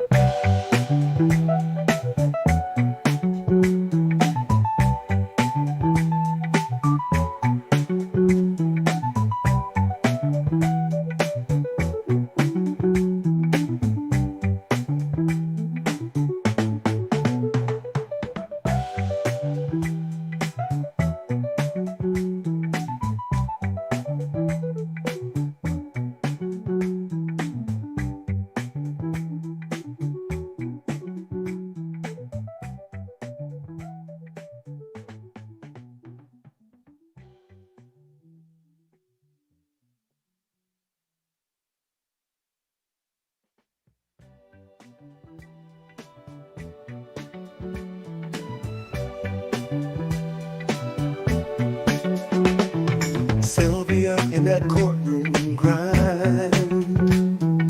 All day long she's making time. Notes in hand, she's got the plan. Comes home late, shines like a star. Yeah, she's here to break it down. Justice found without a frown. In our chat with hearts so true, Sylvia's magic comes right through. Feel it, baby, feel the glide. Soulful notes on the inside. Sylvia's truth makes us sway. All night long we groove and play. She's the queen with a golden touch. In her words we trust so much. Courtroom battles fade away. She brings the light end of day. Slide it slyly, can't deny. Sylvia knows just how to fly. All I want, she melts away, bringing soul to every day. Feel it, baby, feel the glide. Soulful notes on the inside. Sylvia's truth makes us sway. All night long we groove and play.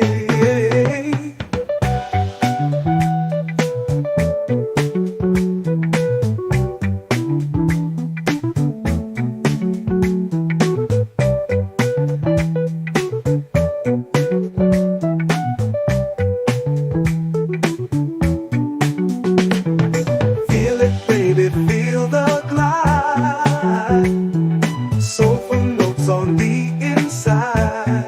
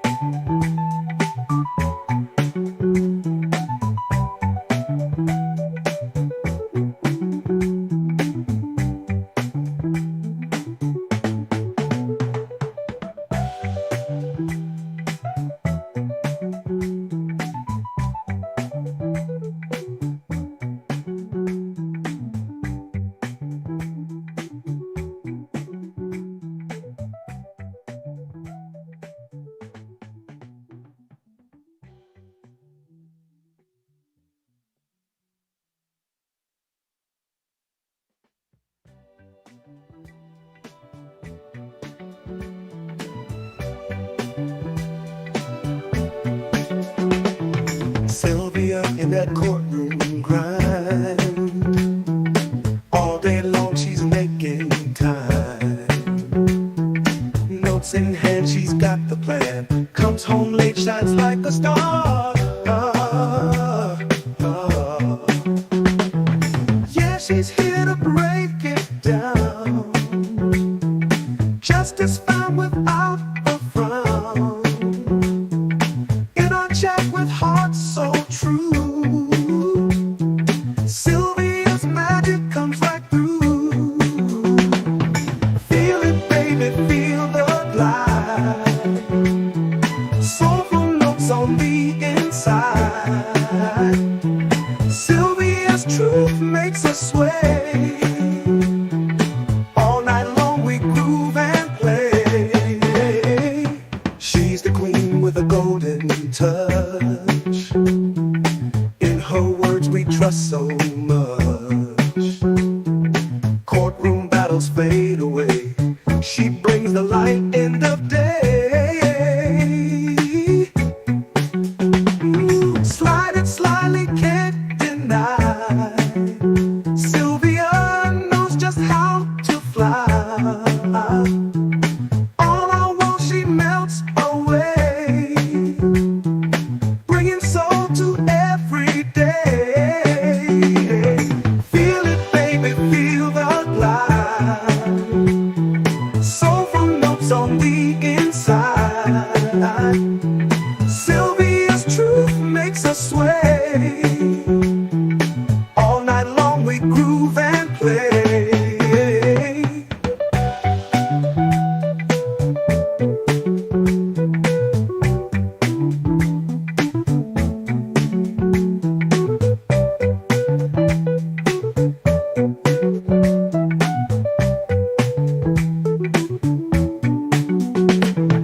Feel it, baby, feel the glide. Soulful notes on the inside. Sylvia's truth makes us sway. All night long we groove and play. Groove and play. Ooh, ooh,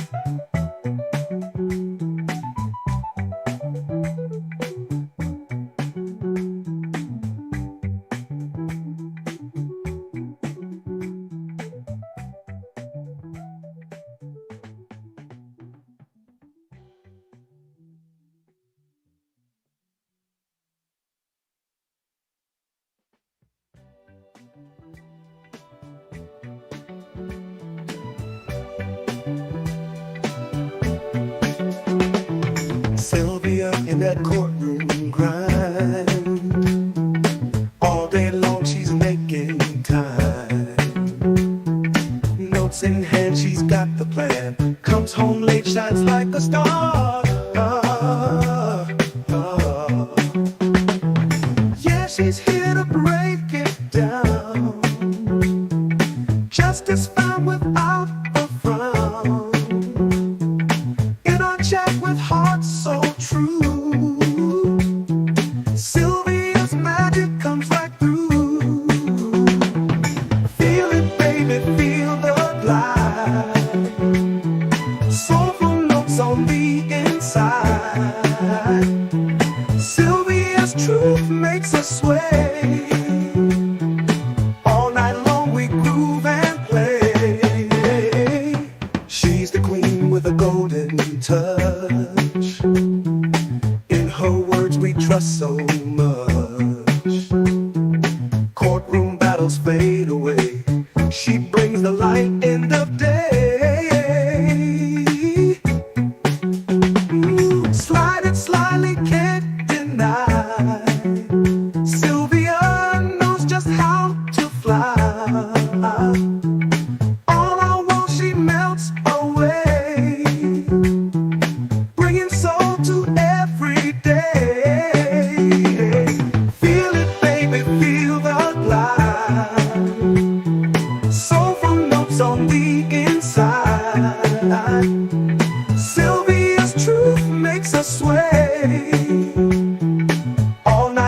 we groove and play.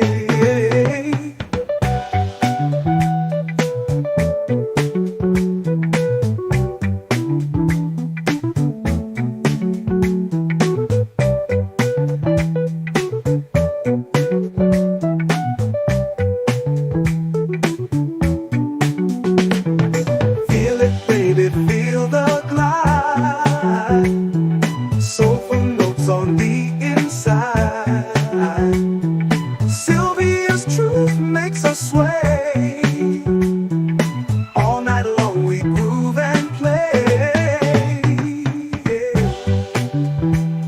Groove and play.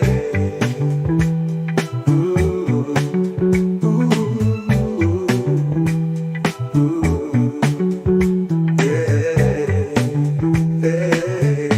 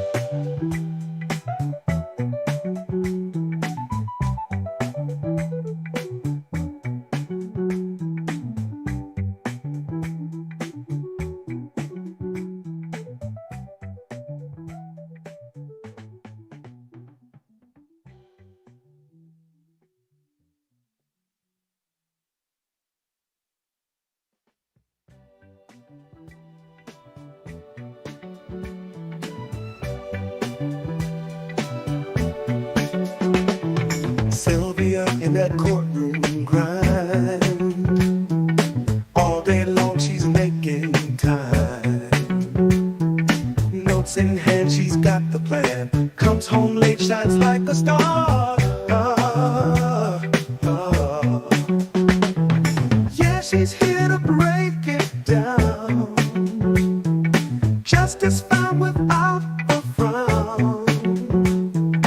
In our chat with hearts so true, Sylvia's magic comes right through. Feel it, baby, feel the glide. Soulful notes on the inside. Sylvia's truth makes us sway. All night long we groove and play. She's the queen with a golden touch. In her words we trust so much. Courtroom battles fade away. She brings the light end of day. Slide it slyly, can't deny. Sylvia knows just how to fly. All I want, she melts away, bringing soul to every day. Feel it, baby, feel the glide. Soulful notes on the inside. Sylvia's truth makes us sway. All night long we groove and play.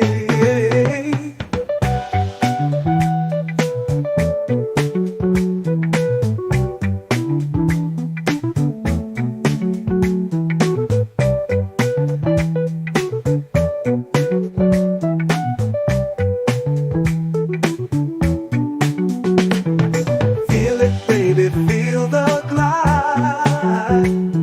Soulful notes on the inside.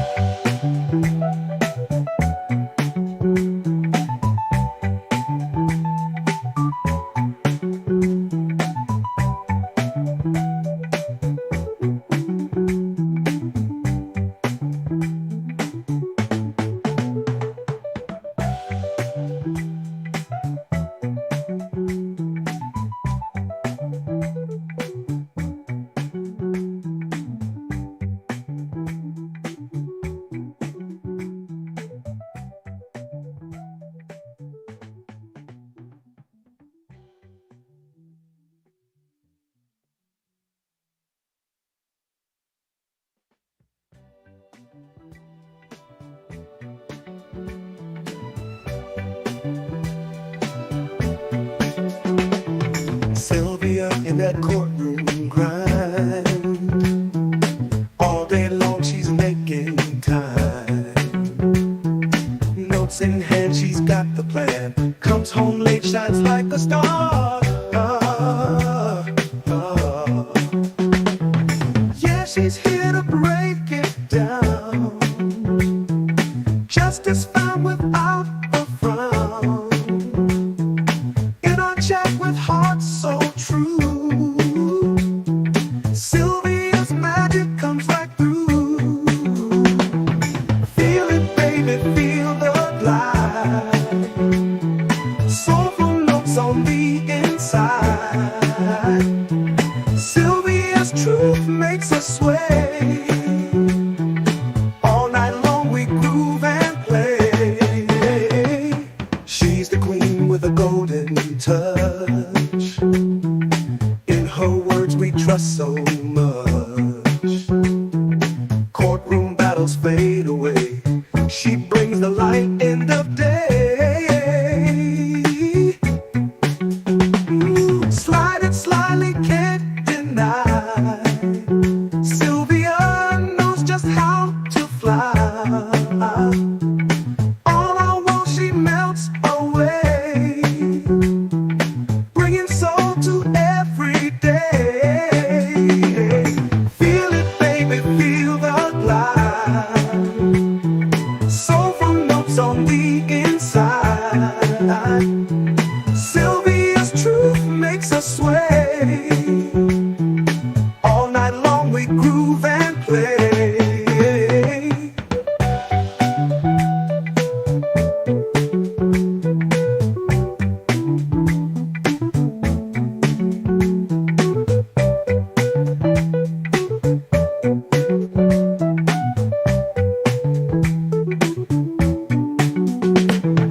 Feel it, baby, feel the glide. Soulful notes on the inside. Sylvia's truth makes us sway. All night long we groove and play. Groove and play. Ooh, ooh,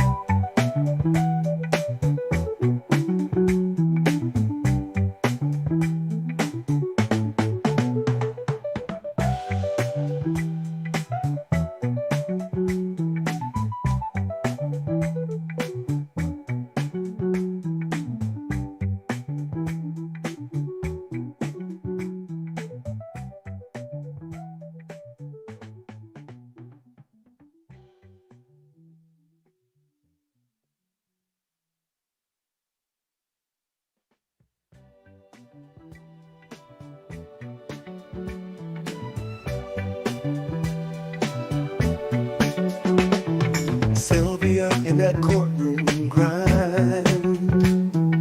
All day long she's making time. Notes in hand, she's got the plan. Comes home late, shines like a star. Yeah, she's here to break it down. Justice found without a frown. In our chat with hearts so true, Sylvia's magic comes right through. Feel it, baby, feel the glide. Soulful notes on the inside. Sylvia's truth makes us sway. All night long we groove and play. She's the queen with a golden touch. In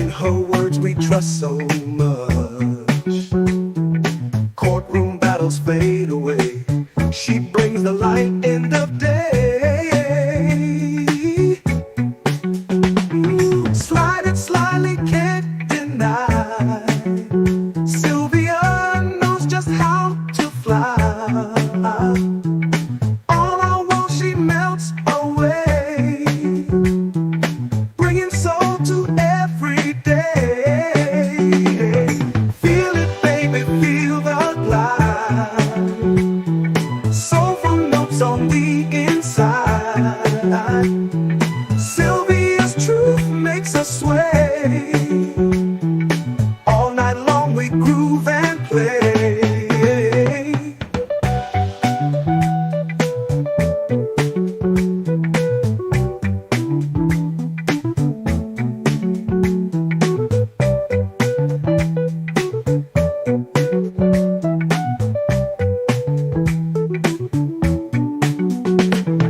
Feel it, baby, feel the glide. Soulful notes on the inside. Sylvia's truth makes us sway. All night long we groove and play. Groove and play. Ooh, ooh,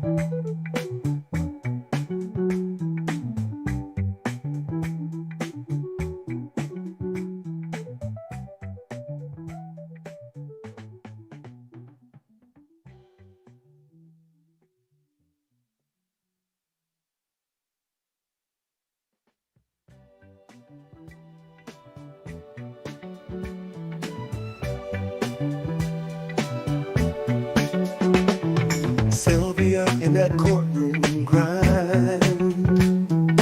All day long she's making time. Notes in hand, she's got the plan. Comes home late, shines like a star.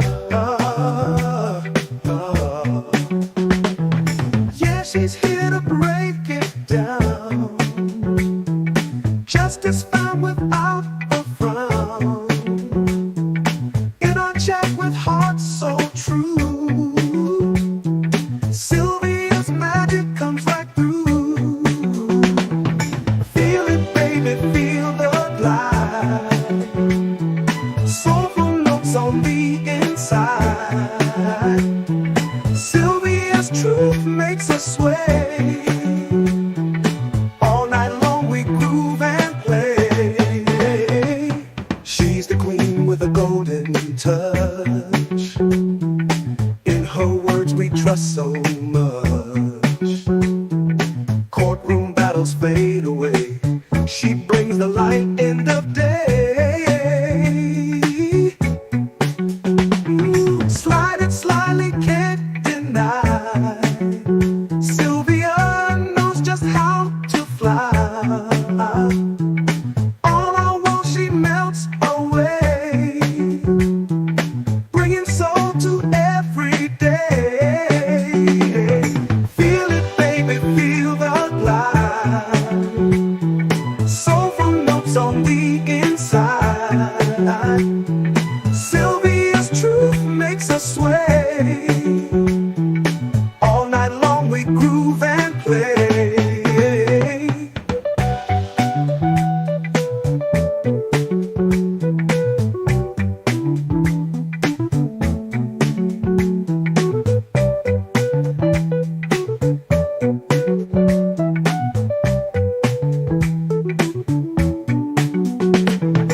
Feel it, baby, feel the glide. Soulful notes on the inside. Sylvia's truth makes us sway. All night long we groove and play. Groove and play. Ooh, ooh,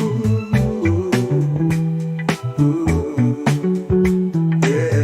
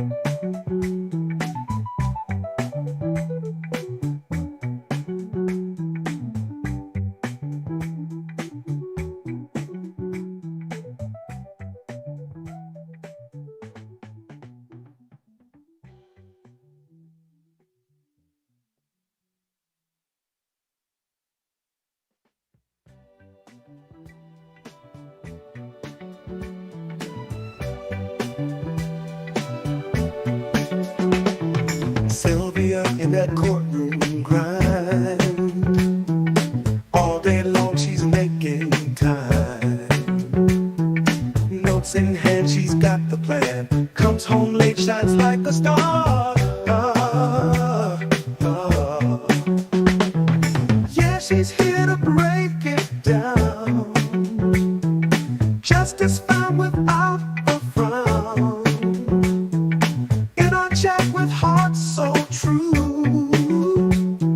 Sylvia's magic comes right through. Feel it, baby, feel the glide. Soulful notes on the inside. Sylvia's truth makes us sway. All night long we groove and play. She's the queen with a golden touch. In her words we trust so much. Courtroom battles fade away. She brings the light end of day. Slide it slyly, can't deny. Sylvia knows just how to fly. All I want, she melts away, bringing soul to every day. Feel it, baby, feel the glide. Soulful notes on the inside. Sylvia's truth makes us sway. All night long we groove and play.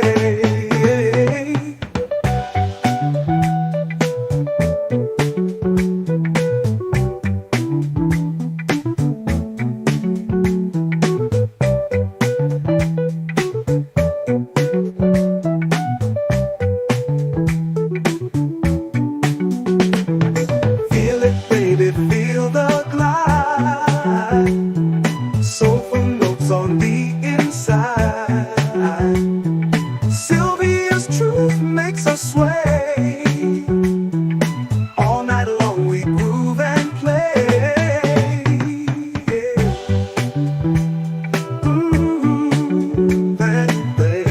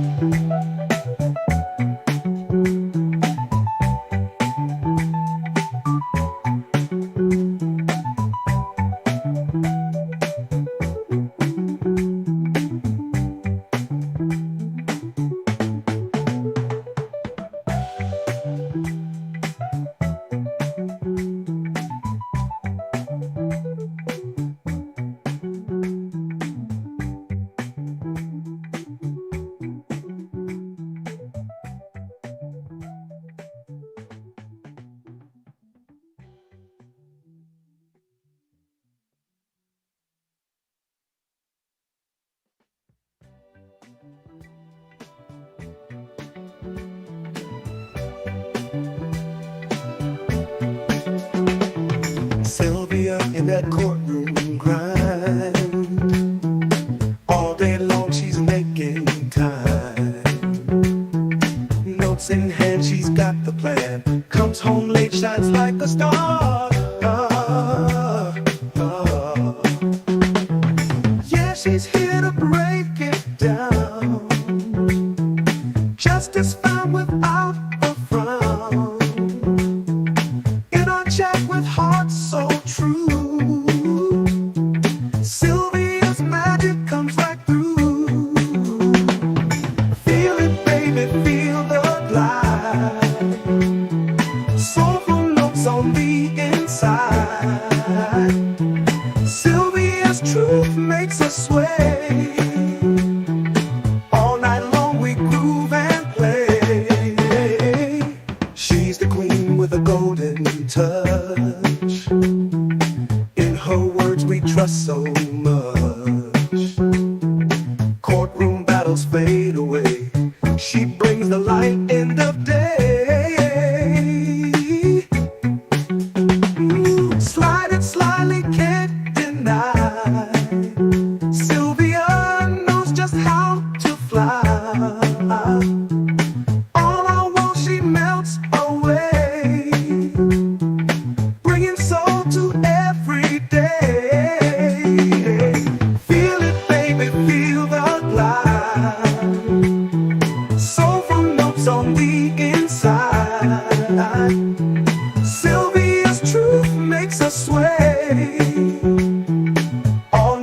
long we groove and play.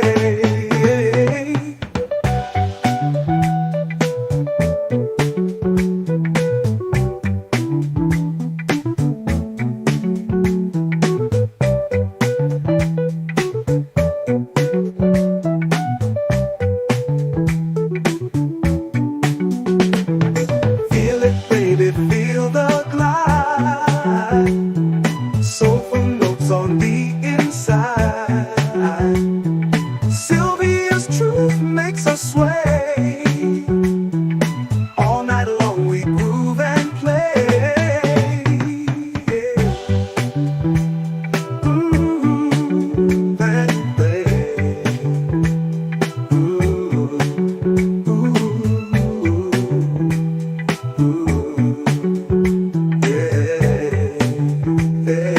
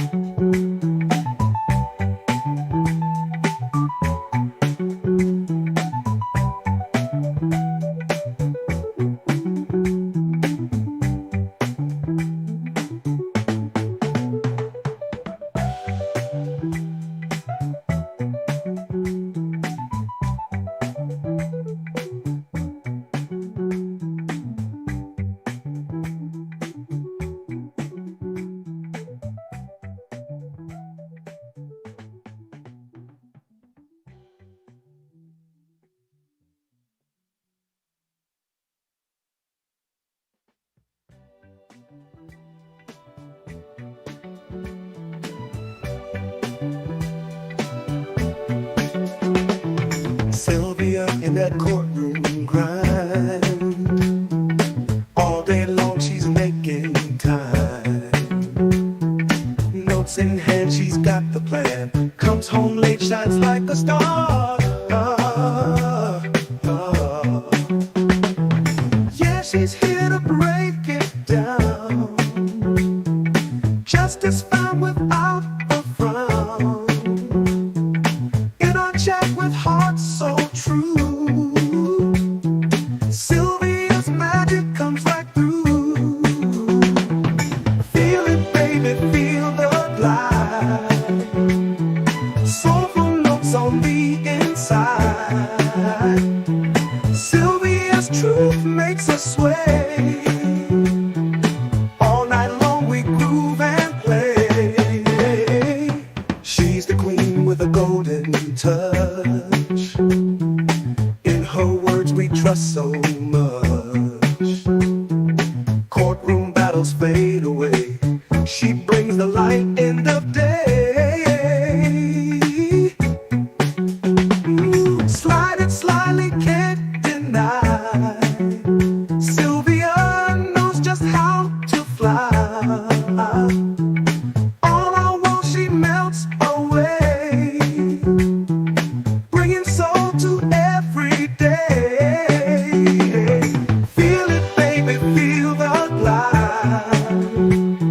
Soulful notes on the inside. Sylvia's truth makes us sway. All night long we groove and play.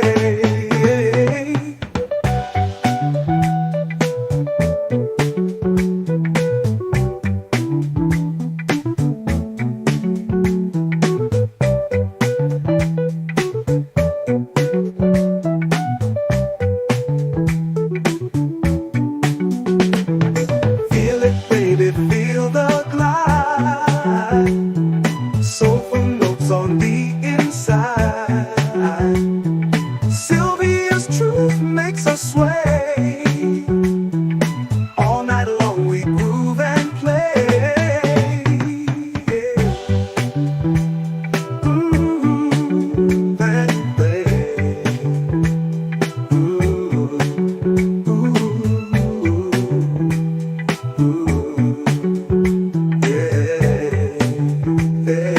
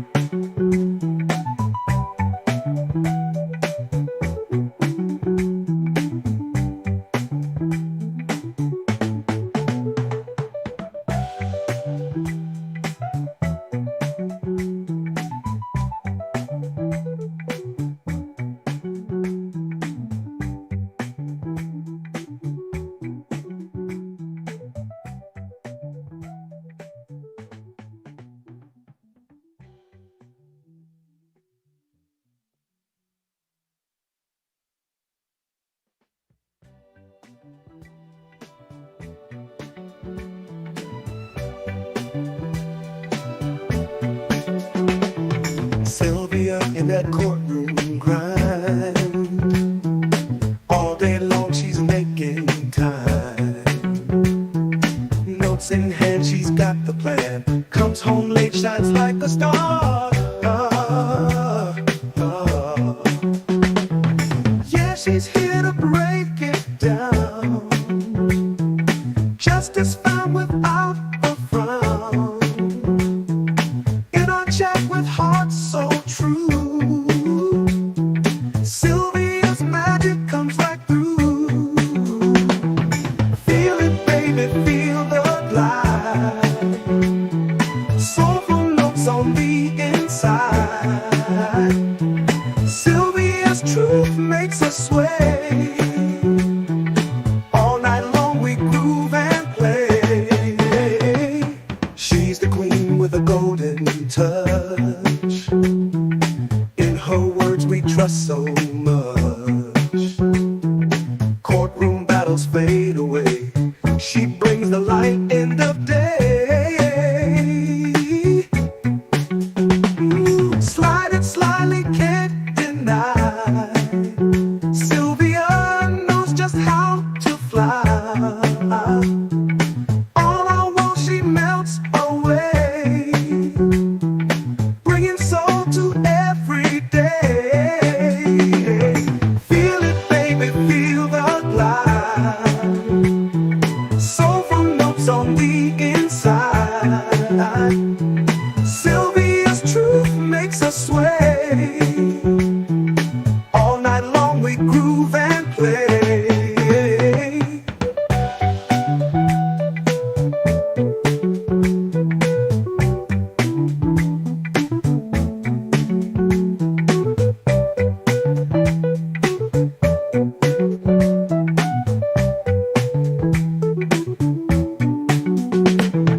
Feel it, baby, feel the glide.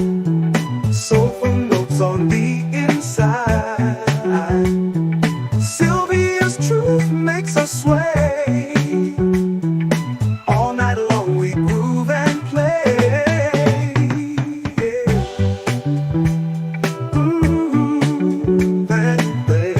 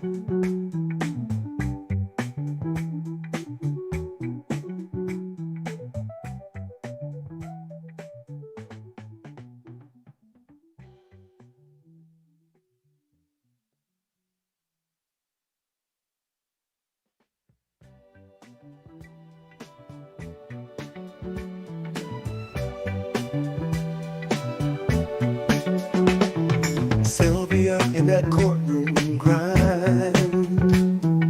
All day long she's making time. Notes in hand, she's got the plan. Comes home late, shines like a star. Yeah, she's here to break it down. Justice found without a frown. In our chat with hearts so true, Sylvia's magic comes right through. Feel it, baby, feel the glide. Soulful notes on the inside. Sylvia's truth makes us sway. All night long we groove and play. She's the queen with a golden touch. In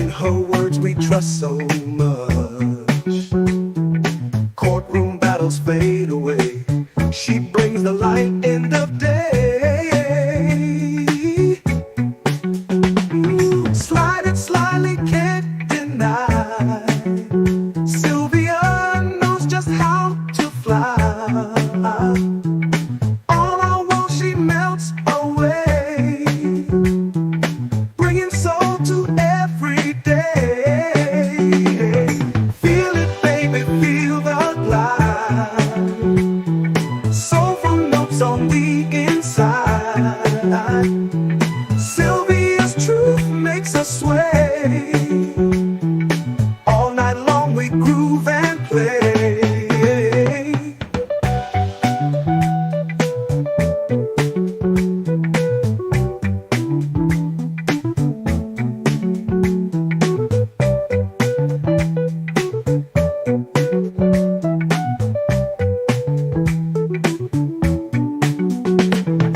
Feel it, baby, feel the glide. Soulful notes on the inside. Sylvia's truth makes us sway. All night long we groove and play. Groove and play. Ooh, ooh, ooh, yeah, yeah.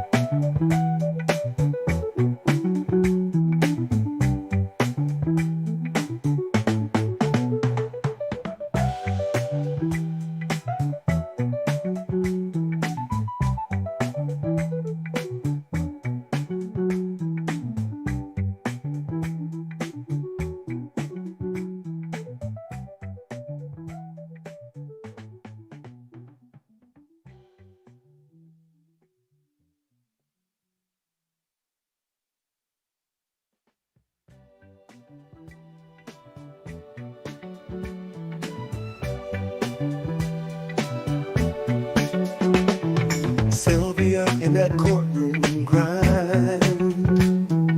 All day long she's making time. Notes in hand, she's got the plan. Comes home late, shines like a star. Yeah, she's here to break it down. Justice found without a frown. In our chat with hearts so true, Sylvia's magic comes right through. Feel it, baby, feel the glide. Soulful notes on the inside. Sylvia's truth makes us sway. All night long we groove and play. She's the queen with a golden touch. In her words we trust so much. Courtroom battles fade away. She brings the light end of day. Slide it slyly, can't deny. Sylvia knows just how to fly. All I want, she melts away, bringing soul to every day. Feel it, baby, feel the glide. Soulful notes on the inside. Sylvia's truth makes us sway. All night long we groove and play.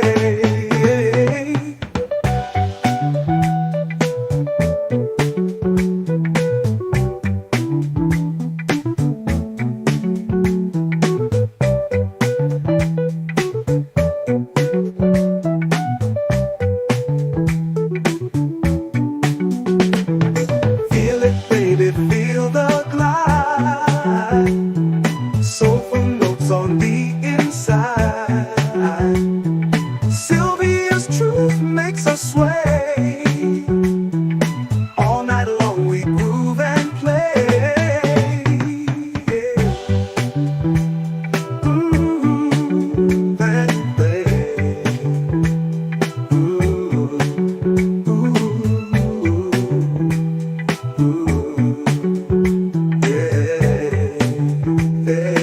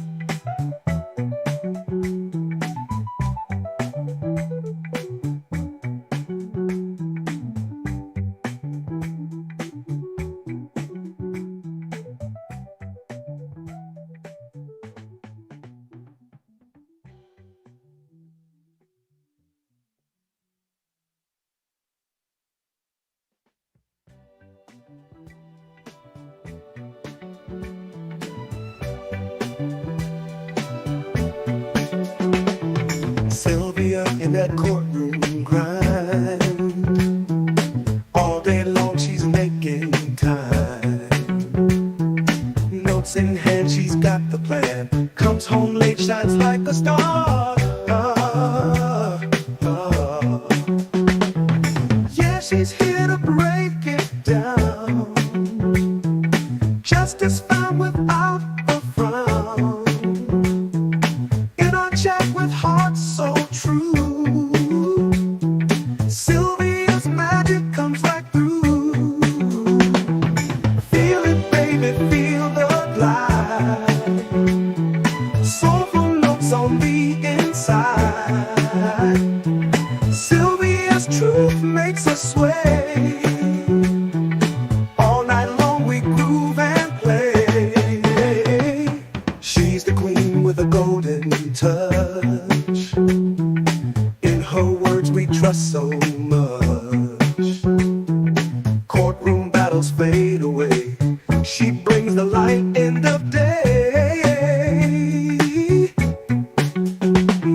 Slide it slyly, can't deny.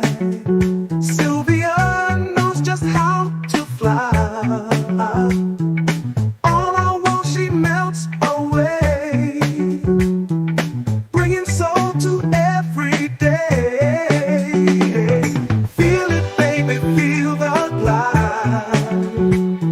Soulful notes on the inside. Sylvia's truth makes us sway. All night long we groove and play.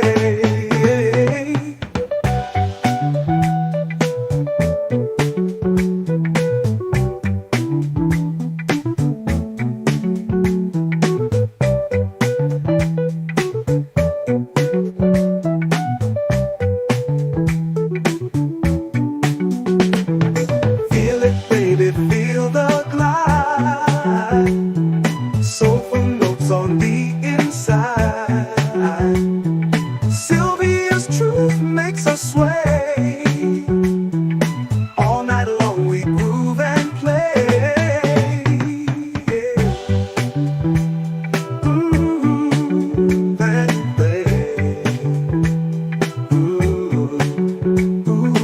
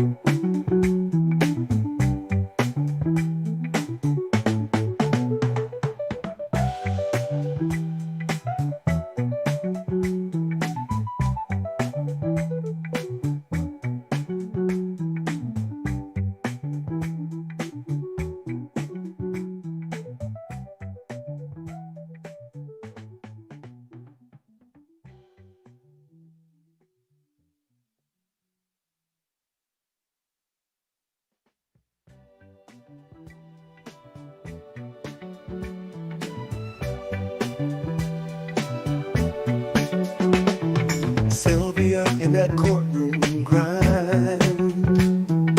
All day long she's making time. Notes in hand, she's got the plan. Comes home late, shines like a star. Yeah, she's here to break it down. Justice found without a frown. In our chat with hearts so true, Sylvia's magic comes right through. Feel it, baby, feel the glide. Soulful notes on the inside. Sylvia's truth makes us sway. All night long we groove and play. She's the queen with a golden touch.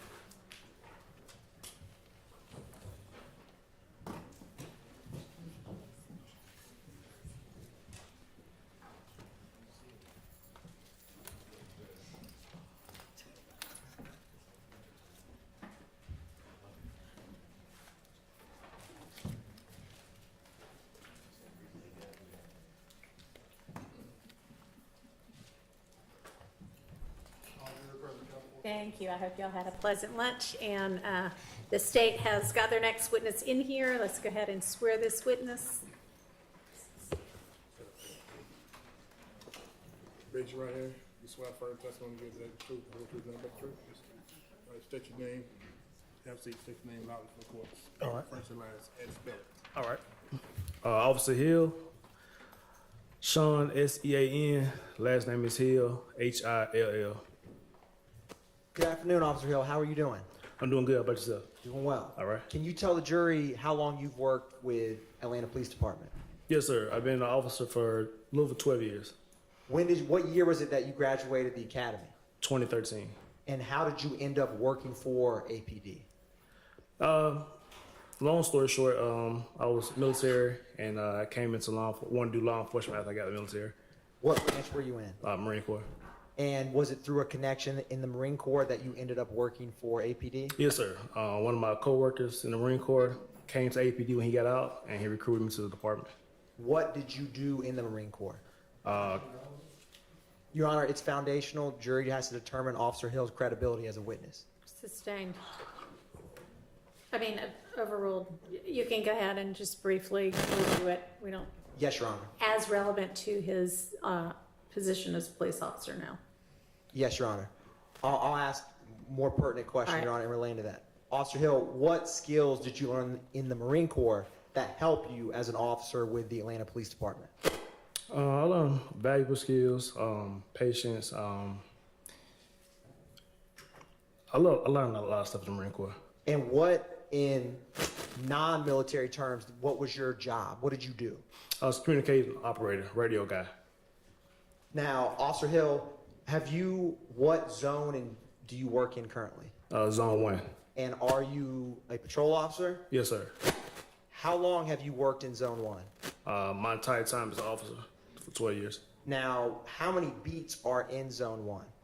It is 14 beats. And how many of those 14 have you worked? Every last one of them. And are you assigned currently to a specific beat or all of Zone 1? Pacific beat in Zone 1. And which one is that? 113. Okay. Yes, sir. Now, are you currently post-certified? Yes, sir. And Officer Hill, were you post-certified on the night of April 27th going into April 28th of 2015? Yes, sir. Can you describe for the jury briefly, what type of cases you have handled working in Zone 1 over these 12 years? Yes, sir. Anything from domestic violence to break-ins, car break-ins, burglaries, people being shot, damage to property. So anything you can think of, it happens in Zone 1. And throughout the 12 years of working in Zone 1, have you got familiar with the neighborhoods in the different beats within that zone? Yes, sir.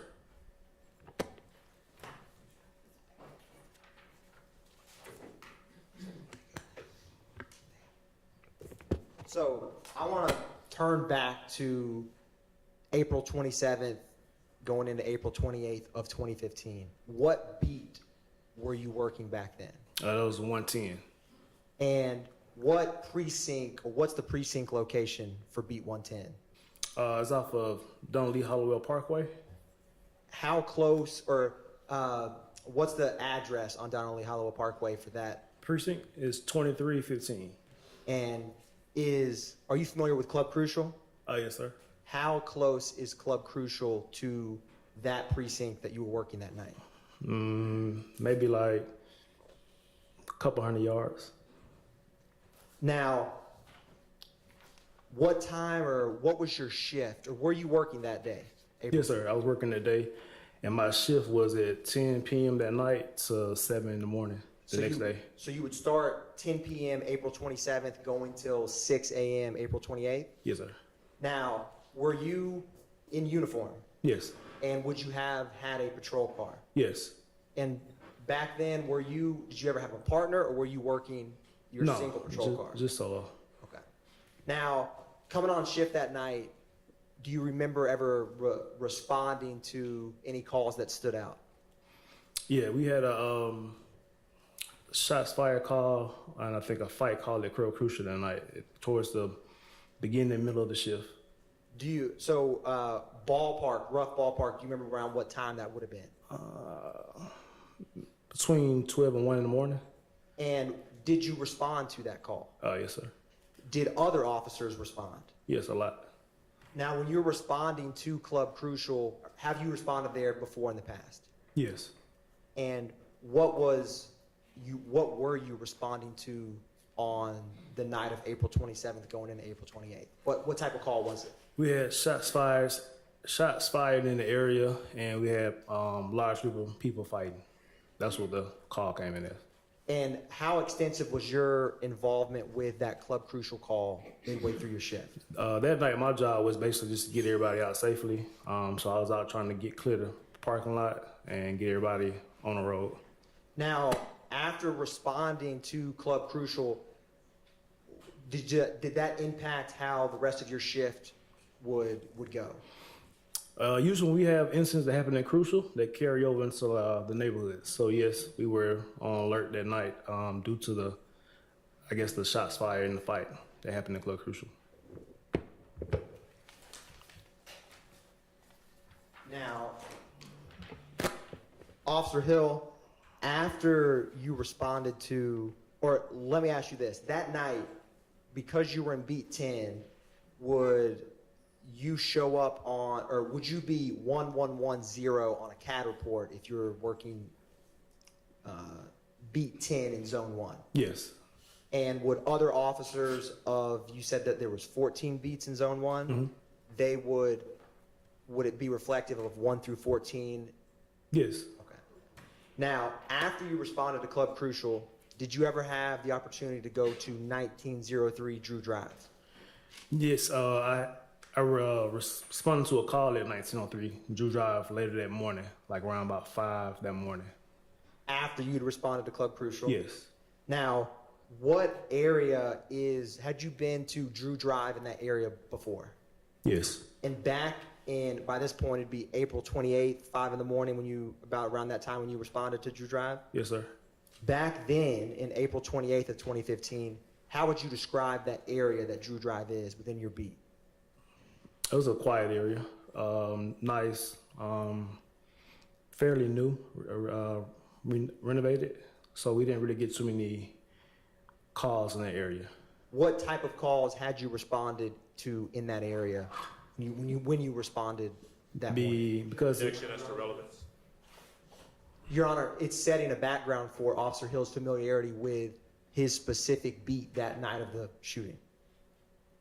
Sustained. Now, Officer Hill, when you responded to Drew Drive, how far was it from your precinct? It's like a 5-minute drive. How far is that from Club Crucial? Same, about 5 minutes. Now, when you got there, were you at a house, a residence, an apartment? What was there when you arrived?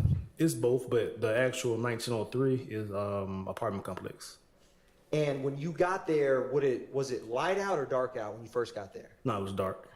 And I wanted to, or let me ask you this. When you first got there, who did you see or encounter? The caller, Miss Battle. Okay. And was there anyone else other than Miss Battle that you interacted with when you first got on scene? Not initially. Now, Officer Hill, without mentioning what she told you, what was... And I'm also gonna, I don't know, we haven't talked about this before, but please just refer to her by her last name, okay? Okay. And I don't know that you've done anything other than that, but... Yes, Your Honor. Okay. Officer Hill, without stating what Miss Battle told you, what was her demeanor when you encountered her? She seemed like she was frightened, scared. And did you talk with her outside or inside that apartment, if you remember? I don't remember that at that moment. That's all right. Now, after speaking with her, did you go anywhere within that apartment complex? Yes. Where did you go? I went to her, the call, her apartment was damaged from a rear balcony. So when I entered the apartment, I went to the direction of the rear balcony. She pointed out where her damages were, and we was like in the living room area of by the balcony. And was her apartment, was it on the first floor, second floor? Or? First floor. Now, did you know before speaking with Miss Battle what kind of call you were responding to initially? Yes. What kind of call was that? It was a shots fired call. Now, Officer Hill, I want to approach you with what's been marked as State's Exhibits 3 Lima Lima through 64 Lima Lima.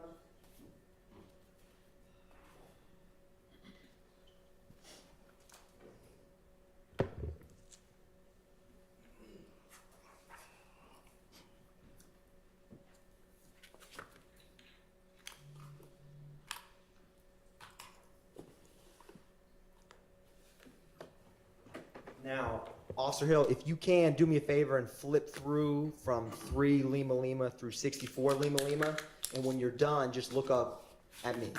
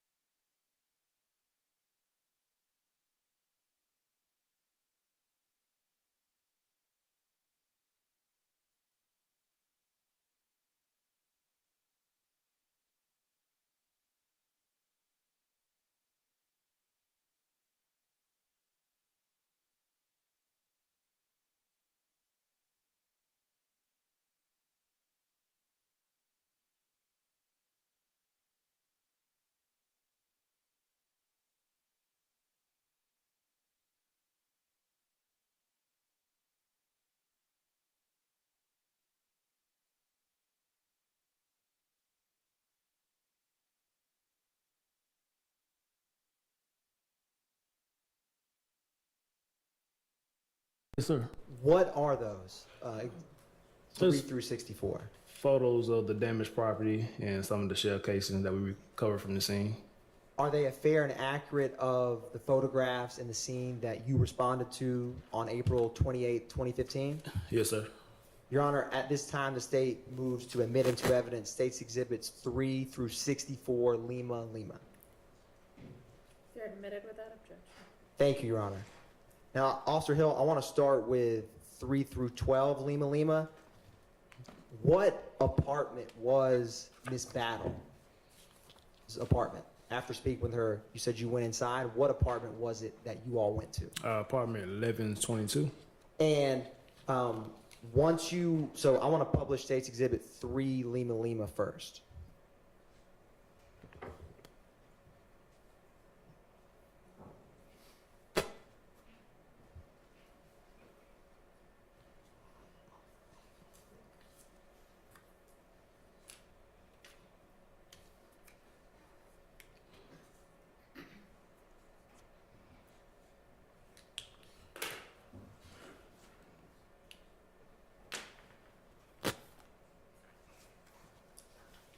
Now, Officer Hill, you had said she was on the first floor, apartment 1122, Yeah, yes, sir.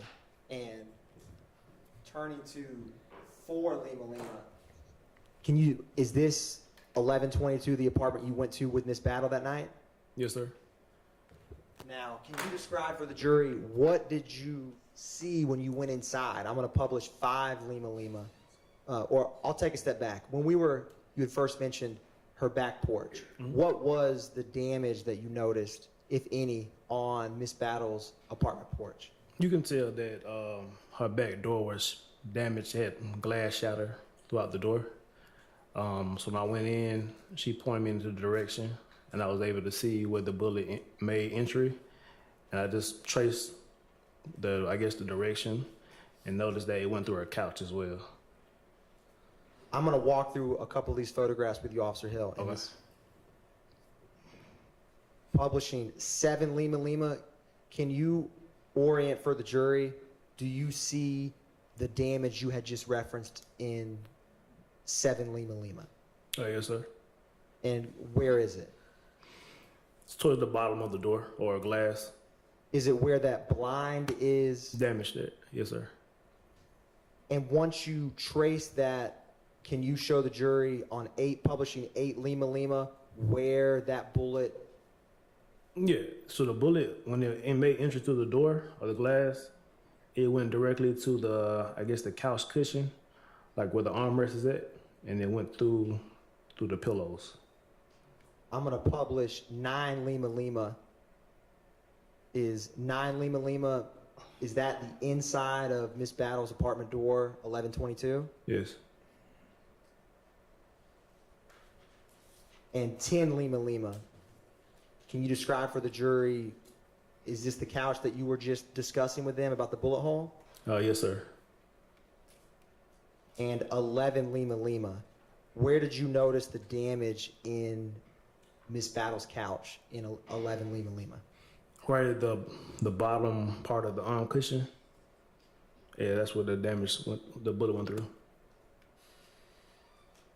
And 12 Lima Lima, do you see any debris or that you saw that night in Miss Battle's apartment? Yes. Can you describe for the jury where that is? It's right in between on the bottom right of the pillow, in between the green and red circles. You direct my mouse, or you tell me, you talking about towards the right of where that clicker is? Yes.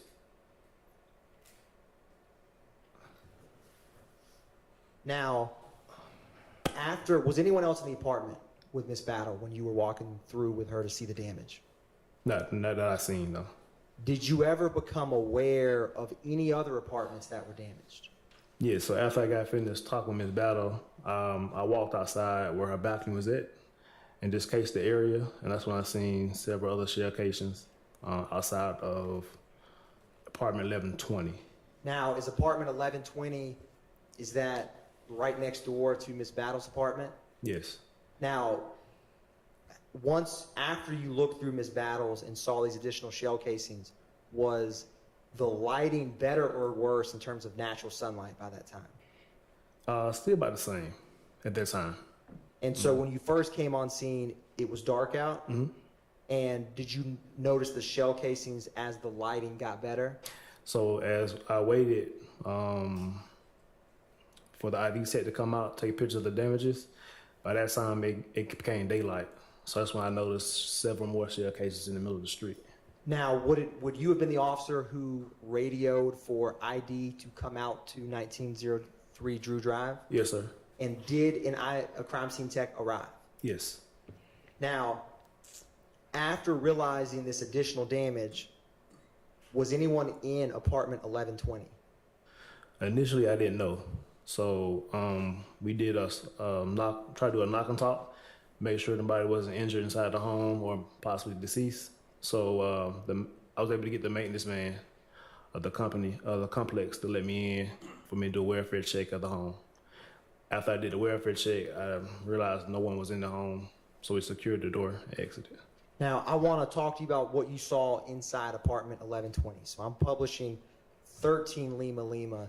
Is this the inside of the outside of apartment 1120 next door to Miss Battles? Yes. Now, Officer Hill, was there also, or can you describe for the jury what I'm going to publish 15 Lima Lima? Is this the outside of apartment 1120? Yes. And what type of damage was in that apartment? This apartment had a lot more damage to the glass, the windows. You can tell that more bullets hit this home compared to Miss Battles. I'm showing you 16 Lima Lima, and I'm going to turn to 17 Lima Lima. What is that at the base of the door outside apartment 1120 on the ground? Appears to be a shell casing. And is there any glass that you see on the ground? Yes. Is that from shattered glass from bullets going through that back patio door? Yes. And is that a close-up 18 Lima Lima, Officer Hill, of what we were just discussing? Yes. Now, is 19 Lima Lima, is this the inside of apartment 1120? That's correct. Publishing 20 Lima Lima, was there any damage in the kitchen area of this apartment when you went inside to inspect it? Yes. And looking at 21 Lima Lima, what do you see in this photograph inside the kitchen of apartment 1120? The oven was damaged from the bullets. Was anyone shot inside apartment 1120 when you were there that night? No.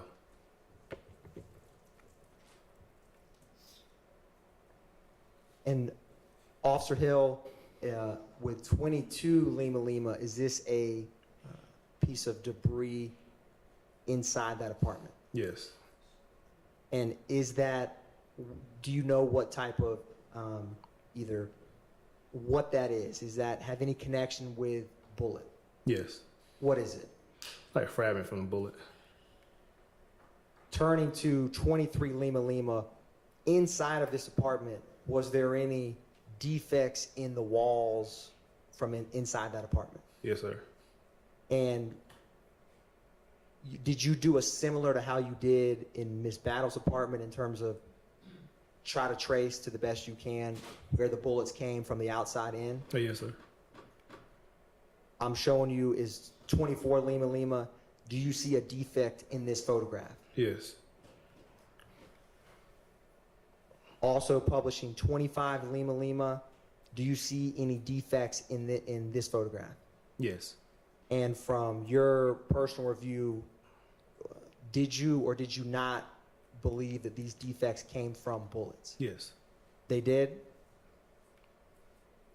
Also showing you 26 Lima Lima. Do you see any defects here in this laundry room area of the apartment? Yes. And can you describe for the jury where it is? It's right in the kind of middle of the picture, in between the cords, a little hole. 27 Lima Lima. Was there any, and I'm going to actually go to a better one of 29 Lima Lima. Do you see any damage to this other window inside like the bedroom area of that apartment? Yes. And is where the mouse is the area of the window that has the bullet defect? Yes, sir. Is this another angle of that same window in 30 Lima Lima? Yes. And do you see, Officer Hill, in 31 Lima Lima, any bullet projectiles or debris in this photograph? Yes. Can you describe for the jury where that is? So inside the left shoe. And is it the all white shoes? I'm sorry, yes, sir, the all white flat shoe. And is it towards the toe or the heel of that shoe? Towards the heel. I'm going to move. Is that what you were describing, Officer Hill? Yes.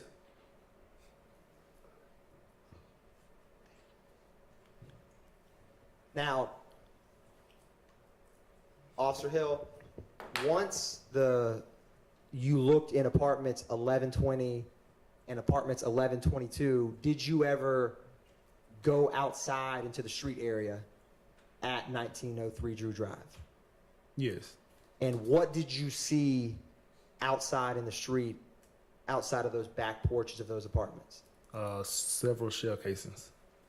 And by several, how many shell casings did you see roughly outside in the street?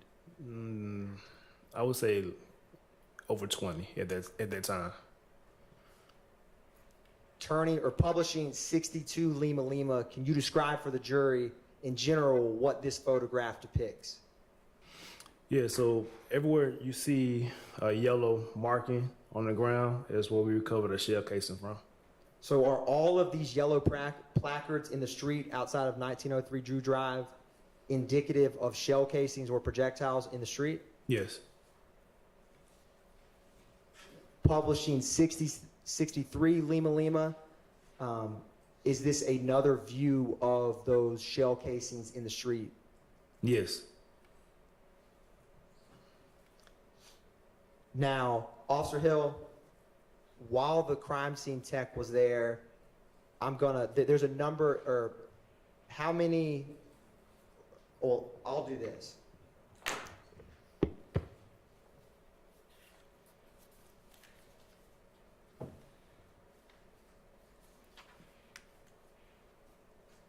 Do you see that this is placard number 1 and 32 Lima Lima? Mm-hmm.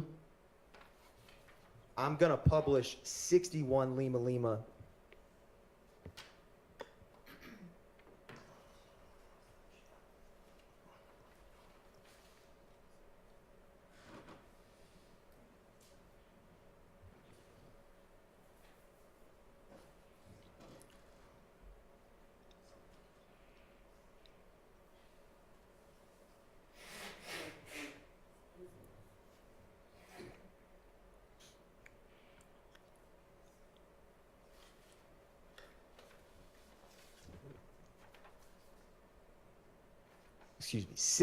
Publishing 60 Lima Lima.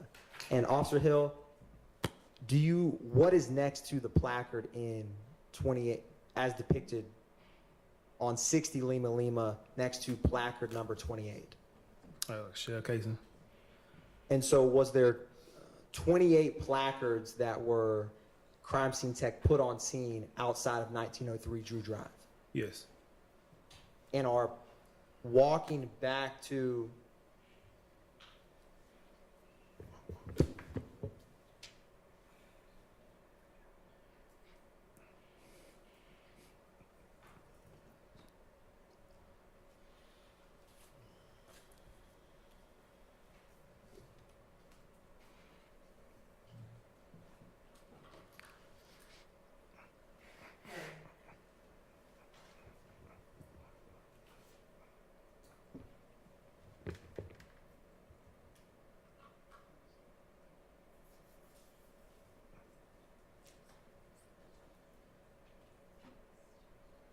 Now, while I'm getting that pulled up, I wanted to take a step back. When you were at Club Crucial, do you know what time that fight commenced before you went to Drew Drive? Do I remember what time the fight started? Correct. Oh, we got the call around between maybe 1:30. So it happened before that. And while you were out on scene, were any suspects identified from Club Crucial that you responded to? Not for me, no, sir. And if you had to ballpark, how long were you personally, on that scene? Was it 30 minutes? Was it an hour? 2 hours? Between 20 and 30 minutes. And were you able to do anything or take any steps to identify who was fighting at Club Crucial? No. Were you able to do anything to identify who was shooting? No.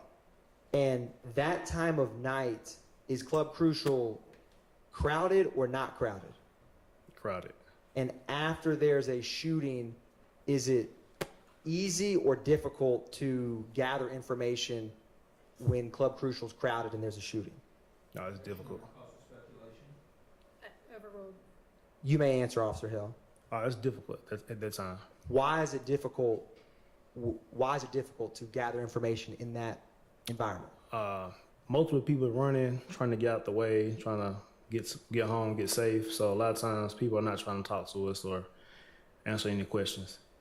And is the parking lot of Club Crucial in close or not in close proximity to where people would come out if everyone was leaving the establishment? Yes. Is it close, It's or close. not close? No, it's close, yeah.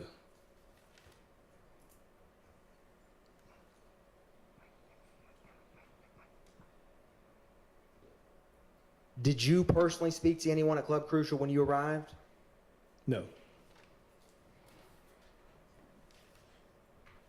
How often would you get calls when you've been working in Zone 1 over the past 12 years about shots fired or fights at Club Crucial? Objection as to relevance. Your Honor, there's multiple 2517 Donnelly Hollowell, which is the location of Club Crucial. Officer Hill, you may answer. How many times have you responded to shots fired or a fight at 2517 Donnelly Hollowell Club Crucial? A lot. And by a lot, is it 50? Is it 100? Is it 1,000? At that time, maybe a few hundred.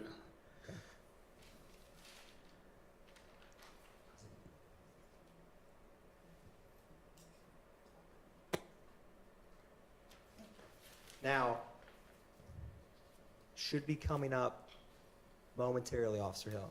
So, we started with placard 1, and then I showed you placard 28. I'm not going to go through every one, but I wanted to cycle through a couple to talk about with the jury.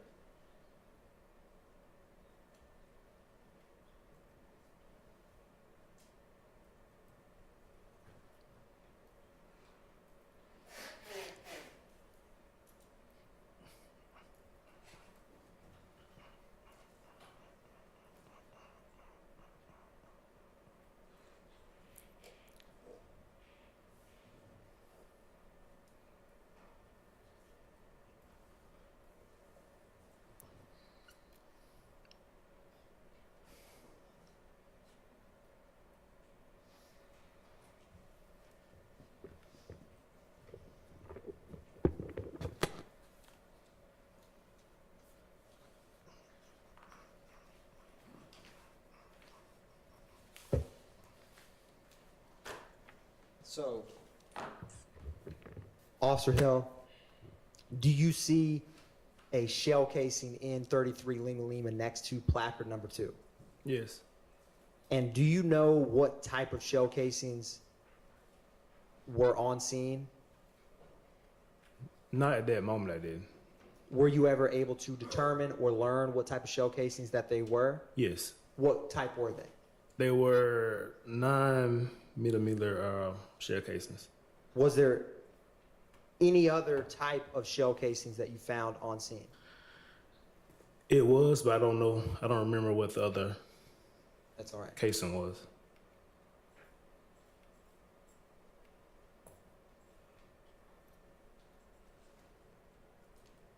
Going back to placard number 4, which is 35 Lima Lima. Where is the shell casing in 35 Lima Lima in relation to that vehicle? Right underneath the tire. And so were the shell casings that were in the street, were some underneath vehicles, some, were they scattered throughout Jew Drive, or were they not? Yes, they were scattered out throughout the drive. Now, when you work, since you've been working in Zone 1, at least in regards to night shift, when you come on at 10 and leave at 6 a.m., when do calls typically tend to die down? What part of the night?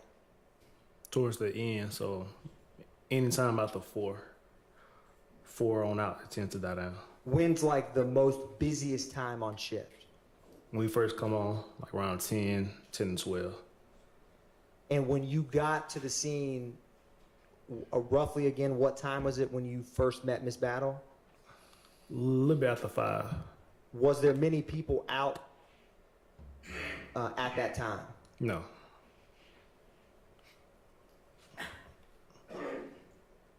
Publishing 36 Lima Lima, is there another shell casing from the scene? Yes.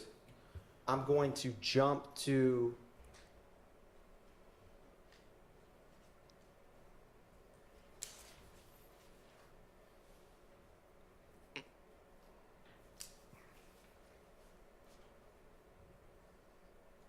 .43 Lima Lima.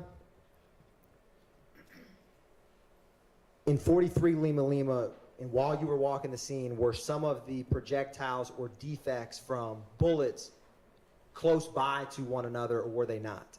Yes.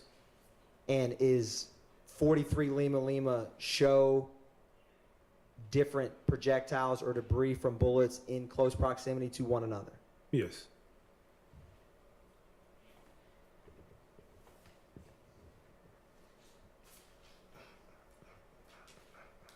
I'm going to turn back to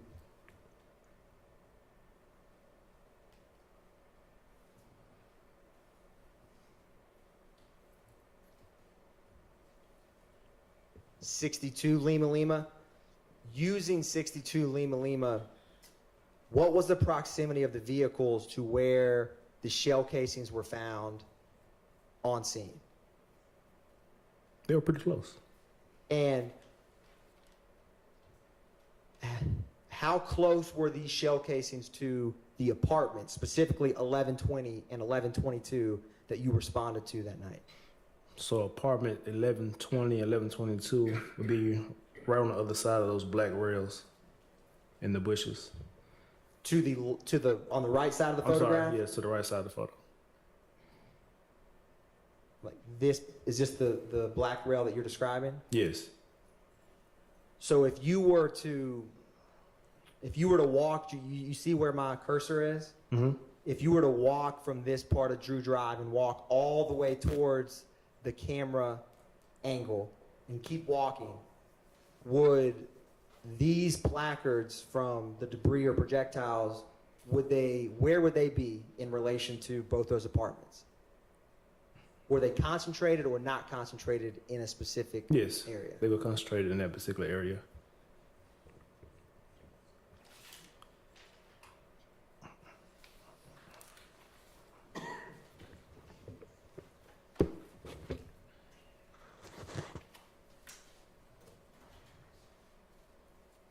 Now, did you ever look or try to find any surveillance videos at this apartment complex?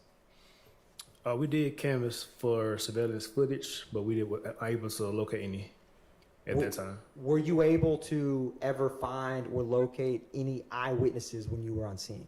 No.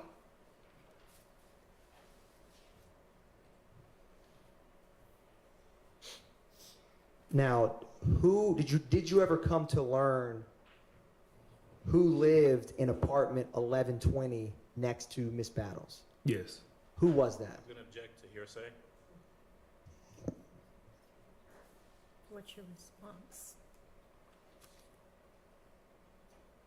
I'll ask a couple foundational questions before, Your Honor. Officer Hill, when you responded to this scene, or do you write reports in relation to the investigations that you work? Yes. do you include information about apartments you respond to or victims in the cases? Yes. Why is that? Why do you include that information? Just for future references, we list any owners or tenants that apartments were damaged or could have been damaged in the reports for further investigations.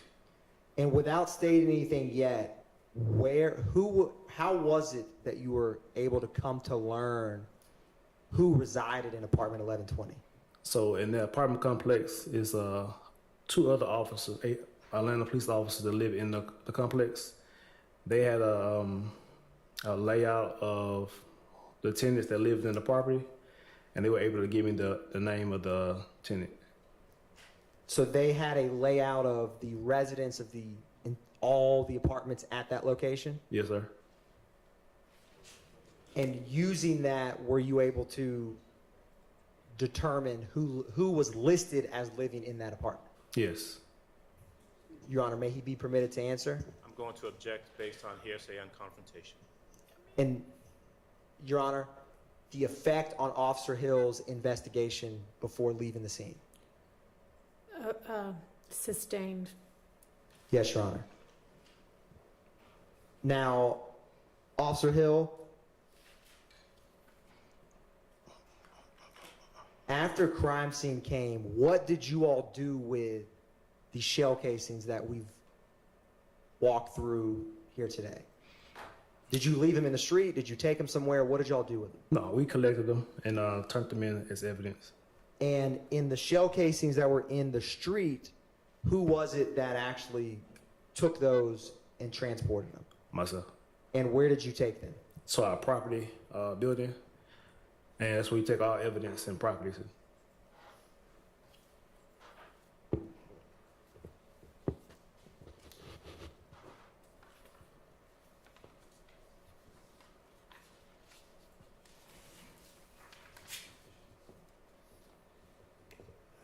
Now, did you ever, after responding to this scene, what would have happened was there ever other investigators or APD personnel who would have worked this case after your involvement?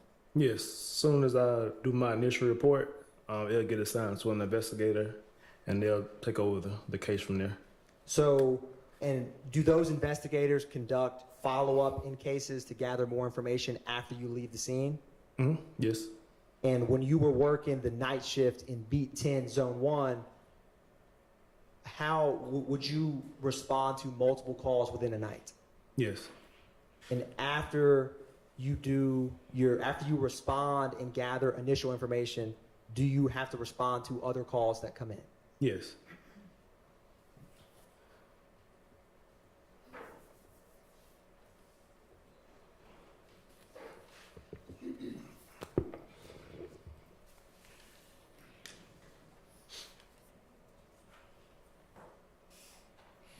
Did the owner of that home ever come in to report those shots and damage sustained at apartment 1120?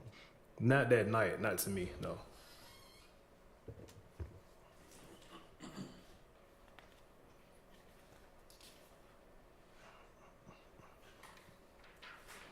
One brief moment, Your Honor.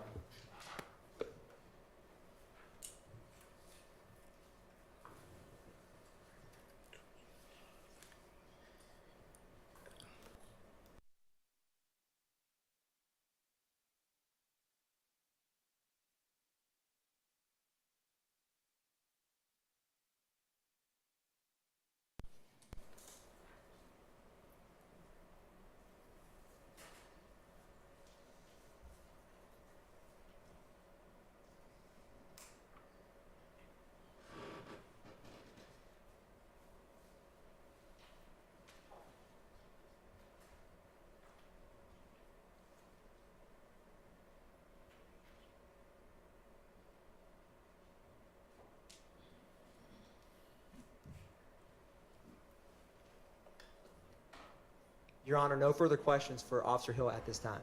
All right, do any of the defense counsel have questions for this witness? And I thank you. On behalf of Mr. Williams, we have no questions. Okay. Nothing on behalf of Mr. Stillwell. Anyone else? No questions. All right, officer, thank you for your time. You're excused. Thank you. We ready for the next witness? Yes, Your Honor. The state calls senior analyst Courtney Daniels to the stand. All right.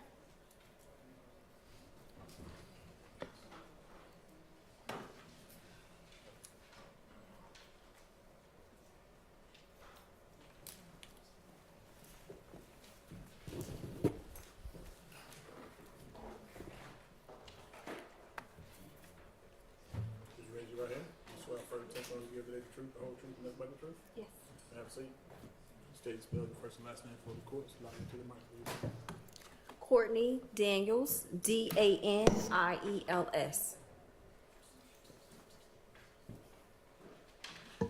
And good afternoon, Ms. Daniels. Where do you work? Verizon Wireless, And how long have you been with Verizon Wireless? 10 years. And if you could tell the jury briefly about your job duties and responsibilities. I'm a custodian of records, so I handle testifying in criminal as well as civil cases. We also handle small claims, mediations, arbitrations, and other executive complaints that come in our office. And you said that you're the custodian of records. What type of documents would be within your purview that you testify to?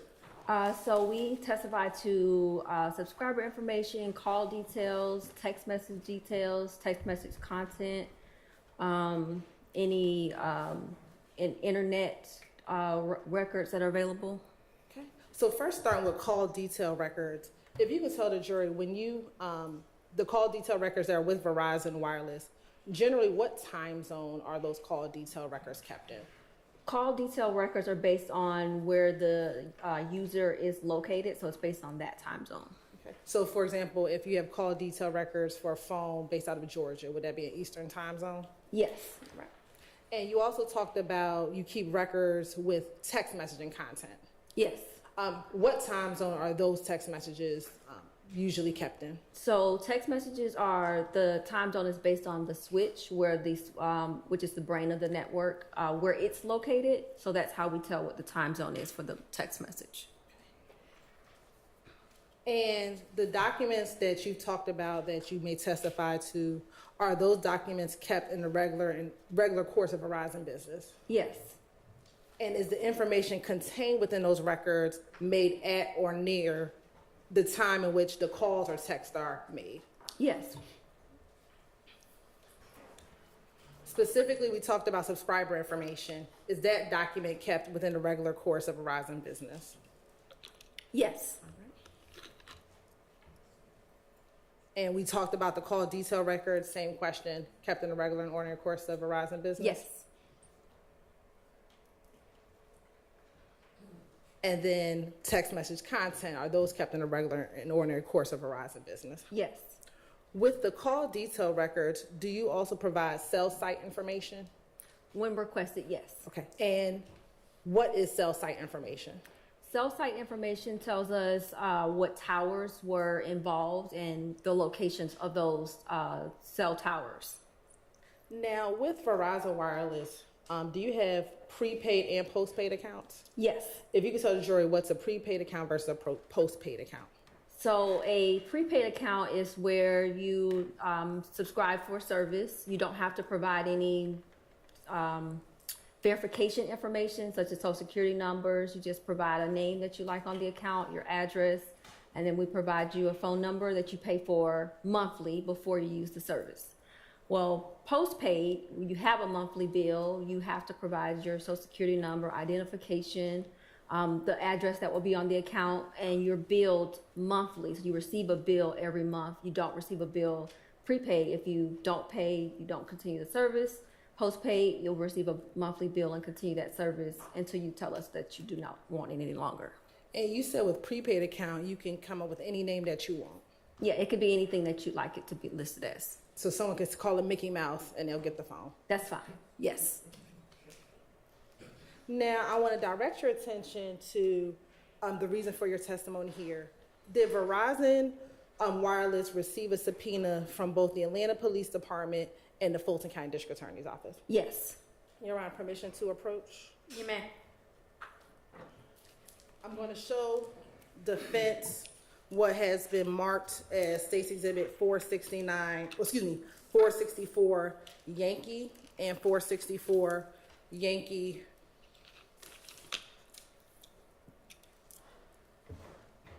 Alpha and Delta.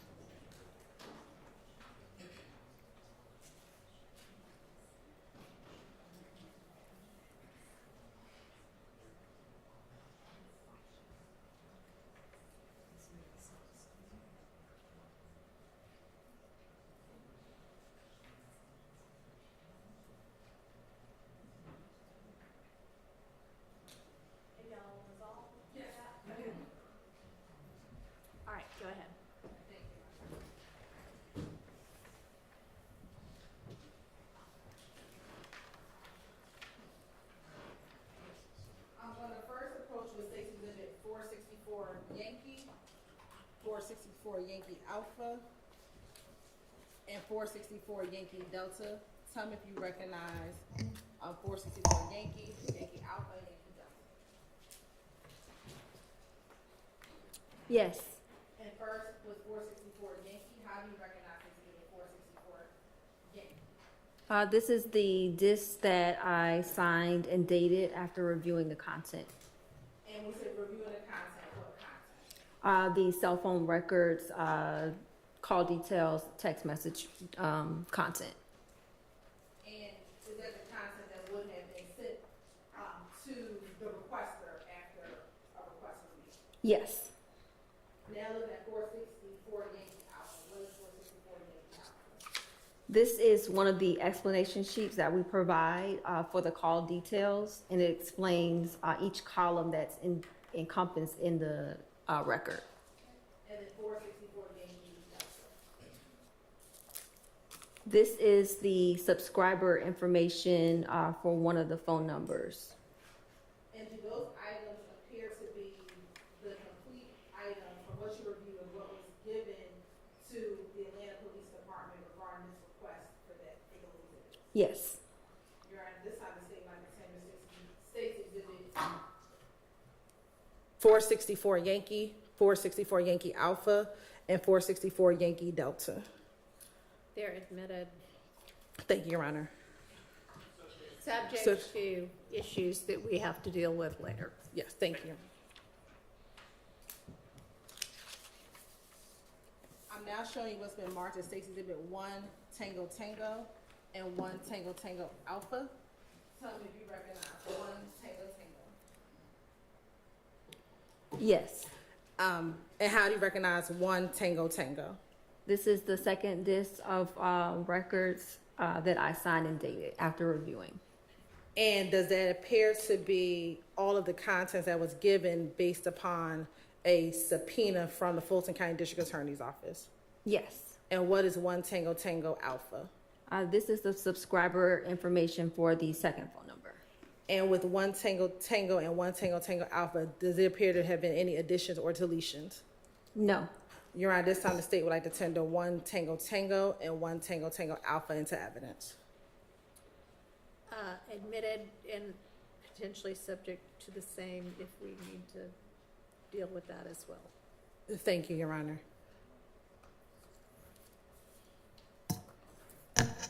Now, Senior Analyst Daniels, I want to first start with 464 Yankee. And 464 is specific Yankee Alpha. Permission to publish, Your Honor? You may.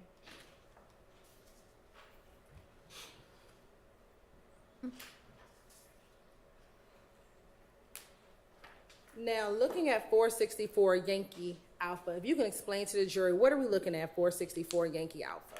So this is the explanation sheet for the call details with cell site information included in it, and it has each column and the description of each column.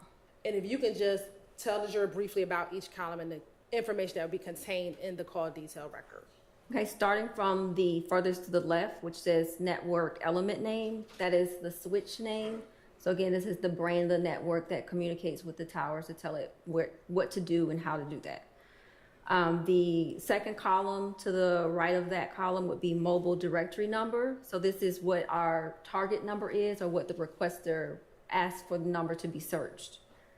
Then you have the dial digit number. That's the number that actually was made to make a phone call. So if you dialed in 1-800-922-0204, that's Verizon's phone number. But if that's what you dialed in, that's what we would see on that column.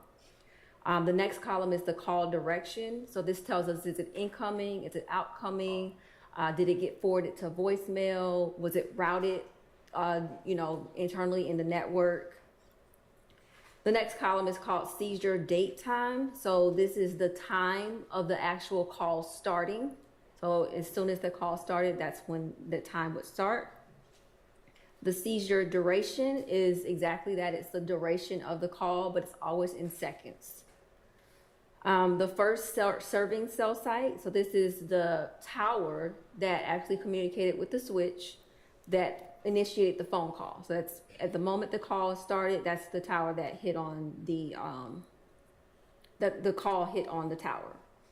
The first serving cell face, so that's the actual, there's sections of a cell tower, and it tells us what section was hit on when that call was made. Then you have the last serving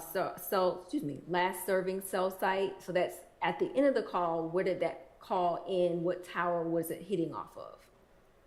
Again, with the last serving cell face, it's a different section of each tower, and that tells us where the call ended on that section of the tower. And then lastly, you have your calling party number. So that tells us what number initiated the phone call. Okay. And now I want to show you what's been marked as 464 Yankee Delta.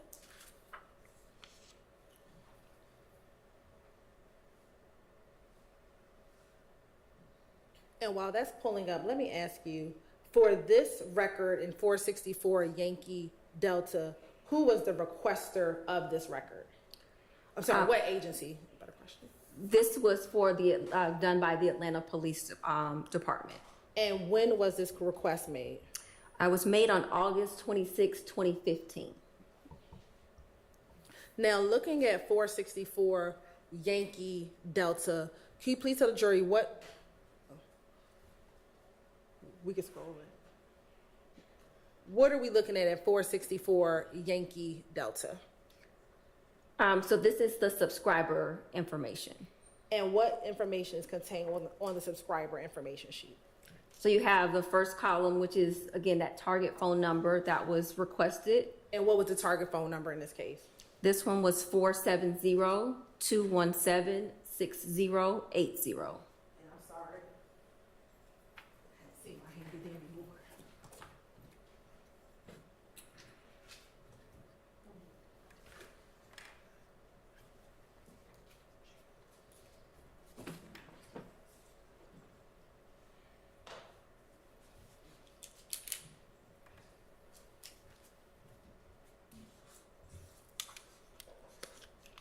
And I'm sorry, one more time for me, the phone number. Sorry, it's 470-217-6080. And in the second column, column B, what information is contained in that column? That is the account number for the account. And column C? It's the name that's listed on the account. And what was that name? Sean Hall. And is this a prepaid or a postpaid account? This is a prepaid account. So is that same concept? Sean Hall could be the person or it could be any name that they chose? Correct. And when it says please forward to reseller, what does that mean? The reason you see that there is if you look at the effective date, the request was made from January 1st, 2015 to August 26, 2015. So at the time of May 2015, Verizon Wireless no longer had that phone number. It was with a different carrier. So that's why you see from July 21st, 2015 to July 21st, 2015, it's with a different carrier, not with Verizon Wireless. And how long did Verizon have this particular phone number? A little less than a year. And is that December 2014, December 9th, 2014 through May 31st, 2015 timeframe? Correct.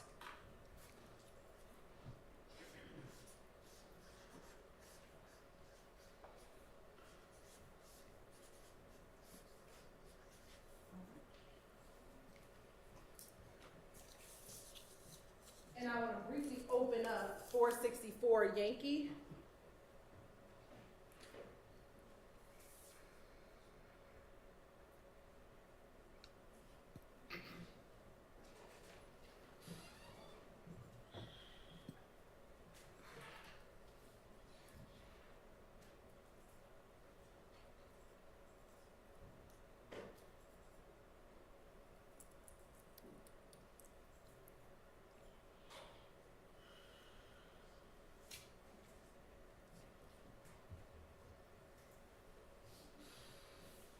And we're not going to go through this record, but I want to ask you a question once this is published.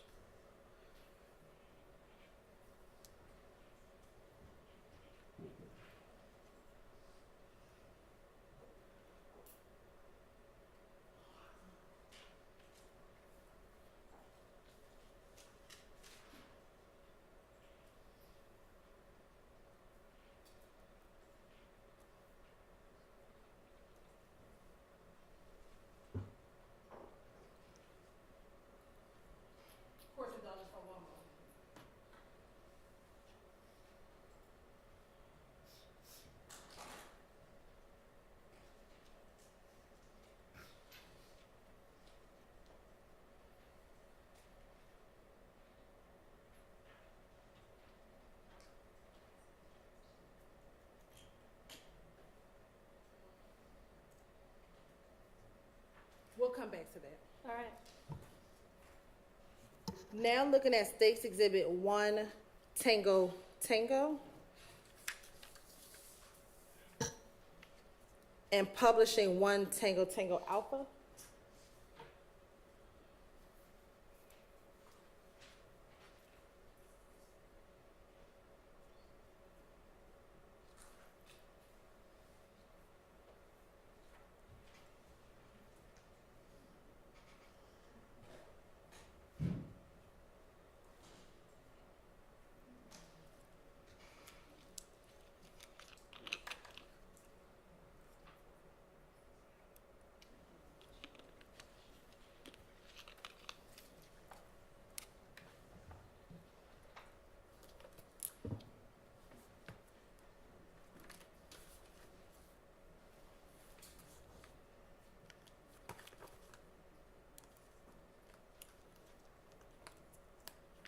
Looking at State's Exhibit 1 Tango Tango Alpha, what are we looking at in 1 Tango Tango Alpha?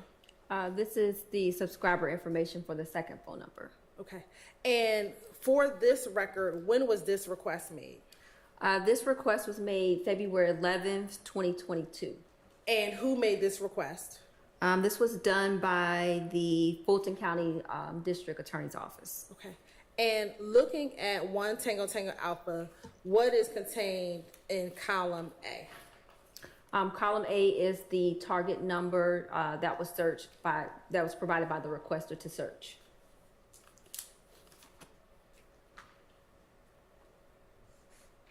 And what is that target number? That's 706-578-0999. And when was the search requested for? The search was requested. Are you speaking about the time frame? Yes. The time frame of the search was from February 6, 2022 to February 11, 2022. And looking at column D, what does MTN stand for? That's the mobile phone number. Okay. And is that the same number as the target number? Correct. All right. And moving to the left? To the right. When it says business name, please forward to reseller, what, if anything, does that mean? That just means that this phone number, it's not a Verizon number, but it's one of our resellers that uses our towers for service. And what reseller was this? Track phone.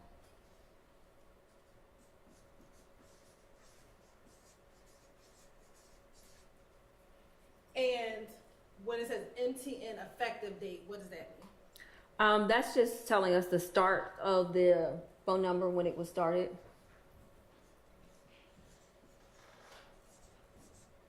And on this, does it have a name of a subscriber? No, because it's a track phone, so it's not our customer.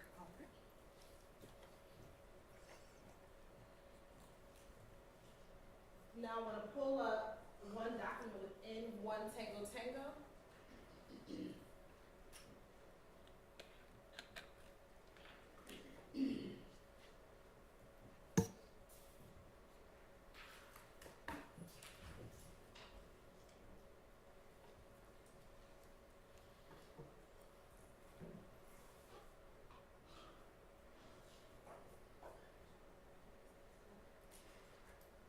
I would like for you, if you can, to please, what are we looking at in 1 Tango Tango? This is the text message content for the phone number that ends in 0999. Okay. And going from left to right, if you can just tell the jurors, explain what information is contained within each column. So the first column you'll see that says message arrival, that is the start of when the text message was sent. The final disposition means when the network actually finished the requested transaction. Doesn't mean that it was delivered or not, just that the request has been completed. Where you see SMSC, that's the switch for the text message. The message info just tells us information about arrival or outbound. The message final status will show us delivered or failed. The destination address, it sometimes will have like a a website if there's like additional content in there that's not just words. Oh, I just lost where I was. Oh, I think where I was on message ID under G. That is just an indicator to us to tell us where that text message is going. The search MTN, again, is that target number. So this was for the 099 number. The originating MDN number is the number that started the text message. So if I send you a text message, my number would appear first. Slide over to J. Originating MIN is an internal identification. It's not something for other parties. Terminating MDN is the person who received that text message. So again, if I send you a text message, my number is going to be originating. Your number is going to be terminating. And again, terminating MIN is an internal number, has nothing to do with anything outside of Verizon. And then what would be in the last column? It would have the content of the message. And the content column, does it have the content as it's texted on the phone or on the device? Now, that's information that we would not be able to confirm or deny. There could be things that are not transpired through the network, or there could be symbols that don't transfer over. So I can't say one way or another if it's directly like was texted. Does Verizon wires ever manipulate what's contained within the content column? No.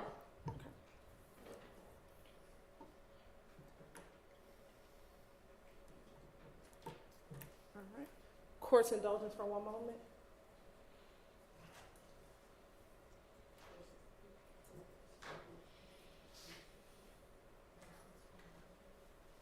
And Your Honor, we're just trying to fix one issue for this case. All right.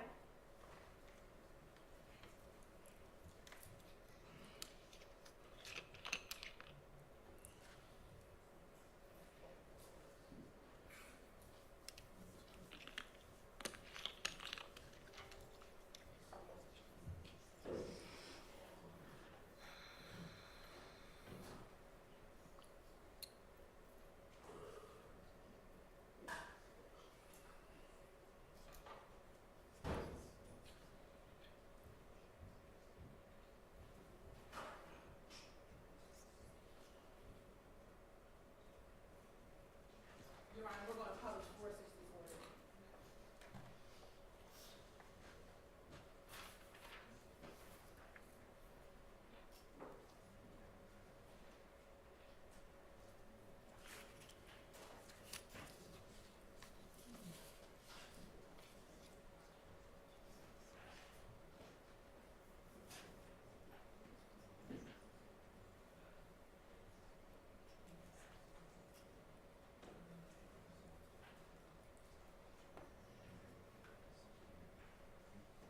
Now, looking at 464 Yankee, is this the call cell site information that was provided pursuant to that 2015 request? Yes. Okay, and is the information within this document consistent with the information that you discussed, which was in 464 Yankee Alpha? Yes.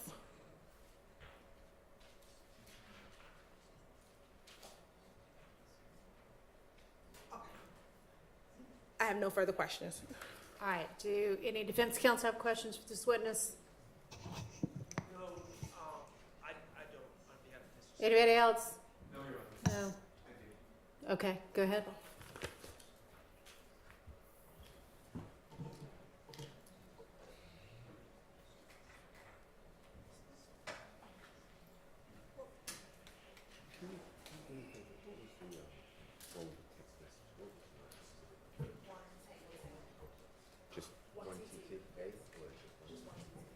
Thank you, Your Honor. Good. No. Oh, sure. Sure. Good afternoon. Good afternoon. Can I ask you some questions about what's now marked as State's Exhibit Number 1TT? Sure. And if you need it, it's going to be displayed. If you don't need it, I just want to ask you a couple questions. Sure. I'm specifically focusing on the text message content column. Do you know what I'm referring to? Yes. And you said something to the effect, I'm not saying this is a quote, But something like Verizon does not verify the accuracy of the content of those words, something like that. Is that correct? In so many words. Can you do me a favor? What happens, like if I was to send you a text and I asked, how are you? On the records, it may not come out like that. Is that what you're telling the jury? That is a possibility. And why, and if you don't know this, just it's beyond my capability, but why is that? There could be a lot of factors, but I wouldn't have the factors to provide to you. Do you know when, like, something is verbatim versus something is not verbatim? Do we have any type of, if you look at the records, any type of knowing, like, hey, this is not accurate, but this one is? Yeah, I would not be able to provide that. I don't have that information to No, to I tell understand. you. It's beyond your, no, okay. So you just can't verify that column? Correct. How about the other columns? Are they fairly accurate? All of the columns are fairly accurate, but I wouldn't be able to say with 100% certainty the text message content is exactly what was text. That's what I was saying. Besides the text message content, the other columns, Correct. They're all phone number, accurate. duration. They're and- all accurate. Okay, it's just the text message column that you don't want to verify. Correct. All right, Your Honor, thank you. All right. Anybody else? I didn't hear from everybody yet. Any other defense attorney questions? No. Shaking heads? No. Okay. Any redirect? All right. With the text message content, although you can't say that's what was put in the phone, the content that is there, where does that come from? It comes from what was sent through the network, through the switch. Okay, so it's still information, just not right. Okay. Is it? You may rephrase. Thank you, Your Honor. Is it possible it's not the entire text or parts of the text? Sounds like it does. Yeah. Sustained. Let me ask a better question. What do you mean by the fact that it would come in what you just said? Sorry. What I mean is that once a text message is sent through the switch, through the net, which is the network, it is then sent to the other party. When that message is transpired in our content detail, we can't say that there were symbols left out or symbols that are added because we use emojis or pictures in there. So I can't say, yes, there's the whole message, or no, it's not the whole message, because there are other things that can go on to make it where you can't read it, like it's not legible. Okay. Thank you.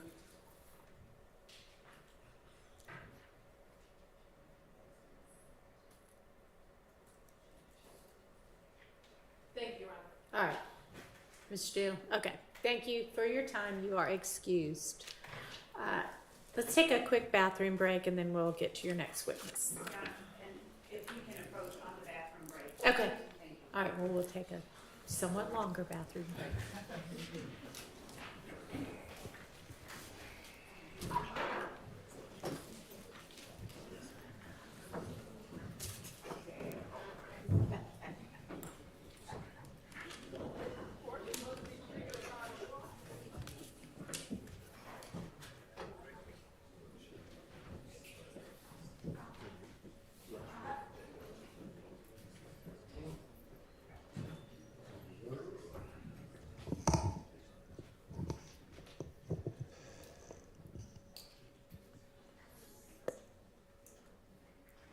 May we approach at the bench with a member of the defense? So, Sure. Yes, and if y'all are finished with that easel, y'all can go ahead and take it down. Yes. I also have a brief evidentiary matter that I'd like to discuss outside the presence of the jury. Okay. You want us to do that first? Or, I'd like to approach. okay.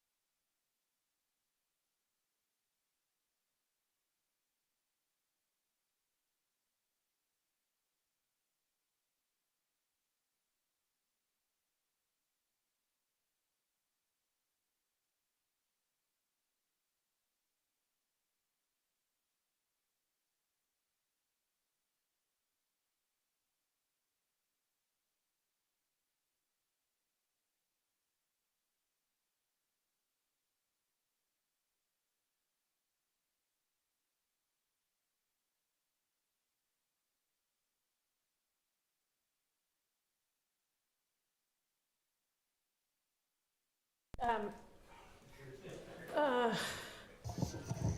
Yeah, I think a couple of the jurors are gonna come grab their things that they might have left out here, and I'm gonna excuse them for the day. So let's let them do that, and then we'll take the recess, and then we'll reconvene.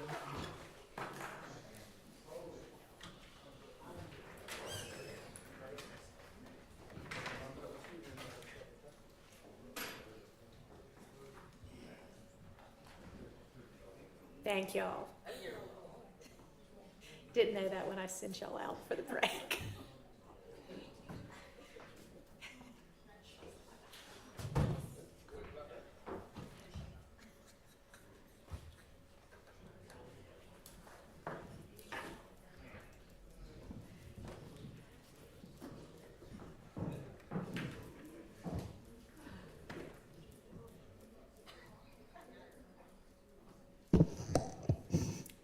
Thanks. All right, let's take a 10-minute or so recess and then reconvene.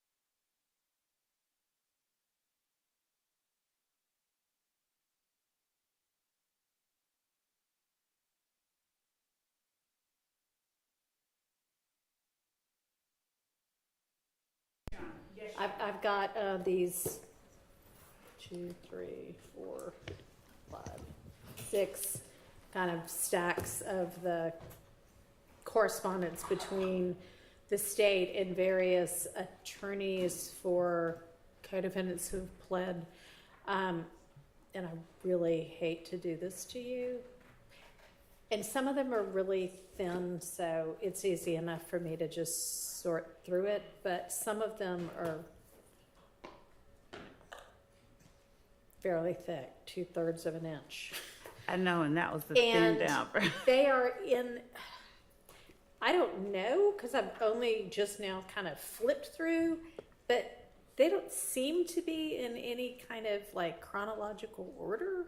But it may be that, you know, something is like a string that started in 2022 and goes all the way through to 2024. I don't know, maybe.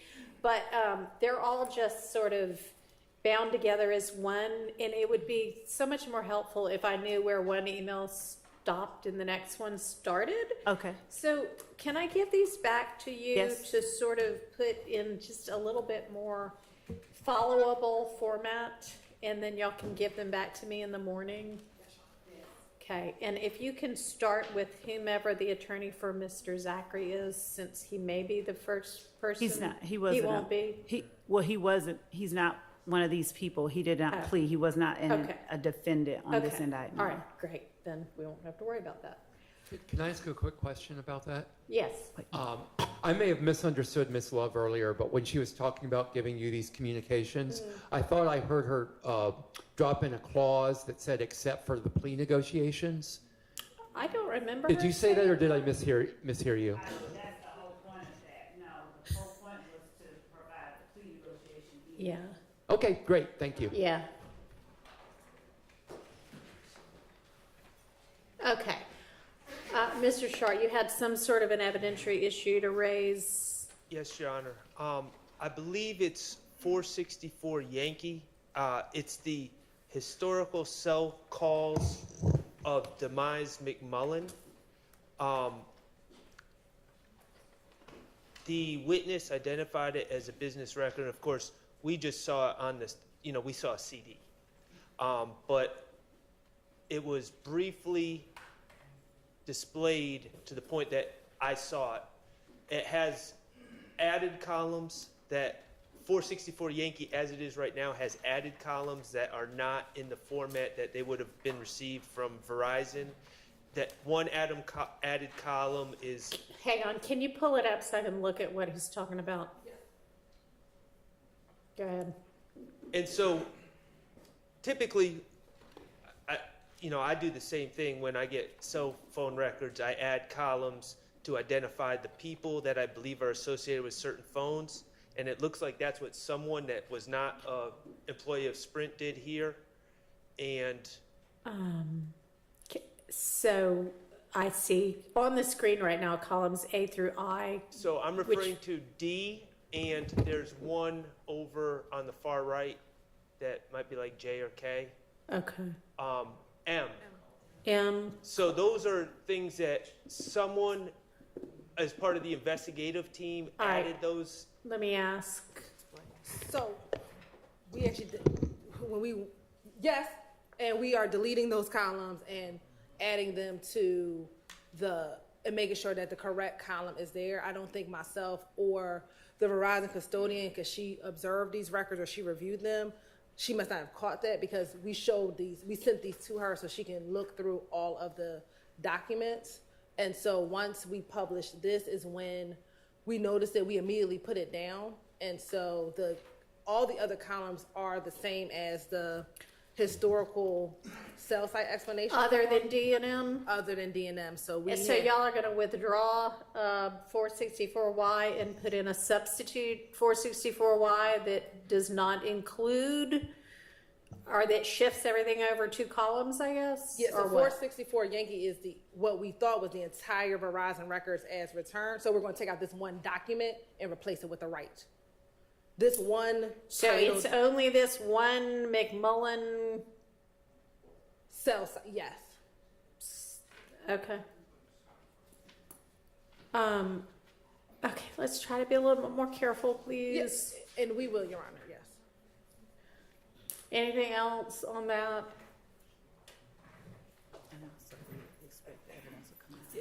I mean, and not that this is correct, we do expect the evidence will come out that these are the Miles McMullen Okay. records, but we will make sure that it's the right records. Okay. And actually, one thing you just said reminded me of something that I wanted to bring up. You had said you sent them to her to review, and that's great. But that just reminded me, we've had two sort of, I don't know, crime scene-ish type witnesses on the stand today. One of whom reviewed 60 pictures on the stand, and one of whom reviewed 127 pictures on the stand. And they actually did that pretty fast. But is there, I mean, would anybody have an objection to when we're talking about, you know, the actual people that took the photos who are also kind of professional at doing these kind of jobs? I don't mean like a victim of a crime and this is her house. I don't mean like that, but like, you know, the reporting officer to the scene. Would y'all have any objection, and this goes for everybody in the event that the defense ends up calling witnesses as well, to just being able to have that witness when they're waiting outside, go ahead and review them just to see, you know, hey, are you familiar with these? So that when they're on the stand, you can say, you know, you review them outside at you know, everybody agrees and all of that's fine, but that might save 10 minutes, 5 minutes here and there. So, Your Honor, actually the witnesses that had reviewed them, they, in one instance at least, the 128 photos, they had actually initialed every one of, like they had reviewed. Right, all but of when them. they get handed to them by an attorney and say, can you, and I know that's like what, you know, the process is, but it is equally okay to say, you just review, you know, you just now reviewed these outside, you know, are you familiar with them? We can do or that. whatever. And I mean, obviously, if you give them to them and say review, they're going to do it again. But Oh, I anybody got have you. a problem with us, you know, maybe like cutting out a minute or two here or there just by doing it that way? Everybody's good with that? All right, let's, you know, from now on, and maybe it'll save us a day or something. I don't know. Okay. All right, I have listened to the entirety of the recorded conversation between the investigator and Miss B, and she essentially, I guess I see where she got the idea that I, as the judge, had been the one that said she had to testify. Not really, but I get where she got it, because at some point the investigator says, so we'll let the judge know, or Miss Hilton will let the judge know that you don't want to appear. And it was in the context of appearing on camera. But I mean, I guess she took from that, oh man, they still gave me a subpoena, so the judge said I have to appear, when that's not in fact what happened. But there wasn't anything nefarious going on. It was just a kind of a misunderstanding, I guess, on her part. And the only other thing, just for, you know, I mean, she is reiterating very strongly everything that she put in the email that y'all all have access to, about that she wants everybody, prosecution and defense, to know that she does not consider herself a witness.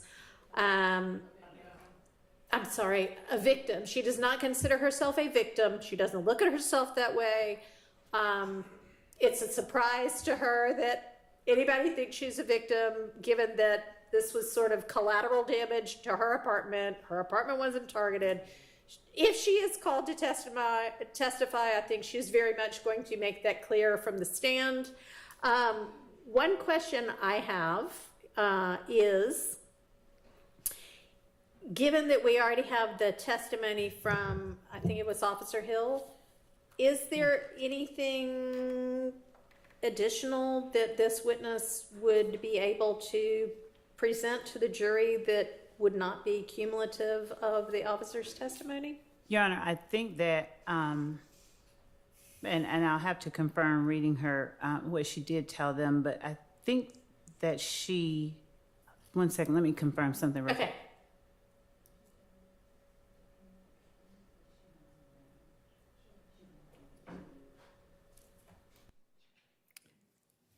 this is I don't know if it's because I closed it too far, but it's like when you're signing.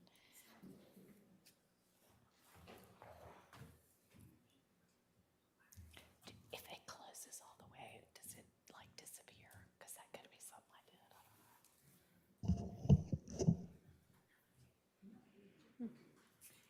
Thank you. It's just the grimace.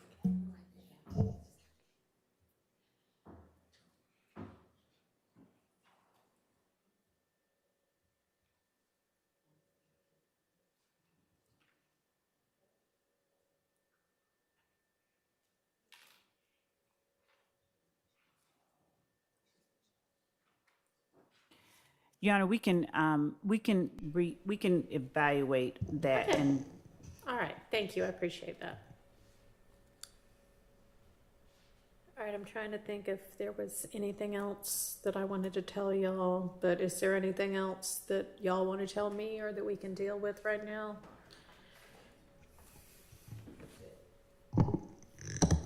I think I think I briefly mentioned it while we were there at the bench, and the court said that that was something we didn't necessarily need to take up, but there may be, given certain evidentiary matters that we could not broach with certain witnesses, there may be Okay. a need to bring in. Oh, yes, right, thank you. Okay, so, yes, there were, which officer was it? The officer that reported to, Miss to Miss not Bell? No, Miss. Okay. It was Officer Hill. Was it Officer Hill? I don't think so. I think it was before that. Oh, yes. Who the neighbor was. Who was in the neighboring house or apartment. And of course, there were hearsay objections. And I mean, it's a valid hearsay objection, and that's why it was sustained. But out of one side of defense mouths is a lot of, can we move this trial along? The state's taken too much time. Why does the state want to present all of these witnesses? And then the state had apparently cut a witness or two, hoping to just have this officer testify to who lived next door. And now the state needs to bring in one or two or three more people. And it's fine. It's a valid hearsay objection. And maybe, I don't know whether the state had talked to the defense about, hey, we're trying to cut down on, the time that this trial's taken. We're thinking about having the officer testify to who lived next door. Would y'all have an objection to that? Are you going to make us do all of that? And then we'd know beforehand. So I don't know if that happened or not. We had not done that thing right there. We had provided a list that had other people on there. Yeah. And so we can make it plainer. Okay. For instance, with I think that we had mentioned a few days or weeks ago regarding some of the some crime scene technicians that we were going to eliminate and have some officers testify about, but we need to bring in, because if there are certain objections, they're just that are sustained. So maybe let's short circuit some of this in either talk in person or over email or with a representative or something.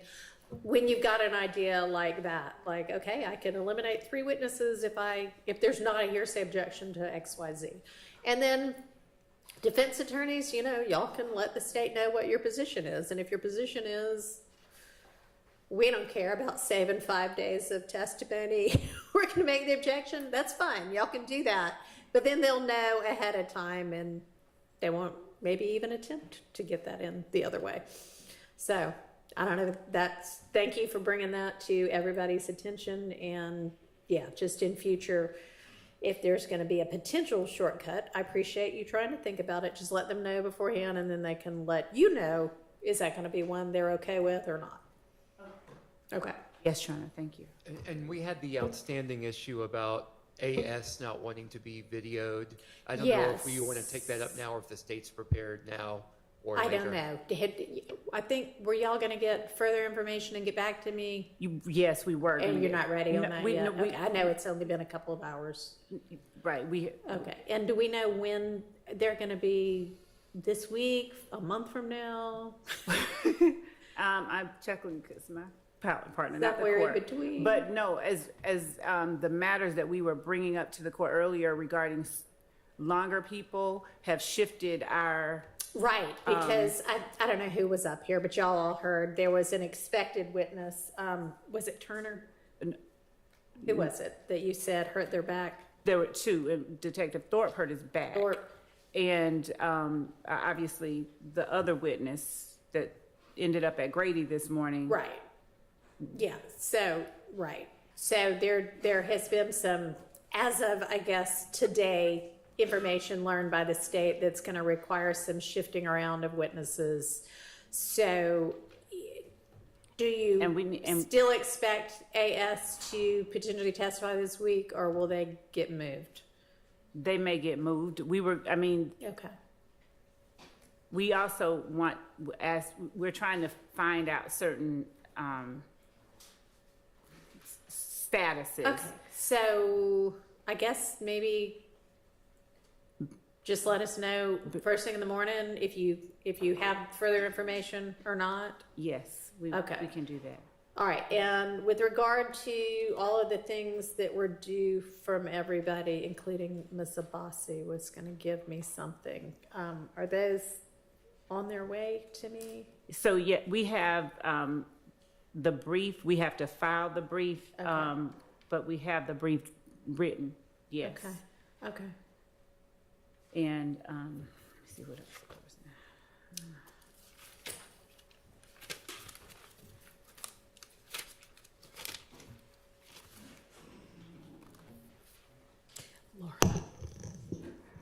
And I think that we are. Let's see what else we did.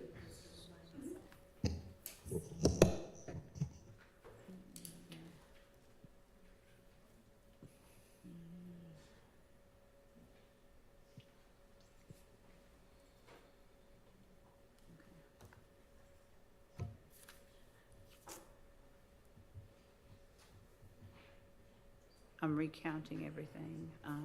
We're going to work on these. We are still cutting out the court asked us to see if we could pare down the list of co-conspirator statements that we had given, and we were still working paring on that down. Okay. So I guess as you know of, if you've been through 3 pages and you at least know that, like what is in and what's out for those, just kind of pass it along to the defense, as y'all know, so that they can start to focus on what objections, if any, they want to make to the stuff you do want in. Yes, Your Honor. Okay.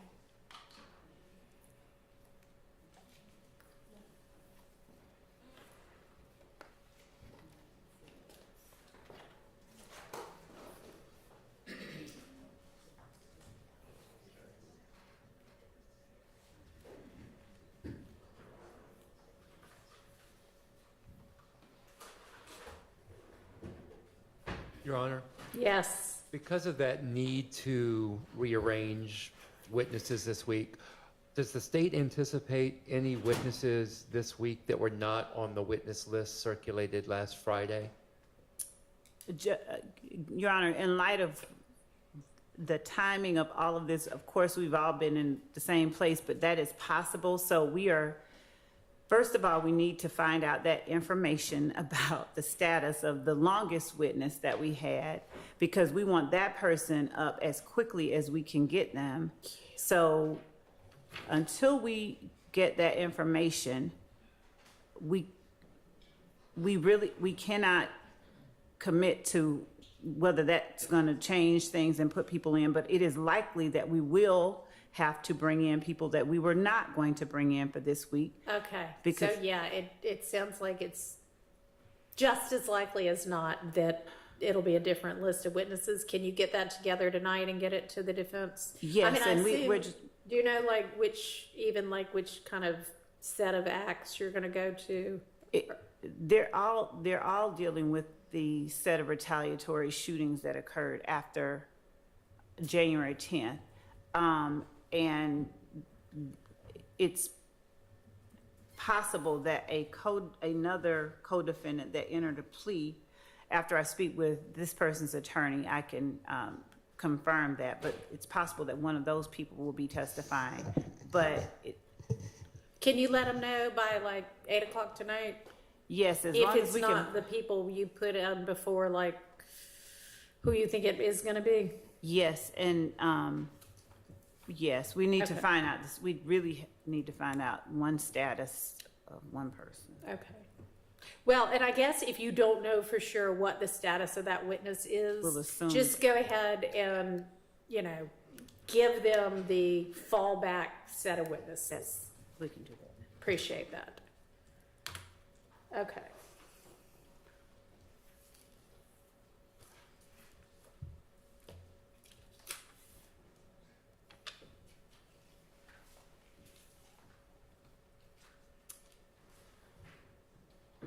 So are there other matters that we can deal with?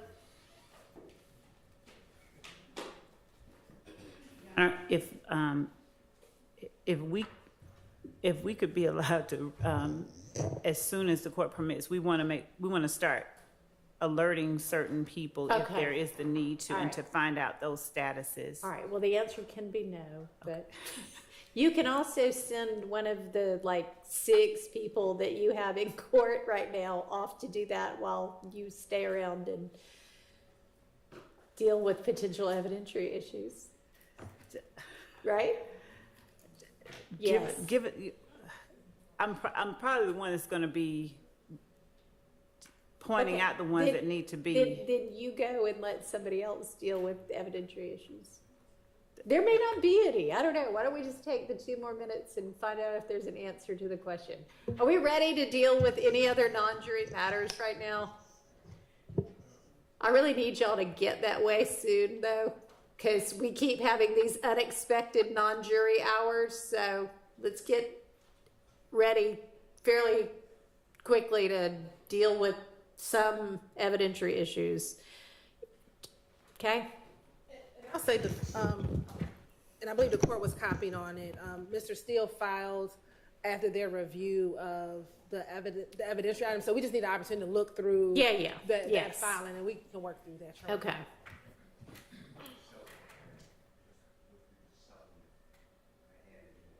Okay. You added more?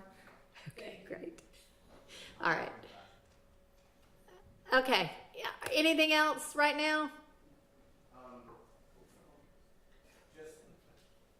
I found that last witness interesting, so I'm getting cases for you, and I put it in writing just so everyone's alert. Okay. And I put it from me, but I did discuss with everyone on the representing people here, representing the accused here. Right. The last witness said that column in 1 TT, she could not verify its accuracy, and she's a records custodian, which has to verify the accuracy, that it comes in the normal course of business, and it is how they handle it, and it's accurate. And I have a couple cases, but I'm looking for more. But I'm going to be objecting to that column. I just wanted to give you, if you want to take that up now, but I am looking for more cases, but that will be an objection. And that was preserved, I know, by, we went to the bench, and we had specifics on the text messages, certain words, certain messages were not relevant, but I wanted to make it encompass that entire column. Okay, so the objection at the bench was that in terms of the content, we hadn't hashed out Right. whether And now I'm objecting. whether everything was going to come in or not.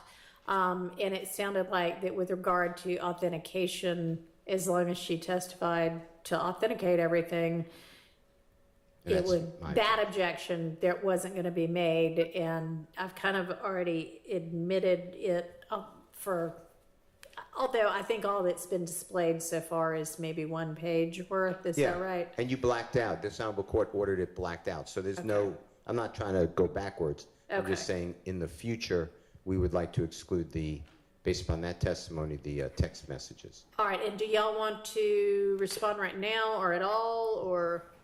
Yes, Your Honor. Okay. We believe that the testimony of the custodian was she cannot verify what actually gets transmitted into the document, but the document as it is what Verizon gets, what Verizon produces, and that none of the people at Verizon manipulate what is in that content column, but it's solely because of transmission. She even gave the explanation.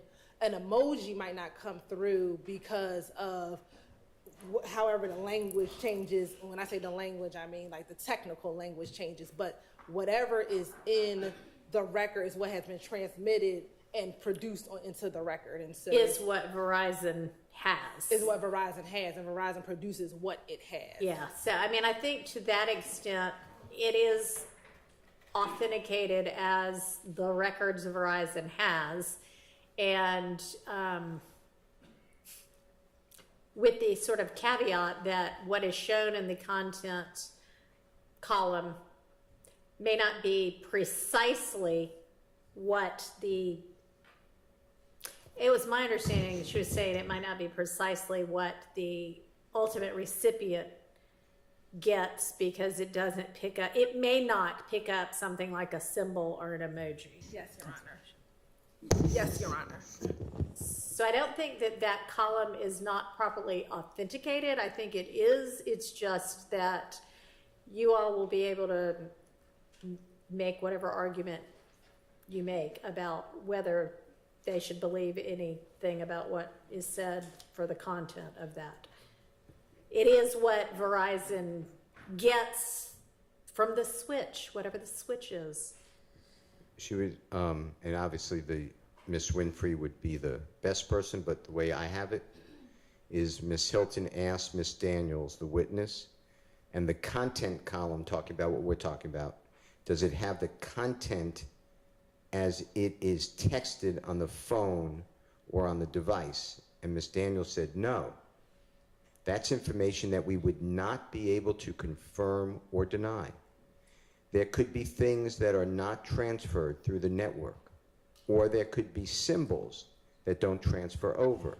So I can't say one way or another if it's directly like what it was texted. That was Right, on direct. and then following up, we got further detail that it sounded like it was things like symbols and emojis, but that what is shown on there is what Verizon that comes from the switch/network essentially. So Okay, I'm just, I just want my record, I guess, to be accurate.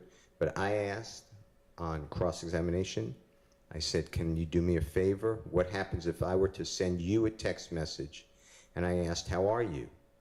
On the records, it may not come out like that. Is that what you're telling the jury? And her answer is, that is a possibility. yes, That has nothing to do with an emoji. That's the words. no, I heard that too. She said there could be a lot of factors, but I wouldn't have the factors to provide to you. I'm not able to provide that. I don't have that information to tell you is what she said. Okay. So I would like you not to admit that column. Okay, well, it's somewhat problematic that you're only making the authentication objection now after the witness is gone. I'm not trying to, I thought we made it. You made a relevance, well, not you, but you, the defense team, made not even a relevance objection, but made an objection to essentially the kind of thing I understood it to be not as to authentication of anything, but as to should something nonetheless be excluded content-wise because of some other objection, like we've been hashing through with other people's phone calls and interviews and all of those kind of things that are otherwise objectionable. And I'm sorry, that was the way I understood. I think I even said so not authentication. This is just going to be authentication here. Well, I don't believe that witness. I mean, apparently you didn't mean that, but I didn't. Well, mean I don't, that. no, I did not, I wanted to hear from the witness, that's why we would not stipulate. And the witness, I don't believe, laid a proper foundation before this honorable court for text message content. And I don't believe it's waived. Your Honor, I believe their argument would go to weight, not admissibility. She said that these are the records that Verizon gets, these are the records that Verizon produced pursuant to the subpoena that she received, and that this is the information that was given from Verizon. Now, whether or not defense counsel wants to challenge the content inside of it based upon what she said, they can, but the records themselves is what came from Verizon, and I think she was clear in. I'm saying that I can't tell you for a fact that this is what was put into the phone, but this is what was transmitted from the switch, and this is what was produced. And again, no one has changed what was in the content column, but this is what is produced directly from the records. And it was properly authenticated because there was no authentication objection at the time in which the records were tendered and admitted.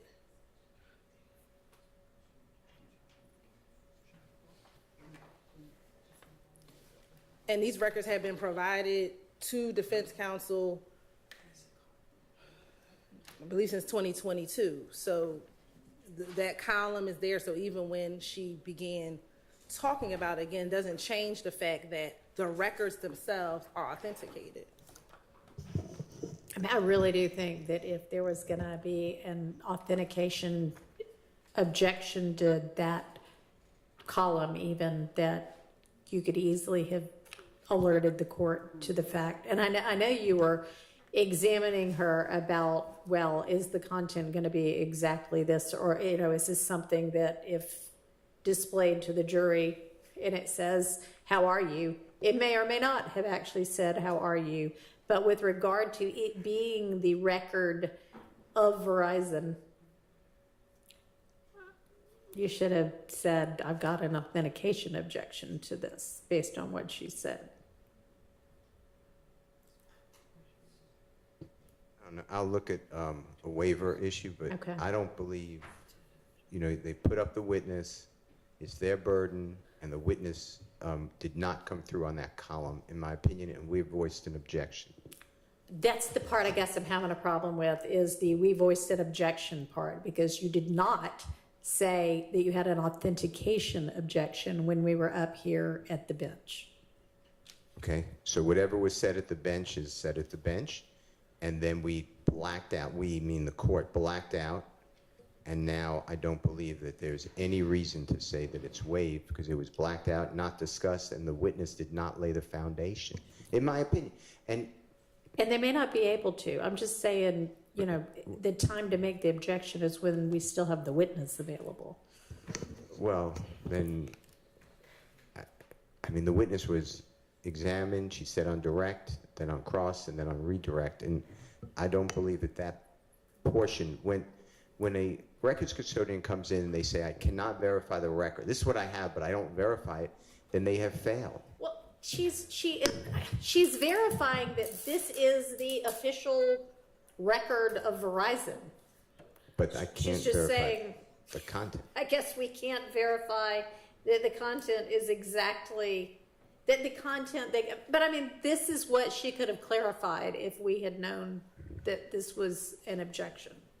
Your Honor, I believe she did.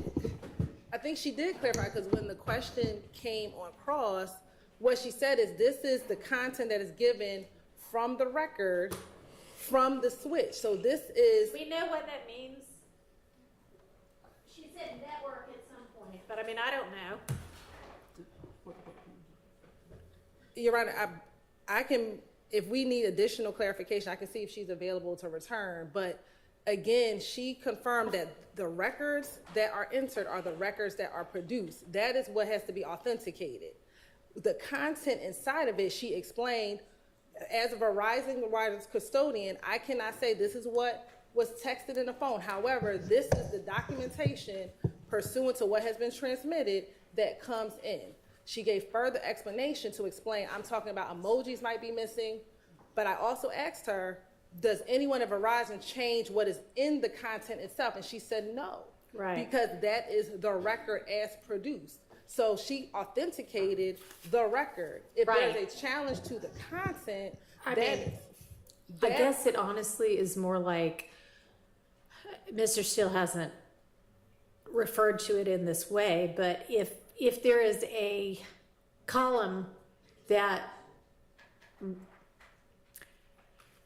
and if it is all that could possibly be missing is an emoji or a symbol, that's one thing. But that's, I mean, part of her testimony suggests that. Part of her testimony suggests it may be more from the, if I text you, how are you today, and you can't say whether the record's going to reflect that or not, then maybe it's something more than the emoji, and this is something that could have been cleared up, potentially, if we still had the witness. But if